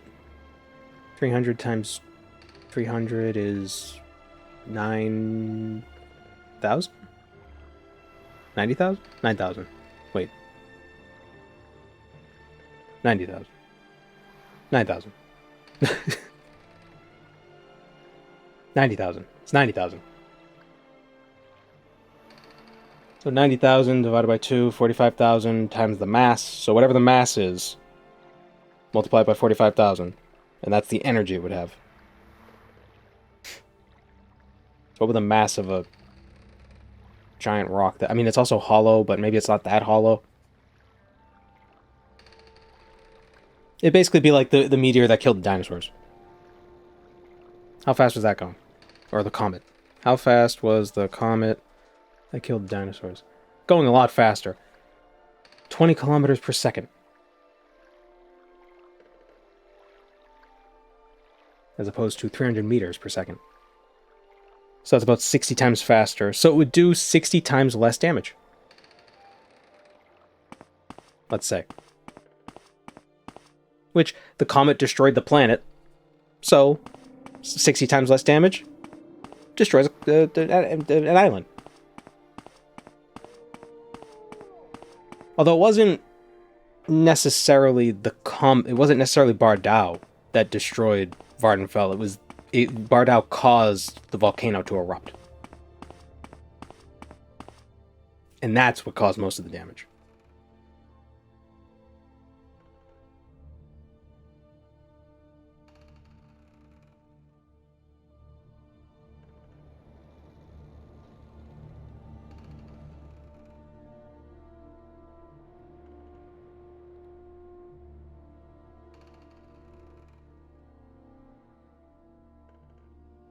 And still destroy the whole Vivek Bay? Yeah. We make a special trip just for Consider you. how big Nirn is Same to low Earth. We don't price. know that. Well, it seems like the gravity's the same.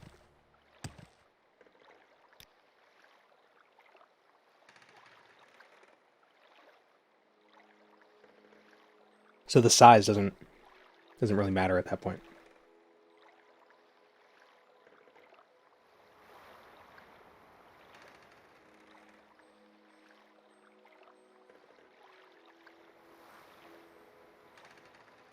Okay, we gotta go to Ahini Palette now.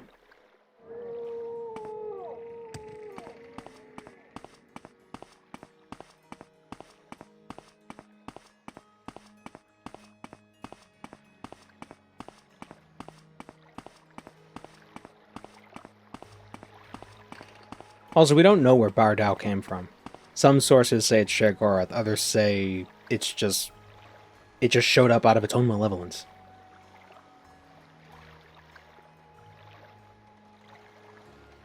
The size matter if you think about how much surface area will be affected? Well, okay.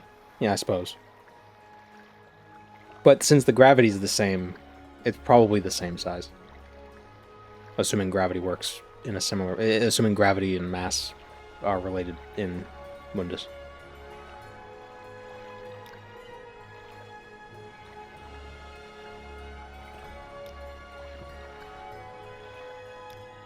And I assume they are. My time is precious, so make it quick. Is Nirn round? I believe so. Density of the material, is the object hollow? What, is Bardau hollow? I mean, parts of it are mined out, but we don't know how much of that is actually mined out. You know, it might only be a small little bit that's been mined out. Like, actually. In-game, it's like most of it.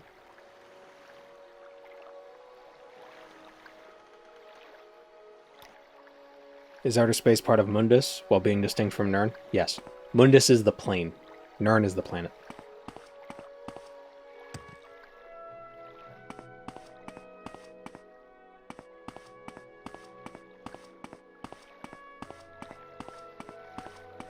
Can of cosmological worms. Well, one of the moons up there is the god of worms. So, how many bramble plinths is Bardau? Enough.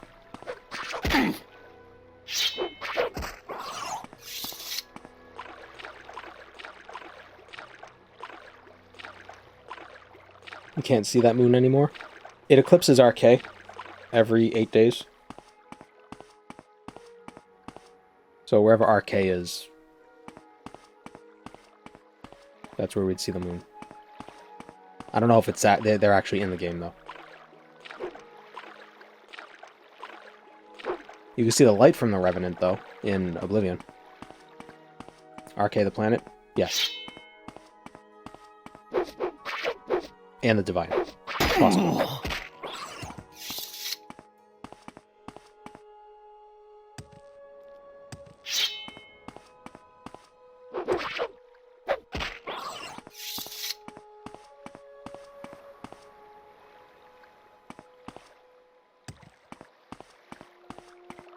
You see, RK protects certain souls on Mundus, but when the Necromancer's moon eclipses RK, that power is diminished, allowing the creation of black soul gems. And I like to think of it as like, it's like, oh, he's not looking, so we can make these soul gems, and now we have like a way, like this item can circumvent RK even when he is watching.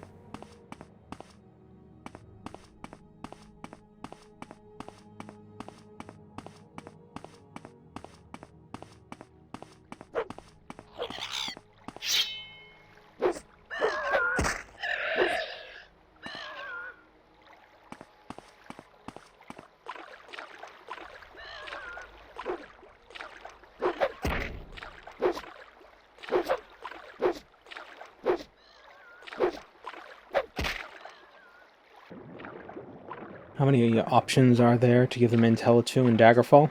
It's Manamarco, Gortwog, the Underking, the Emperor, or Brisiana, whatever. Albkey? Right? No, or... leader of Daggerfall, leader of Wayrest, leader of Sentinel. And then I think an 8th guy.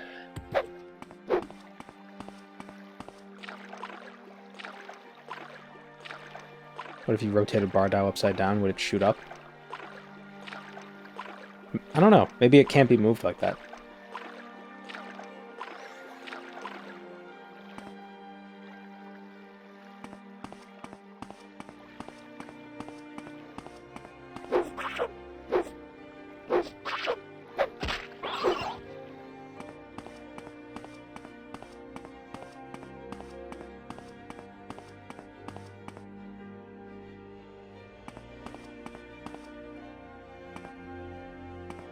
What if you rotated Nirn out of the way? What if we took the planet and pushed it somewhere else?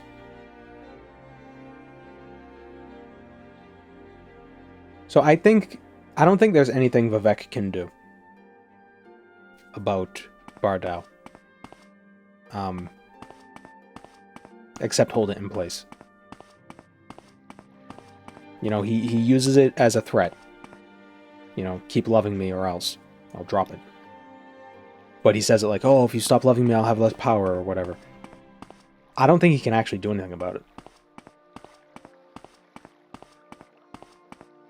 Like, I don't think he's able to stop it.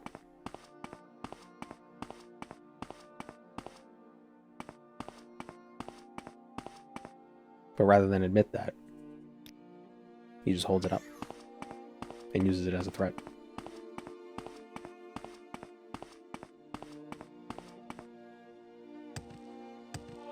Is Nern spherical?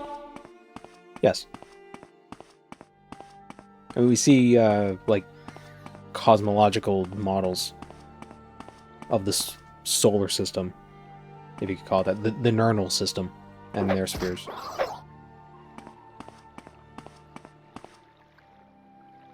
He can't recharge his divinity mana bar. Yeah, well, Bardau appeared... I mean, it was there in ESO, so... You know, it's been there since pre-Dagoth returning. So...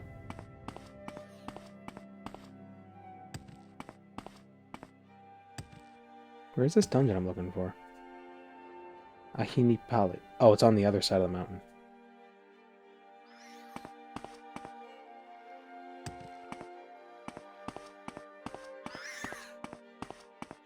Can't stop it, but he can have his followers mine it and then dump the contents somewhere where it won't harm Morrowind. Well, the problem with that is, one, he would lose his threat. And two, that might not stop... That might not stop the threat. That might just distribute it. I'm going to enjoy So instead of a giant rock going 300 meters per second, you have a bunch of tiny rocks going 300 meters per second. I'm going to enjoy this. Am I good or what?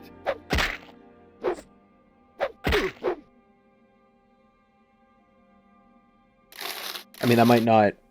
That might be better, because that might not destroy the continent, but still be pretty catastrophic. You've lost this round.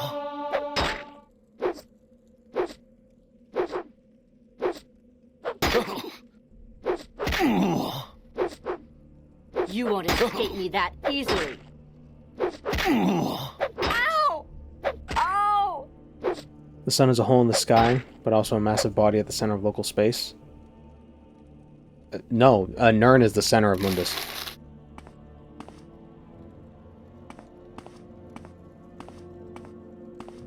You Enwa! Stupid! And also, the hole that the sun is might not be a two-dimensional hole. It could still be three-dimensional. So it could still be like a spherical body.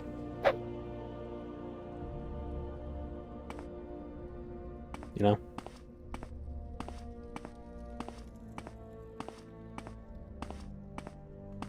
Makes sense? Not really. But, you know, as far as the Elder Scrolls go, it makes enough sense. Stupid!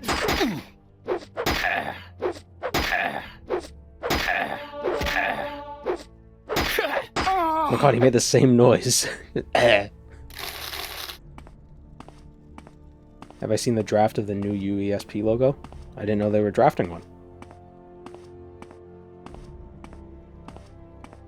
It's a reverse black hole spewing out magic.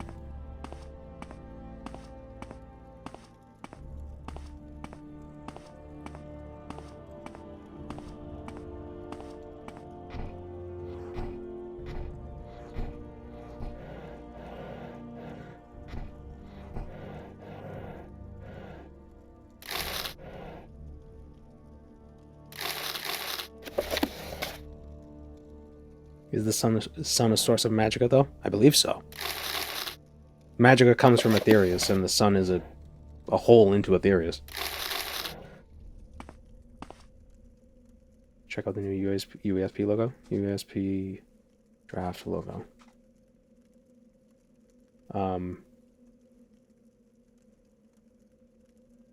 You posted on Instagram? Never used Instagram.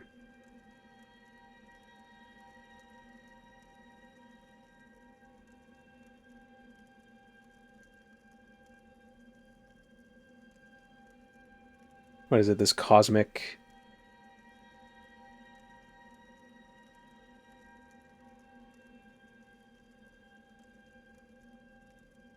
Is it this?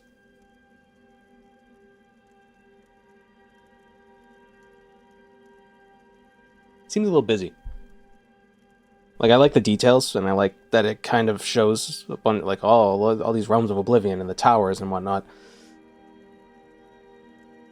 But it seems like it's too much for a logo.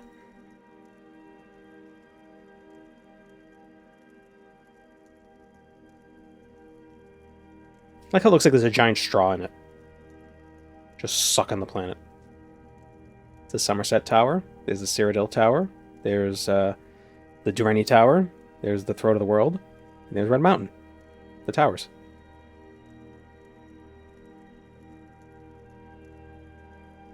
I do like their little interpretations of the realms, though. Those are cool.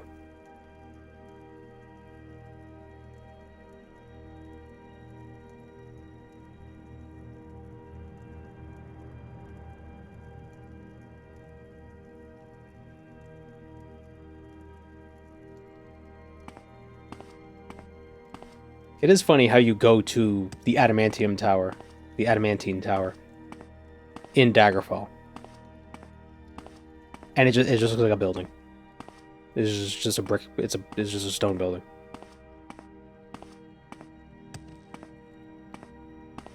Isn't the Dwarf God also a tower?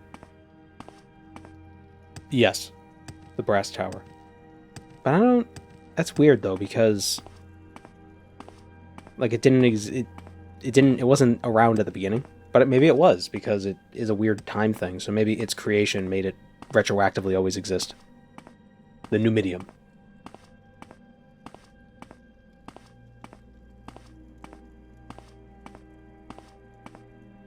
Now you die. Rewrote history. Yeah, I wouldn't put it past the Numidium to be able to do that. To retroactively make itself a tower. But it also used the Heart of Lorkhan as a power source. And the Heart of Lorkhan is what created the Red Mountain. Or the Red Tower. The Red Mountain as a tower. You know, the tower doesn't have to be a legitimate tower. It could just be like a source of... I don't know, reality anchoring stuff. Then they use the Underking to power it later? Yeah. Yeah, the Mantella was made out of the Underking's... was made from his soul. Well, it was made from Zoran Arctus' soul. Then when Zoran Arctus was killed, but... Your pain is nearing an end. Damn it. How am I not dead? There we go. When Zoran Arctus was killed, his soul still remained, so he was the Underking. He was it was almost like he was forced to become a lich.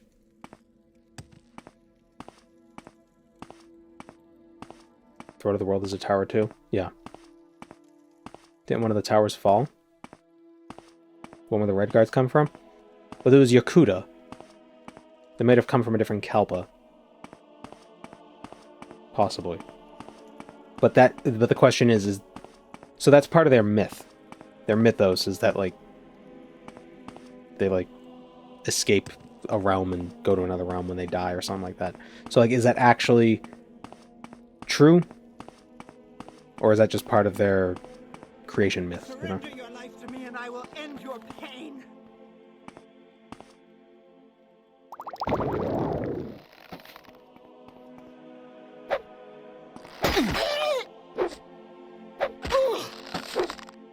The thing with a lot of the cosmology in the Elder Scrolls, it's that it's hard to tease it apart from mythology. You know, what's actually true and what's just assumed to be true. Based on in-world religions and stuff. Like, Nearing an end. you know, according to the Khajiit, Or like the Khajiit don't really have a concept of Aedra and Daedra. They just, it's the original spirits, and they're all just these creatures that exist. Life's end is approaching. I'm gonna die again. Can I have a turn, please? Nope. Bethesda loves their unreliable narrators. I don't even know if I would call that unreliable narrator, and it's more just, you know, people disagree.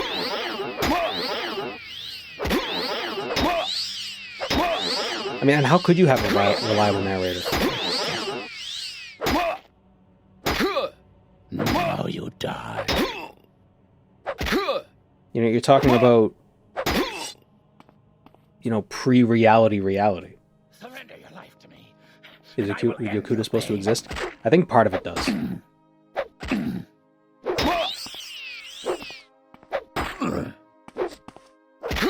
Damn it.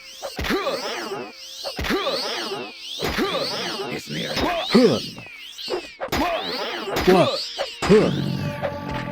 There we go. That's a great thing, is if you get hit with paralyze, but you resist it even while paralyzed, you become unparalyzed. The only reliable narrator is Azura, and all she says is, "Hey, you're Naravar," and that might not even be true. So...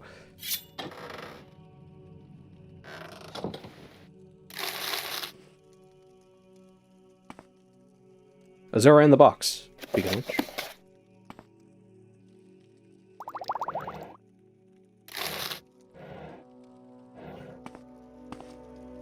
Azura sounds biased. Yeah, a little bit.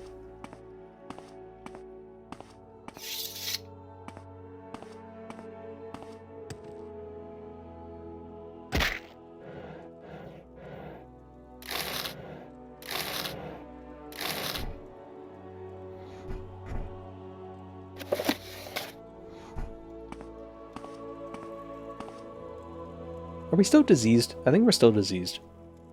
Get that cured. We're off to the Alas ancestral tomb.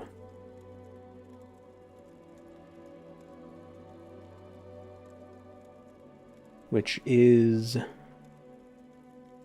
sort of near us? Like south of us?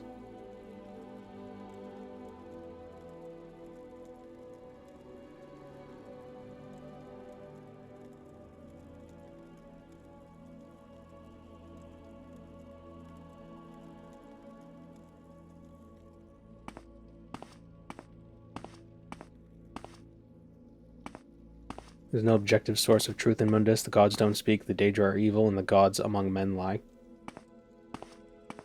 Well, the gods do speak.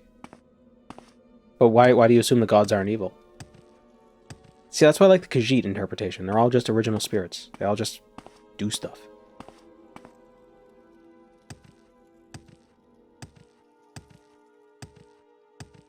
Hircine loved Nirni, but Nirni chose Y'ffre.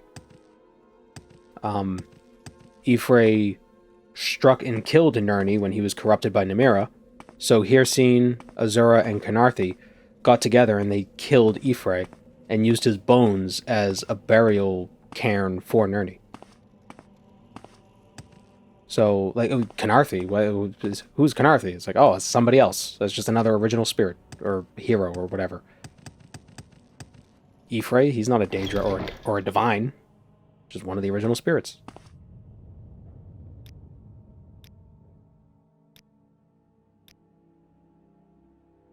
Because Aedra and Daedra is specifically an Aldmeri thing.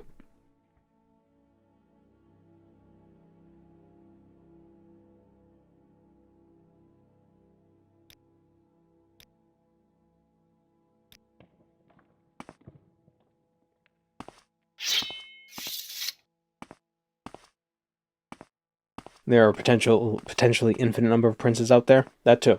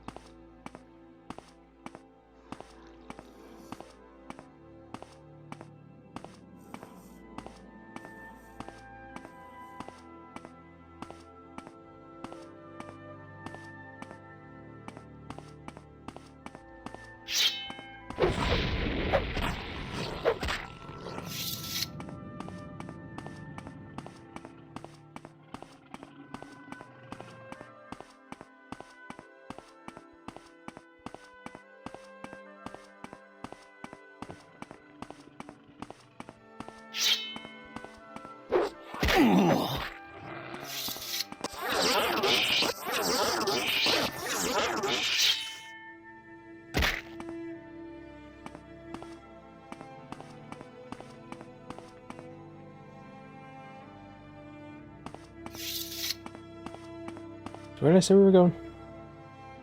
The Alice Ancestral Tomb. Okay. Let's get some daylight.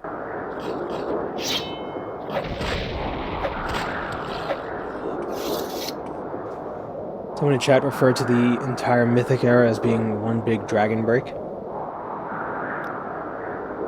And that other dragon breaks are simultaneous.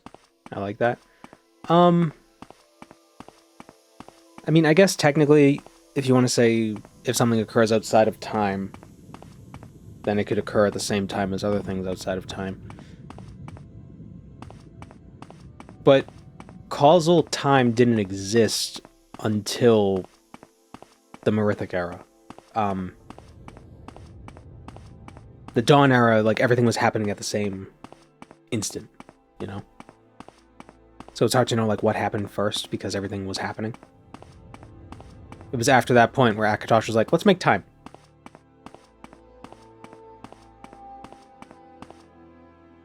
Yeah, it's probably... I'm the god of time, I should probably get on this.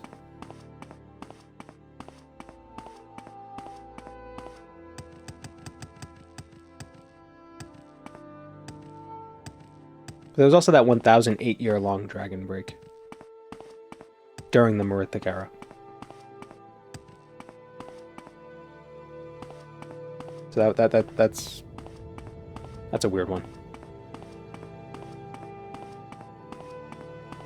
Maybe he became the god of time because it was his decision to make it. Yeah, could be.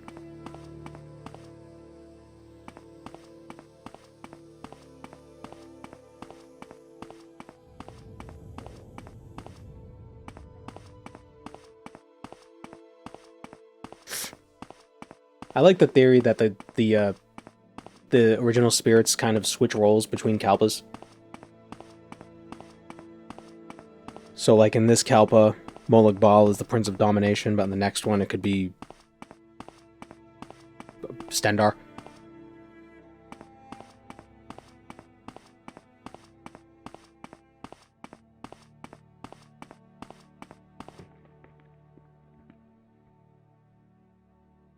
I don't know what that implies, it's an interesting idea.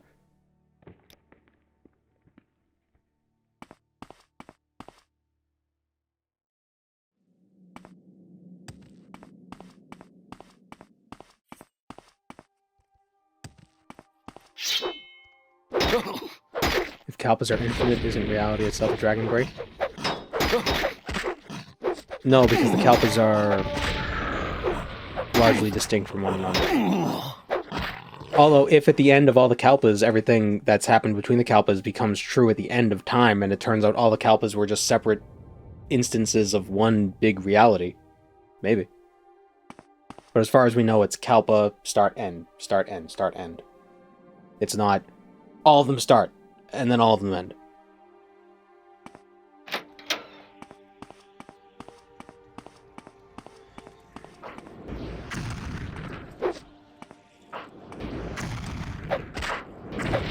It is an interesting thought, though.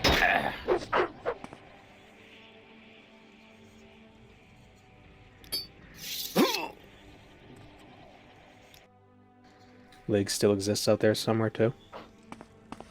I can't believe Steve Jobs died of Lig.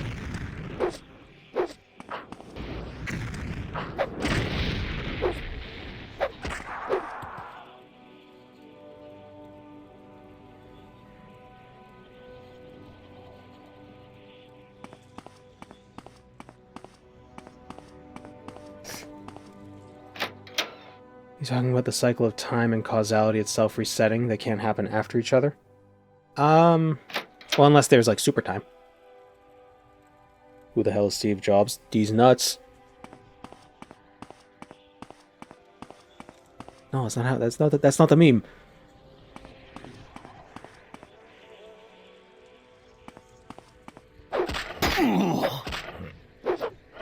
Kalpas supersede Akatosh. Which is interesting because it's Akatosh who eats things. Withershins. Or not Akatosh, but Akatosh's kid.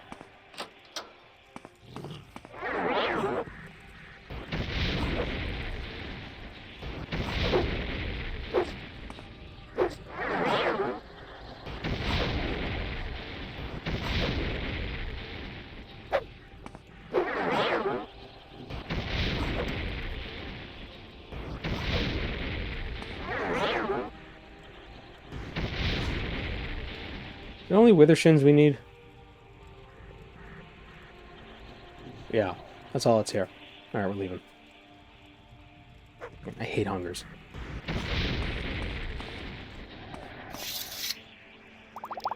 Supposedly Alduin ends each Kalpa, but then he might not now, because we killed him. Did we?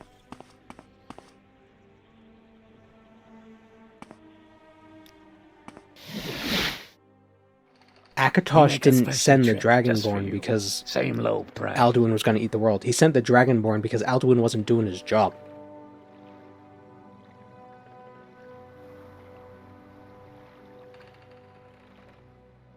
So we had to come and beat him up. So he would get back to work and eat.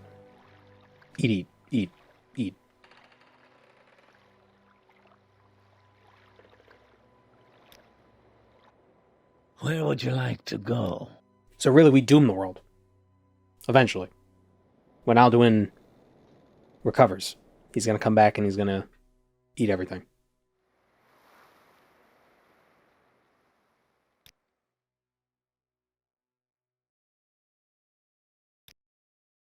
See, because all Alduin wanted to do was dominate. He didn't want to eat. Why walk when you can ride?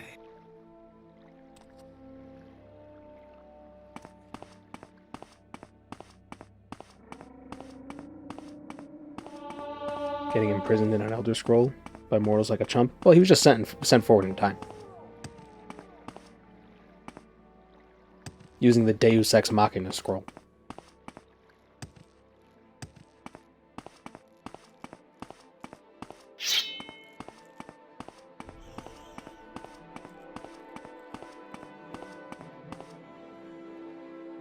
We have to go to Shirdan. Oh, there's a lot of books in Alderaan. Oh my god, they're like all there.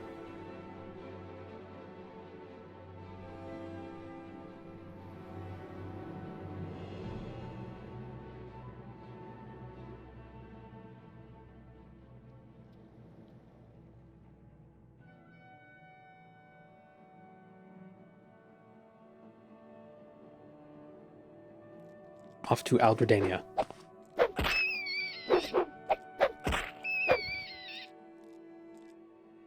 Do you think any test game could happen in a different Kalpa to the previous entries? Or would that lore be too confusing for the more casual audience? Would it even matter? I don't think it would matter. Because the Kalpa... Because there could be an infinite number of Kalpas, right?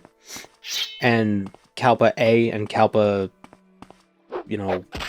ZZA5 could have been identical, except for this point. Like this one point where it splits. You know?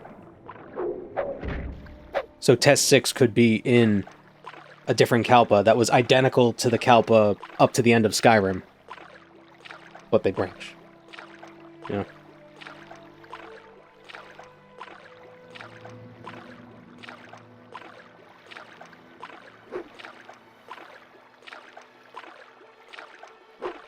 End of the game, Parthenax even says he's going to dominate the other dragons by forcing the way of the voice on them.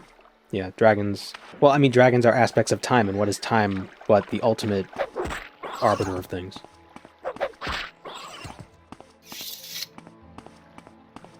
But yeah, every test game could be its own Kalpa. Every save could be its own Kalpa. If you think about it. You know, you die, and that was a Kalpa. Then you reload into a different Kalpa where maybe you didn't die. Everything was the same up until that point that you saved. Then you continued. And something different happened.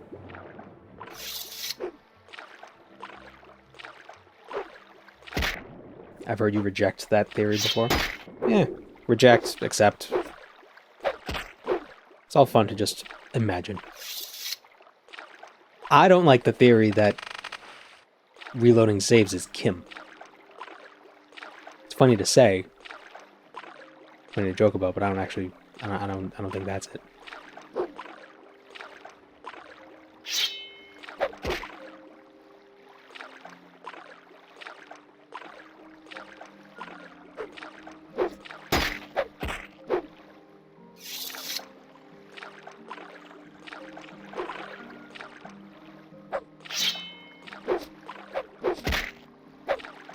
We all agree that enable race menu is Kim. I don't agree.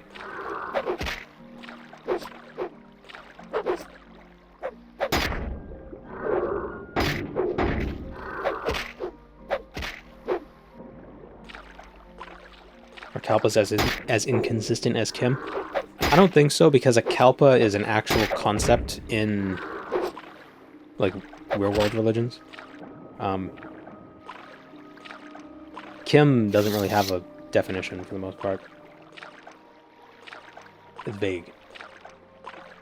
Intentionally vague.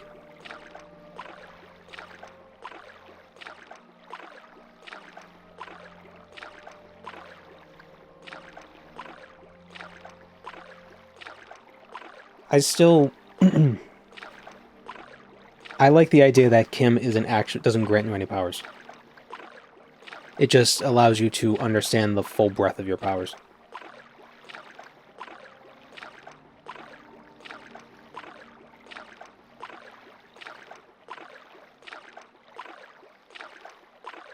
You know, it's, because the only two people we know achieved Kim is Tiber Septim and Vivek, both of whom already had some divinity. So, did it grant it to them? Which walking way did Tiber Septim take? I don't know.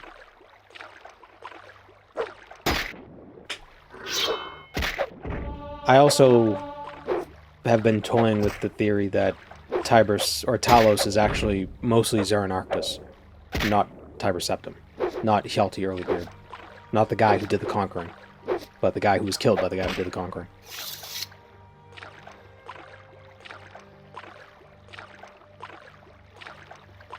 Mostly because, like, Zerun Arctus kind of emulated the Heart of Lorcan, almost. You know, he became the replacement for it. The Heart of Lorcan was, you know, a divine heart. How could something do that if they didn't already have some sort of divinity? So, yeah. An idea is that Zerun Arctus, Wolfhearth, and Hjalti Earlybeard were all Shezarines. And the whole betrayal, observer, king triad they had going on emulated Auriel, Lorcan, and Magnus. And that was a walking way that allowed them to become a god. So, like, 3 in 1 became a god.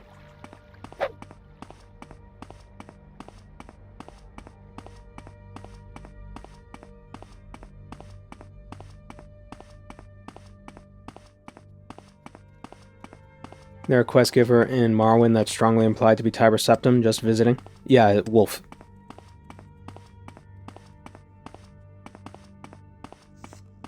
Why is his name Wolf? Why isn't his name Hjalti?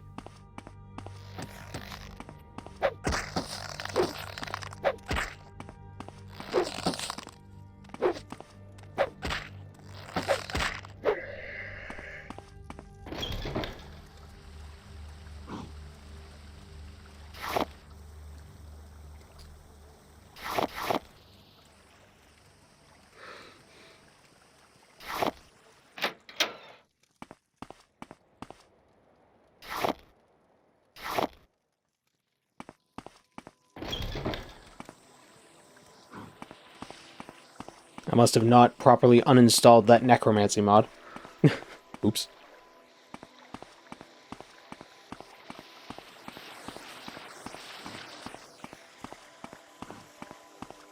If it wasn't Tiber Septim became a god, then it's probably not him. Well, I think all 3 of them became Talos. But I think Talos is mostly Xernarchus. Or Talos is Lorcan.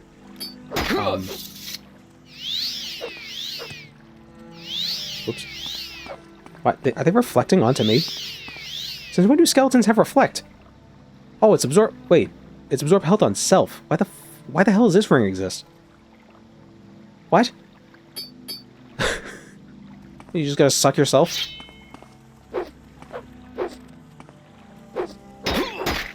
Stop.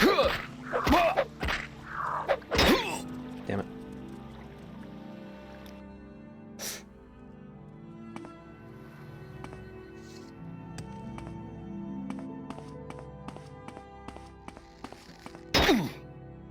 The vampire's oral fixation.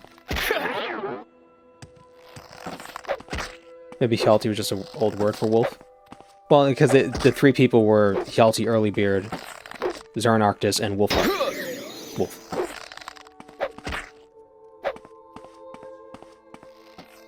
But it's strange because Wolfheart and Xernarchus, at some point in both of their lives, were known as the Underking.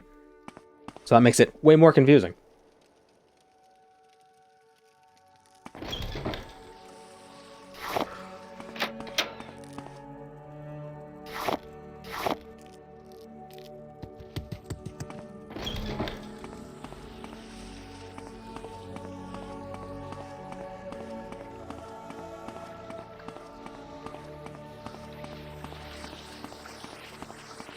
But, you know, if they were Shezarines... oh, Bonewalkers. Why are they Bonewalkers now?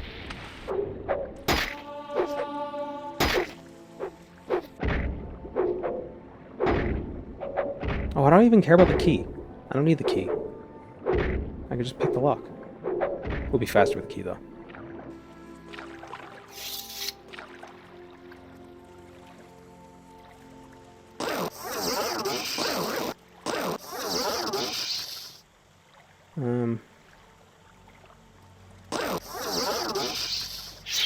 Is there a shrine here?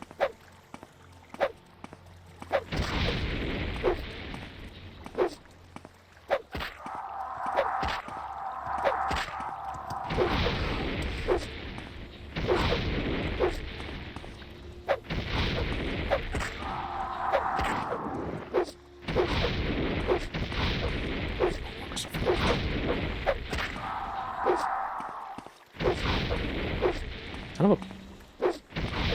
Die.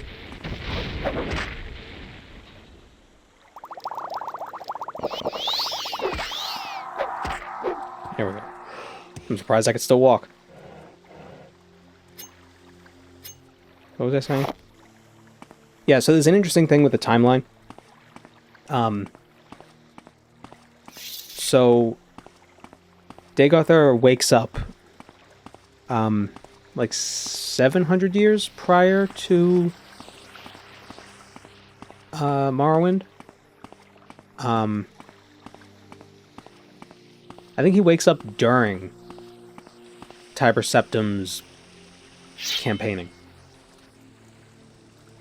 which is interesting in and of itself.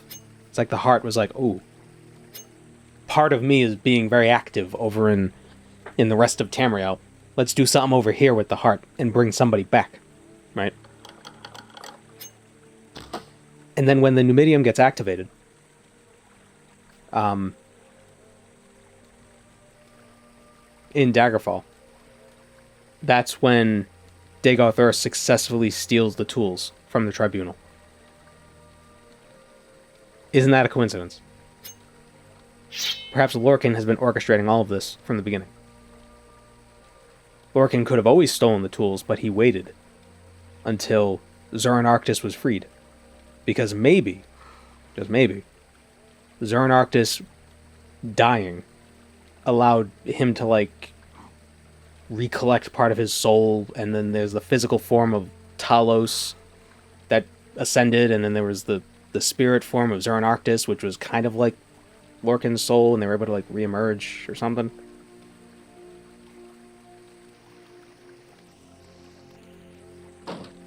Like, there's weird coincidences.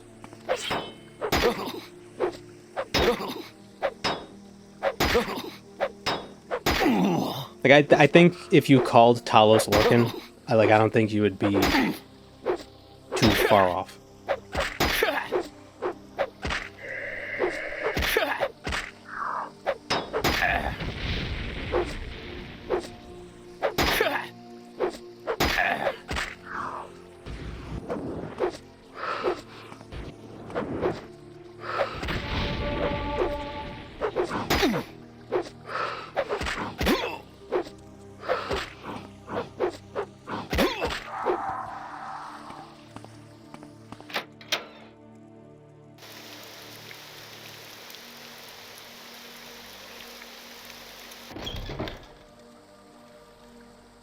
If Nern is Lorcan's body, then all mortal bodies are made from his body. The moons are his body. Allegedly.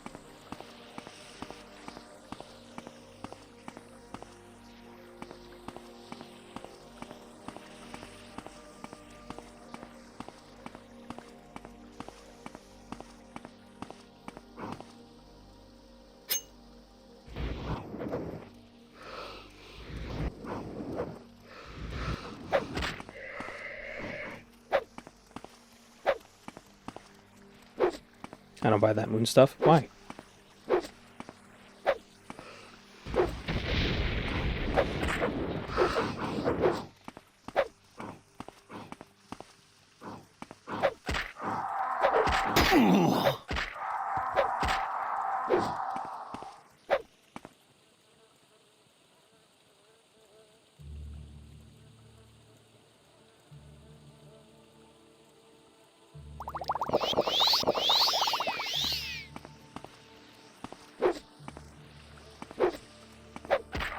I'm so scared of this skeleton.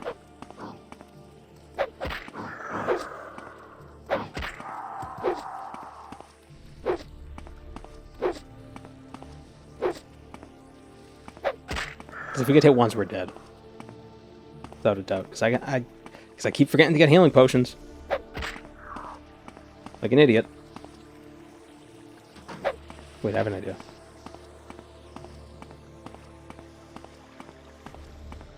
Because we came here for this book, and we didn't get the book. A dance with fire. In fire. We could paralyze him. We have Drathus's soul rot, which is always in that chest.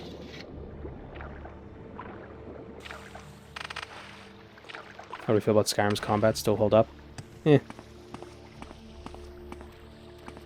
It's the same as Minecraft combat. At best.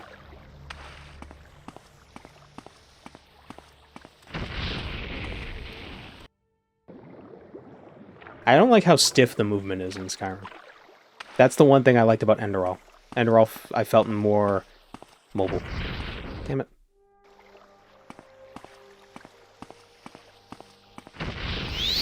We just get paralyzed. Here.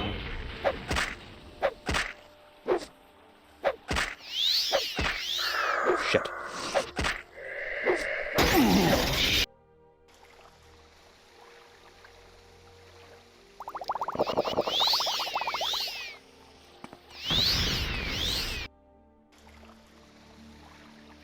Because there's a melee movement penalty. There's just you just feel sluggish in the game, just in general.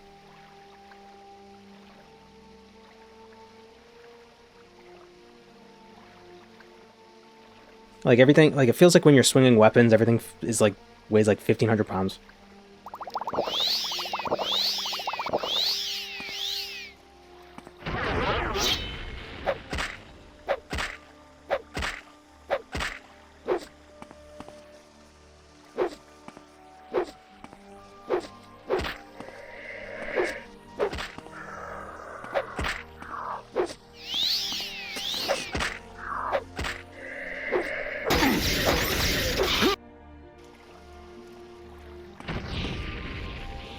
Come on. Die. Die. Die. Oh my god, how short is this friggin' paralysis? Oh, there we go. Jeez.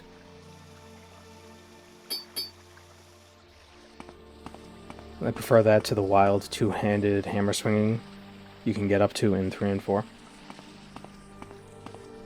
Yeah, well, I mean, the weapons do look a little goofy. Like, you know, these real weapons in real life wouldn't be as absurd looking as they are in these games.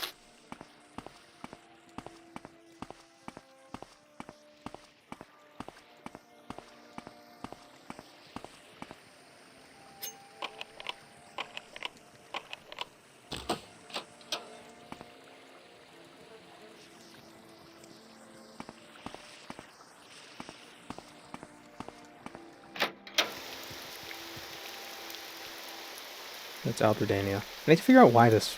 Hold on. I thought I uninstalled the Necromancy mod. I don't know why it's still... Oh, no, I didn't.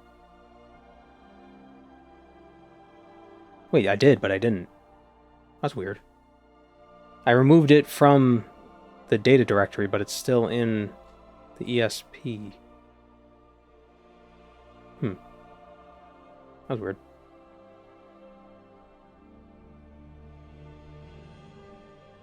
Skyrim combat has a very kinetic feel to it. Power attacks have weight and consequences. I mean, yeah, but it just still feels too stiff.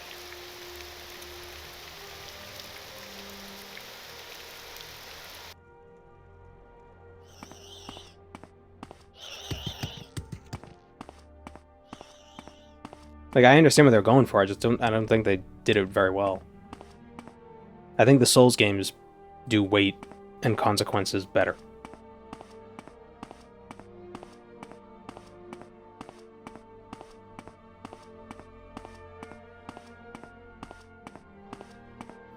And the problem with Oblivion, at least the original Oblivion, every time, like enemies would just, they'd just be like windmilling these weapons at you and you couldn't get in to attack them. So that was annoying. We're gonna go to Altsotha next.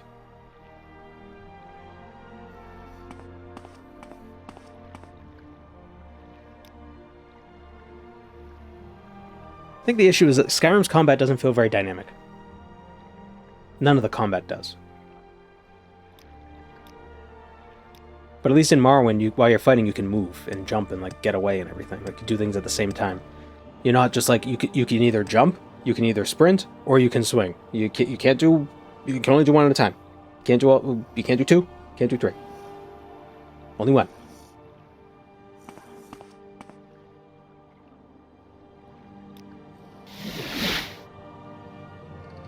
We make a special trip just for you. Same low price. Weapons feel like they're made out of air in 3 and 4. I don't disagree.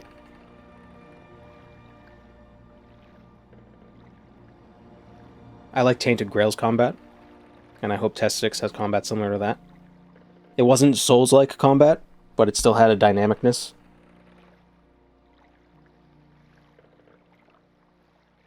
That was nice, and it was really... The simplest thing was there was a dash. Not an iframe roll. It was just a dash to get you out of the way. And there was a parry. And so the enemies had a posture meter like in Sekiro. And if you built up that posture meter high enough, you could do a strong attack.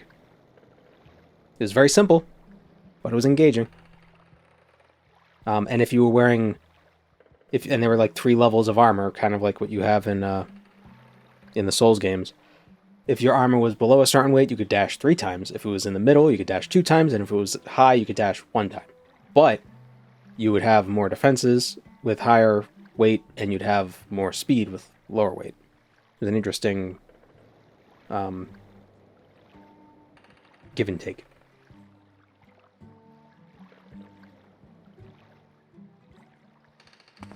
From 10, rate Skyrim and Morrowind. Well, they're different games.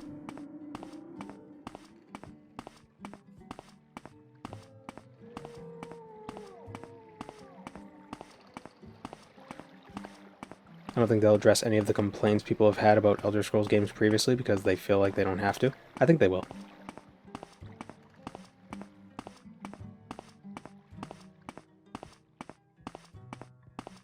Because some of the complaints about Skyrim were touched on, like, they touched on some of those complaints in Starfield.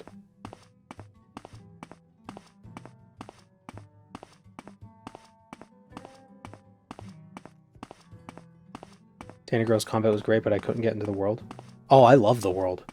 Tainted Grail, that was like my favorite thing. It was like weird H.R. Giger, King Arthur. It was great. It was kind of weird that they called it weirdness. Like, oh, the weirdness is approaching. Oh, this goofiness is so close to our city. It was kind of silly. Too bad Starfield's story was abysmal. Yeah. The biggest problem with Starfield was the exploration. In that it barely had any. Ironically. But some of the things with Skyrim, it was like, you had no, like, you couldn't build a character to have specific dialogue effects, right? But they changed that with Starfield because you could pick certain traits and that would affect dialogue. Were they significant changes? Not really, but it was still, you know, like a role-playing aspect to it. You know? I like the perk system. You know, it was like you had to do things to unlock the perks. I thought that was fun. You know, I like that. I was actually surprised they locked a lot of, like, what was seemingly like basic stuff behind perks, where it's like, if you don't spec your character into this, you can't do it. Which is kind of what you would expect from an RPG. You know, why can everybody hijack ships? No, you gotta put points into it to be able to do that. You can't be a jack of all trades unless you put in a ton of effort.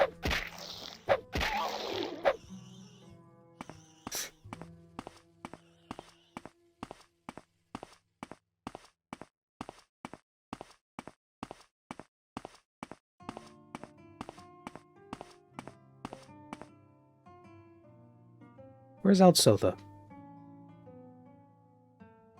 The biggest problem with Tainted Grail, though, is that it kind of falls off, like halfway through Act 2.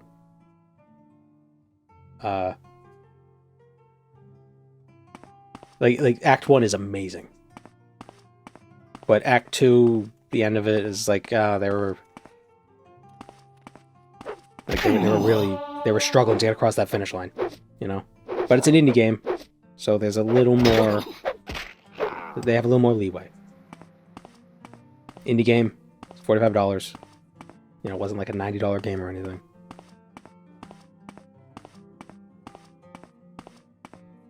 And apparently they have made some fixes since I played it. Like, they've made adjustments and stuff, so maybe it's been improved. I haven't gone back to it in a minute after I beat it.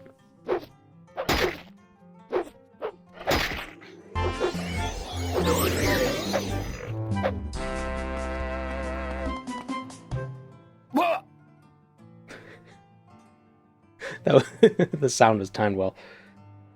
Welcome to the stream, people from Chromatic 80s You were a Party. fool to confront me.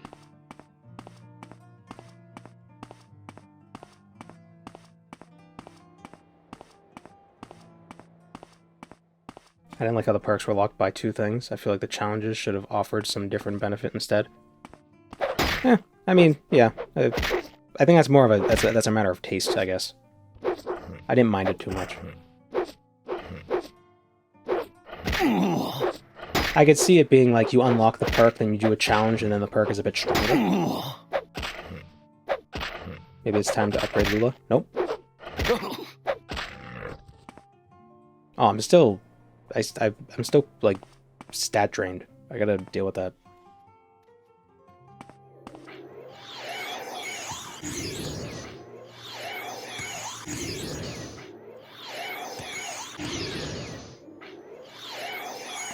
And get some health potions, yeah. Keep forgetting.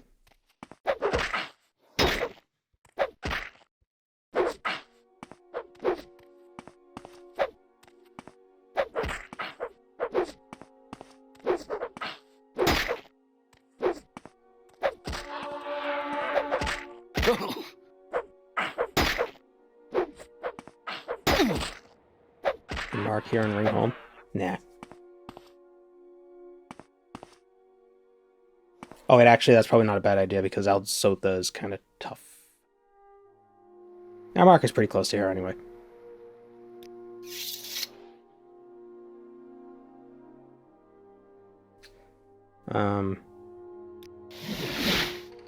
We make a special trip just for you. Same low price. Where would you like to go?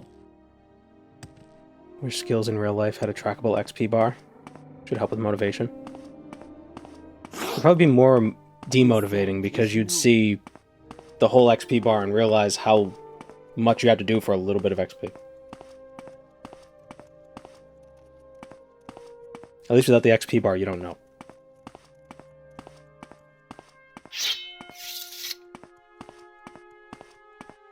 Either have experience doing stuff or by putting points into stuff. Pick one. I like both. I like a mix of everything.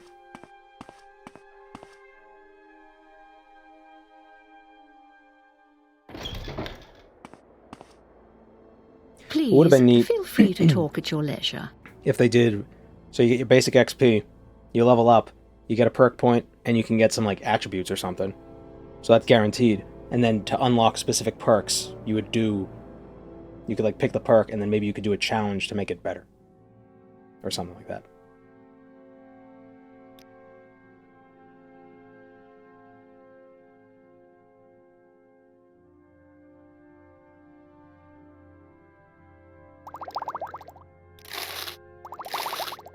Like, you know, this perk unlocks a ship hijacking. Hijack 10 ships, and you can hijack, I don't know, 50% faster, or something.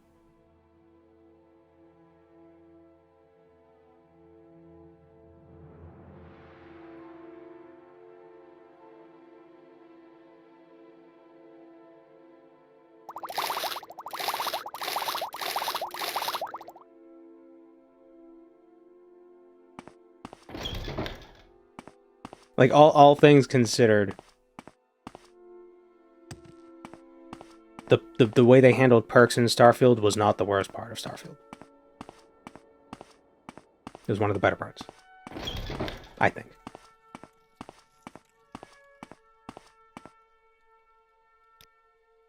But the thing is, with Starfield, couldn't you also... You could work towards those challenges before you even unlock the perk. So I think the idea was, if you were already playing the character that way, by the time you get enough points to unlock the perk, you probably would have already done the challenge by that point. And if you weren't, then why would you take this perk anyway, since that's not the character you're building? You couldn't? Oh, I thought you could. Oh. Well, maybe it should be the way I said. Make everything the way I want. The shrine I want is upstairs. Oh, right. I cured my disease, but I forgot about the rest of the stats.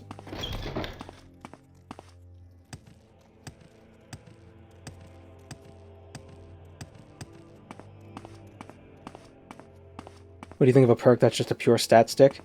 Those aren't as fun.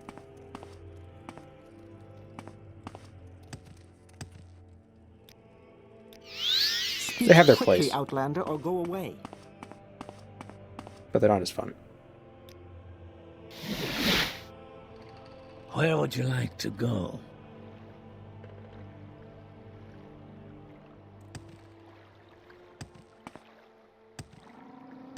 Yeah, they're not exciting.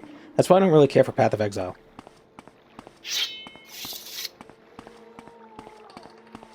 Like, look at this amazing, huge talent tree. 90% of the talents are 2% more crit. Ooh.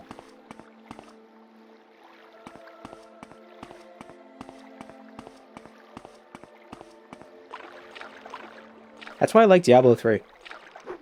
There wasn't a ton of perk choices and stuff, but at least, one, you could see them, so you knew what you were working towards, and two, every time you picked one, it was pretty game-changing. Or not game-changing, but like it could change the way you played. You know, it's like, here's an ability that you could use every 60 seconds to make you a turret that spins around and shoots lasers everywhere. Or, and you know, like, oh, that on average increases your damage by 10%.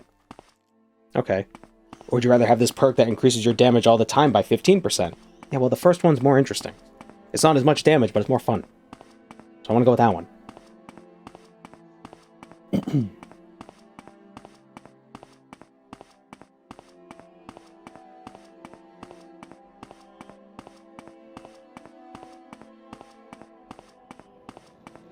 I feel like those attribute boosts should come from gear, not from like perks and levels.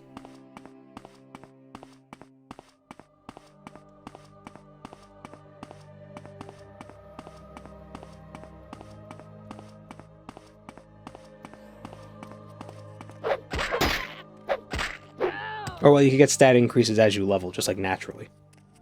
But like the perks shouldn't just be like 10% more damage. Those aren't fun.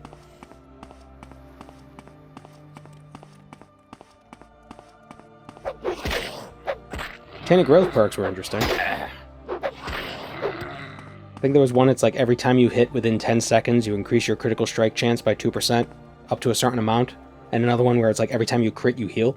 So if you were punching really fast, you can get a bunch of crits and be healing really fast too, and doing more damage because the damage ramps up as you keep punching. So it kind of like, it was like, you have to be aggro. Don't play defensive, get in there.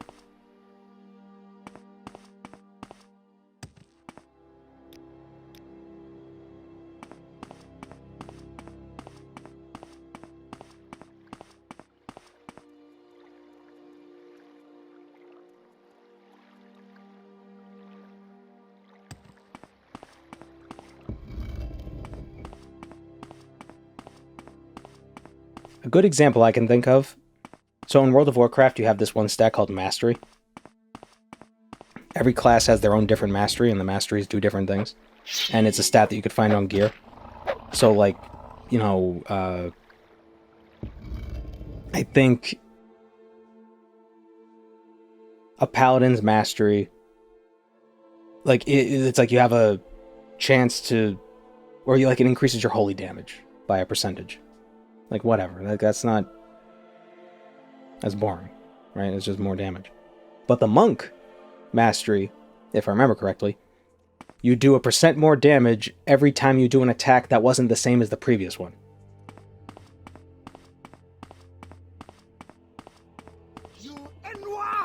So, effectively, that's just a damage boost. But it has, like, this fun aspect to it.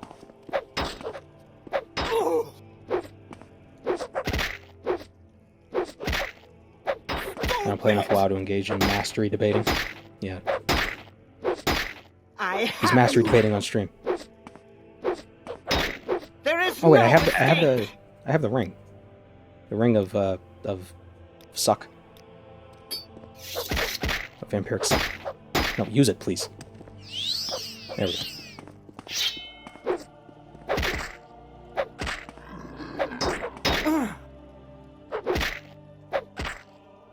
Mastery was hard to balance because some masters were amazing and some were. Yeah. Well, you say were, it's still the case. But they don't even have to be like amazing. They just have to like change like a way the game plays to make it fun. Or not even that, like another monk thing is their cooldown. What is it called? Earth, Wind, and Fire? Or something like that? Where you summon a disco band. So basically with it is you turn yourself into 3 elemental spirits, Earth, Wind, and Fire, and all 3 of you attack, but you each do like 40% normal damage. So effectively you're doing 120% damage, or you're doing 20% more damage. Which is whatever, right? Like, that's boring, but the fact that you turn into 3 things and it's like, it's just got like this flavor to it, makes it interesting. We're talking about Brewmaster from Dota? No, we're talking about monks from World of Warcraft. Which I'm pretty sure the Brewmaster from Dota is based on Chen Stormstout from Warcraft.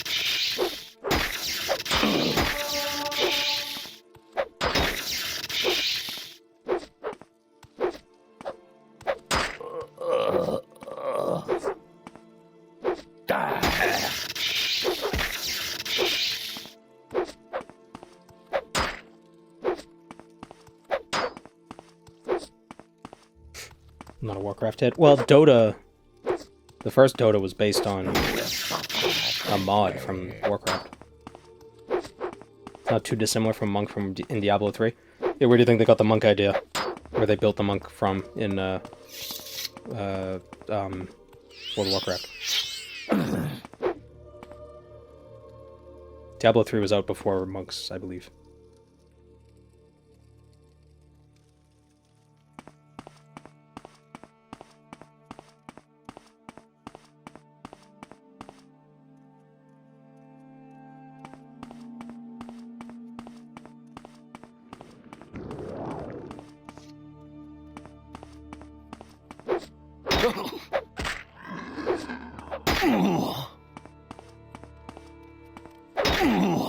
What it comes down to, though, I notice, it's like there's the strength of a thing, there's the cool factor, and then there's like the fun factor, right?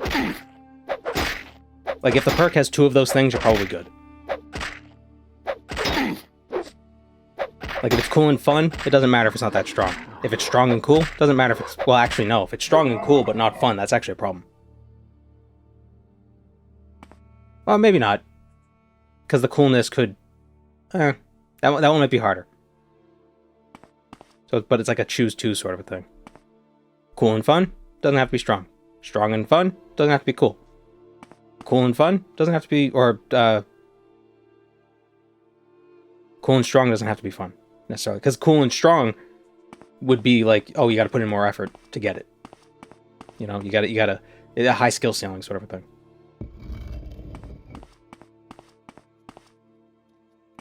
Like, it's not necessarily fun, but it's got a good payoff. Like, in old school RuneScape, one-tick flicking prayers, so you don't run out of prayer. It's not fun. It's kind of cool that you can do that. Like, it's cool that you can manipulate the game tick perfectly like that. It's not fun. But it is very powerful, if you can get it down.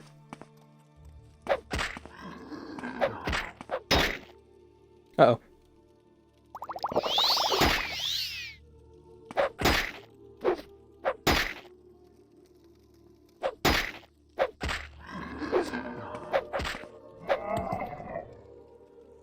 I think that's why Legion was such a strong expansion, because it had a lot of cool, fun things. Like, very thematic...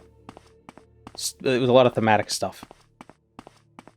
It wasn't necessarily strong all the time. But it was just like, ooh, you know.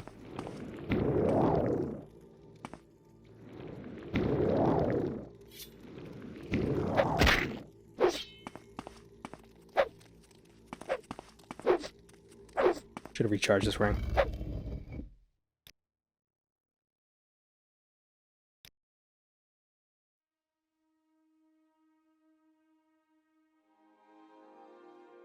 Getting the wrong legendary item and never getting the one you needed was fun and cool.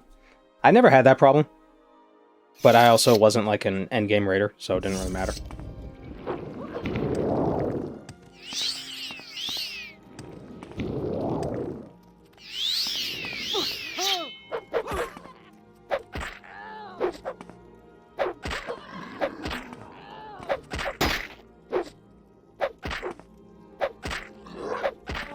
What about instead of fun, we measure it by engagement of execution? Well, the problem is something can be engaging, but not enjoyable. Or like, you might feel compelled to engage with something even if you don't like it.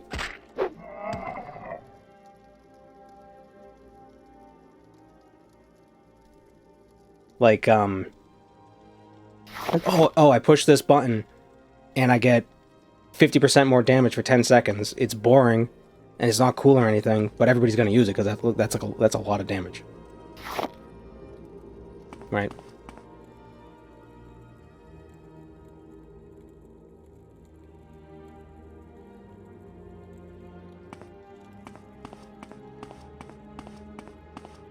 So, you know, that thing would have a lot of engagement. But that wouldn't be... I don't think that would be good.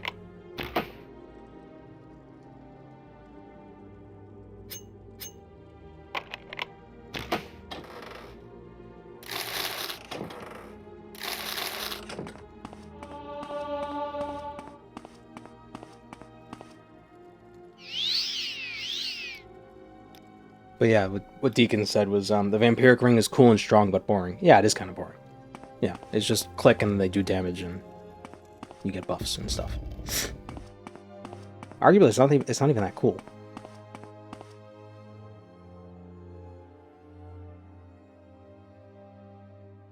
It's cool because it's red. Fair point. Cool, engaging, and effective seems to be the trifecta we're talking about. I think fun feels like an overall assessment. Yeah, I guess that works. And fun is if it gets two of them.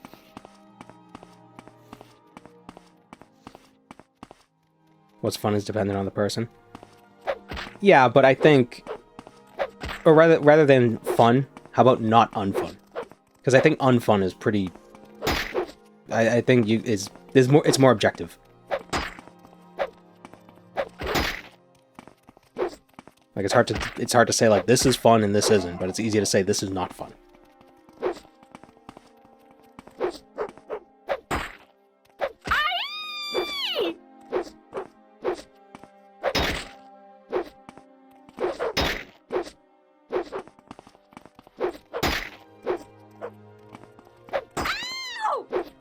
People are more agreeable to hatred. It's true. Yeah.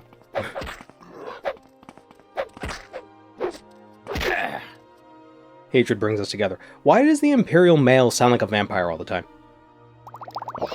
That sounds vampiric.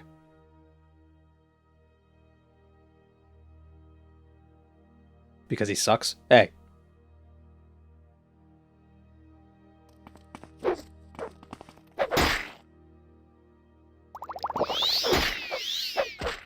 Thought he sounded Dunmary.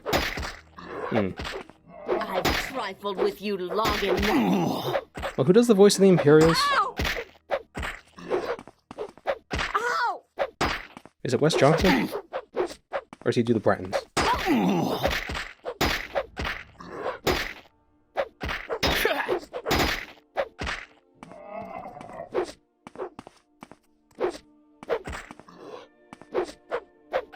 I find a lot of things fun that people consider objectively bad design and not fun, like Morrowind's combat.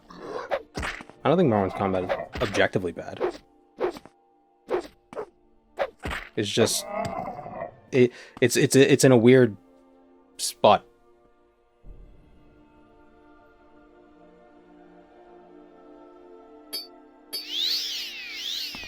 Because it's like it was like in the transition period between like the tabletop dice rolls and action-oriented stuff, so it's neither.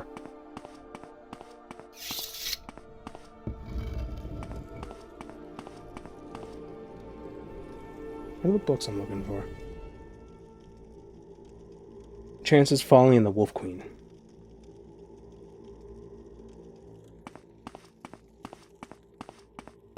Some see it as the worst thing ever about the game. No, I think the magic is.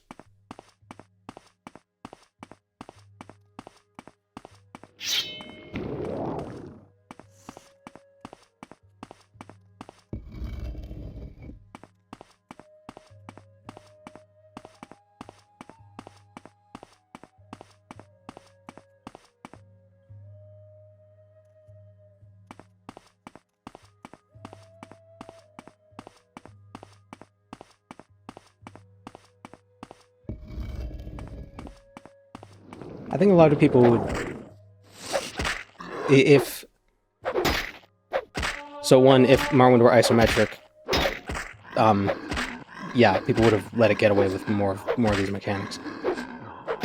But also, if it told you what your hit chance was, like that one mod that I was using before, that showed the hit chance, I think that would forgive a lot of the issues. Because the issue isn't that you're missing, it's that you don't know what's happening. You don't have information.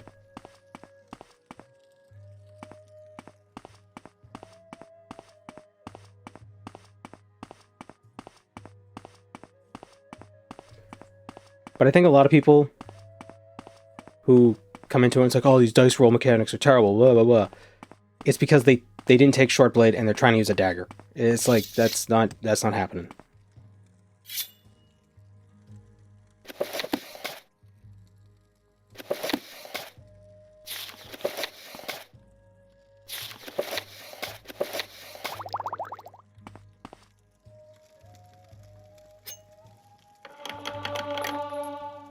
Like, I'm trying to think of a different game that I could use this as an example for.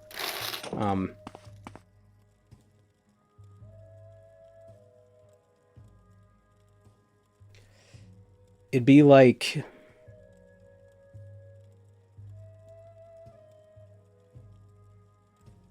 I can't think of another example.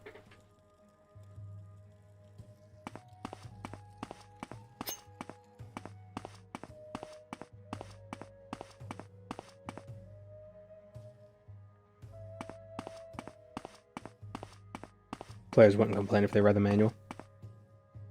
Well, arguably, if your game requires you to read a manual, maybe you didn't design the game correctly.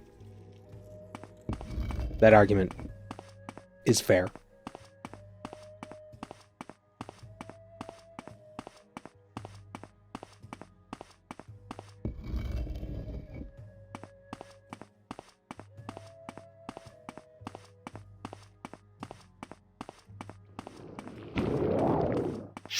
It's fair now. Well, yeah, but now is now. We're not then now. We're now right now. It doesn't matter what was fair then. What matters is fair now if you're going to be playing something now, because now is now and then was then. We can't be then now.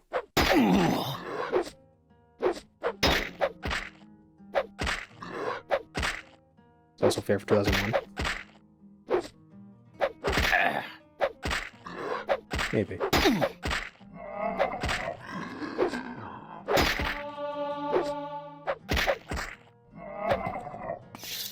I don't think you need to min-max with Morrowind. I have an idea for... I want to make a... I don't want to get into making YouTube shorts, necessarily. I'd like to post some, because I know I've discovered some streamers and channels via shorts, so I figure, like, oh, I should get in on that action. Maybe do one, like... Maybe, like, throw one up once a week, right? Just as, like, a... Like, you know, just a little thing to let YouTube know that I'm still here, right? I want to make a short little thing for like the best starting build for Morrowind or whatever, and show off the Redguard with the Longblade, because I think Longblade Redguard is with the warrior sign. It's like if accuracy was an issue for you, it basically circumvents that completely.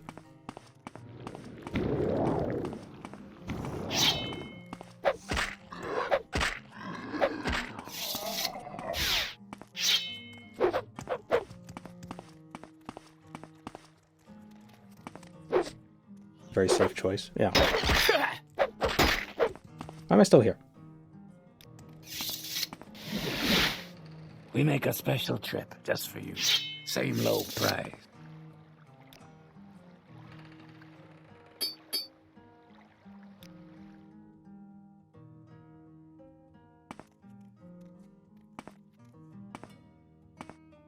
Redguard with Longblade or Wood Elf with Bow, both start with 15 primary combat skill. Yes, but Wood Elves are very slow because they weigh so little. They're the lightest race. They have low speed and they have low strength, so they can't carry a lot of stuff. So you're going to be weighed down by all your arrows. So you're going to be crawling. A Redguard with like light armor and Longblade, and if you take strength as one of your starting attributes, you're going to be zooming. Especially with Adrenaline Rush, you're going to be going even faster. You're going to be zipping across the countryside.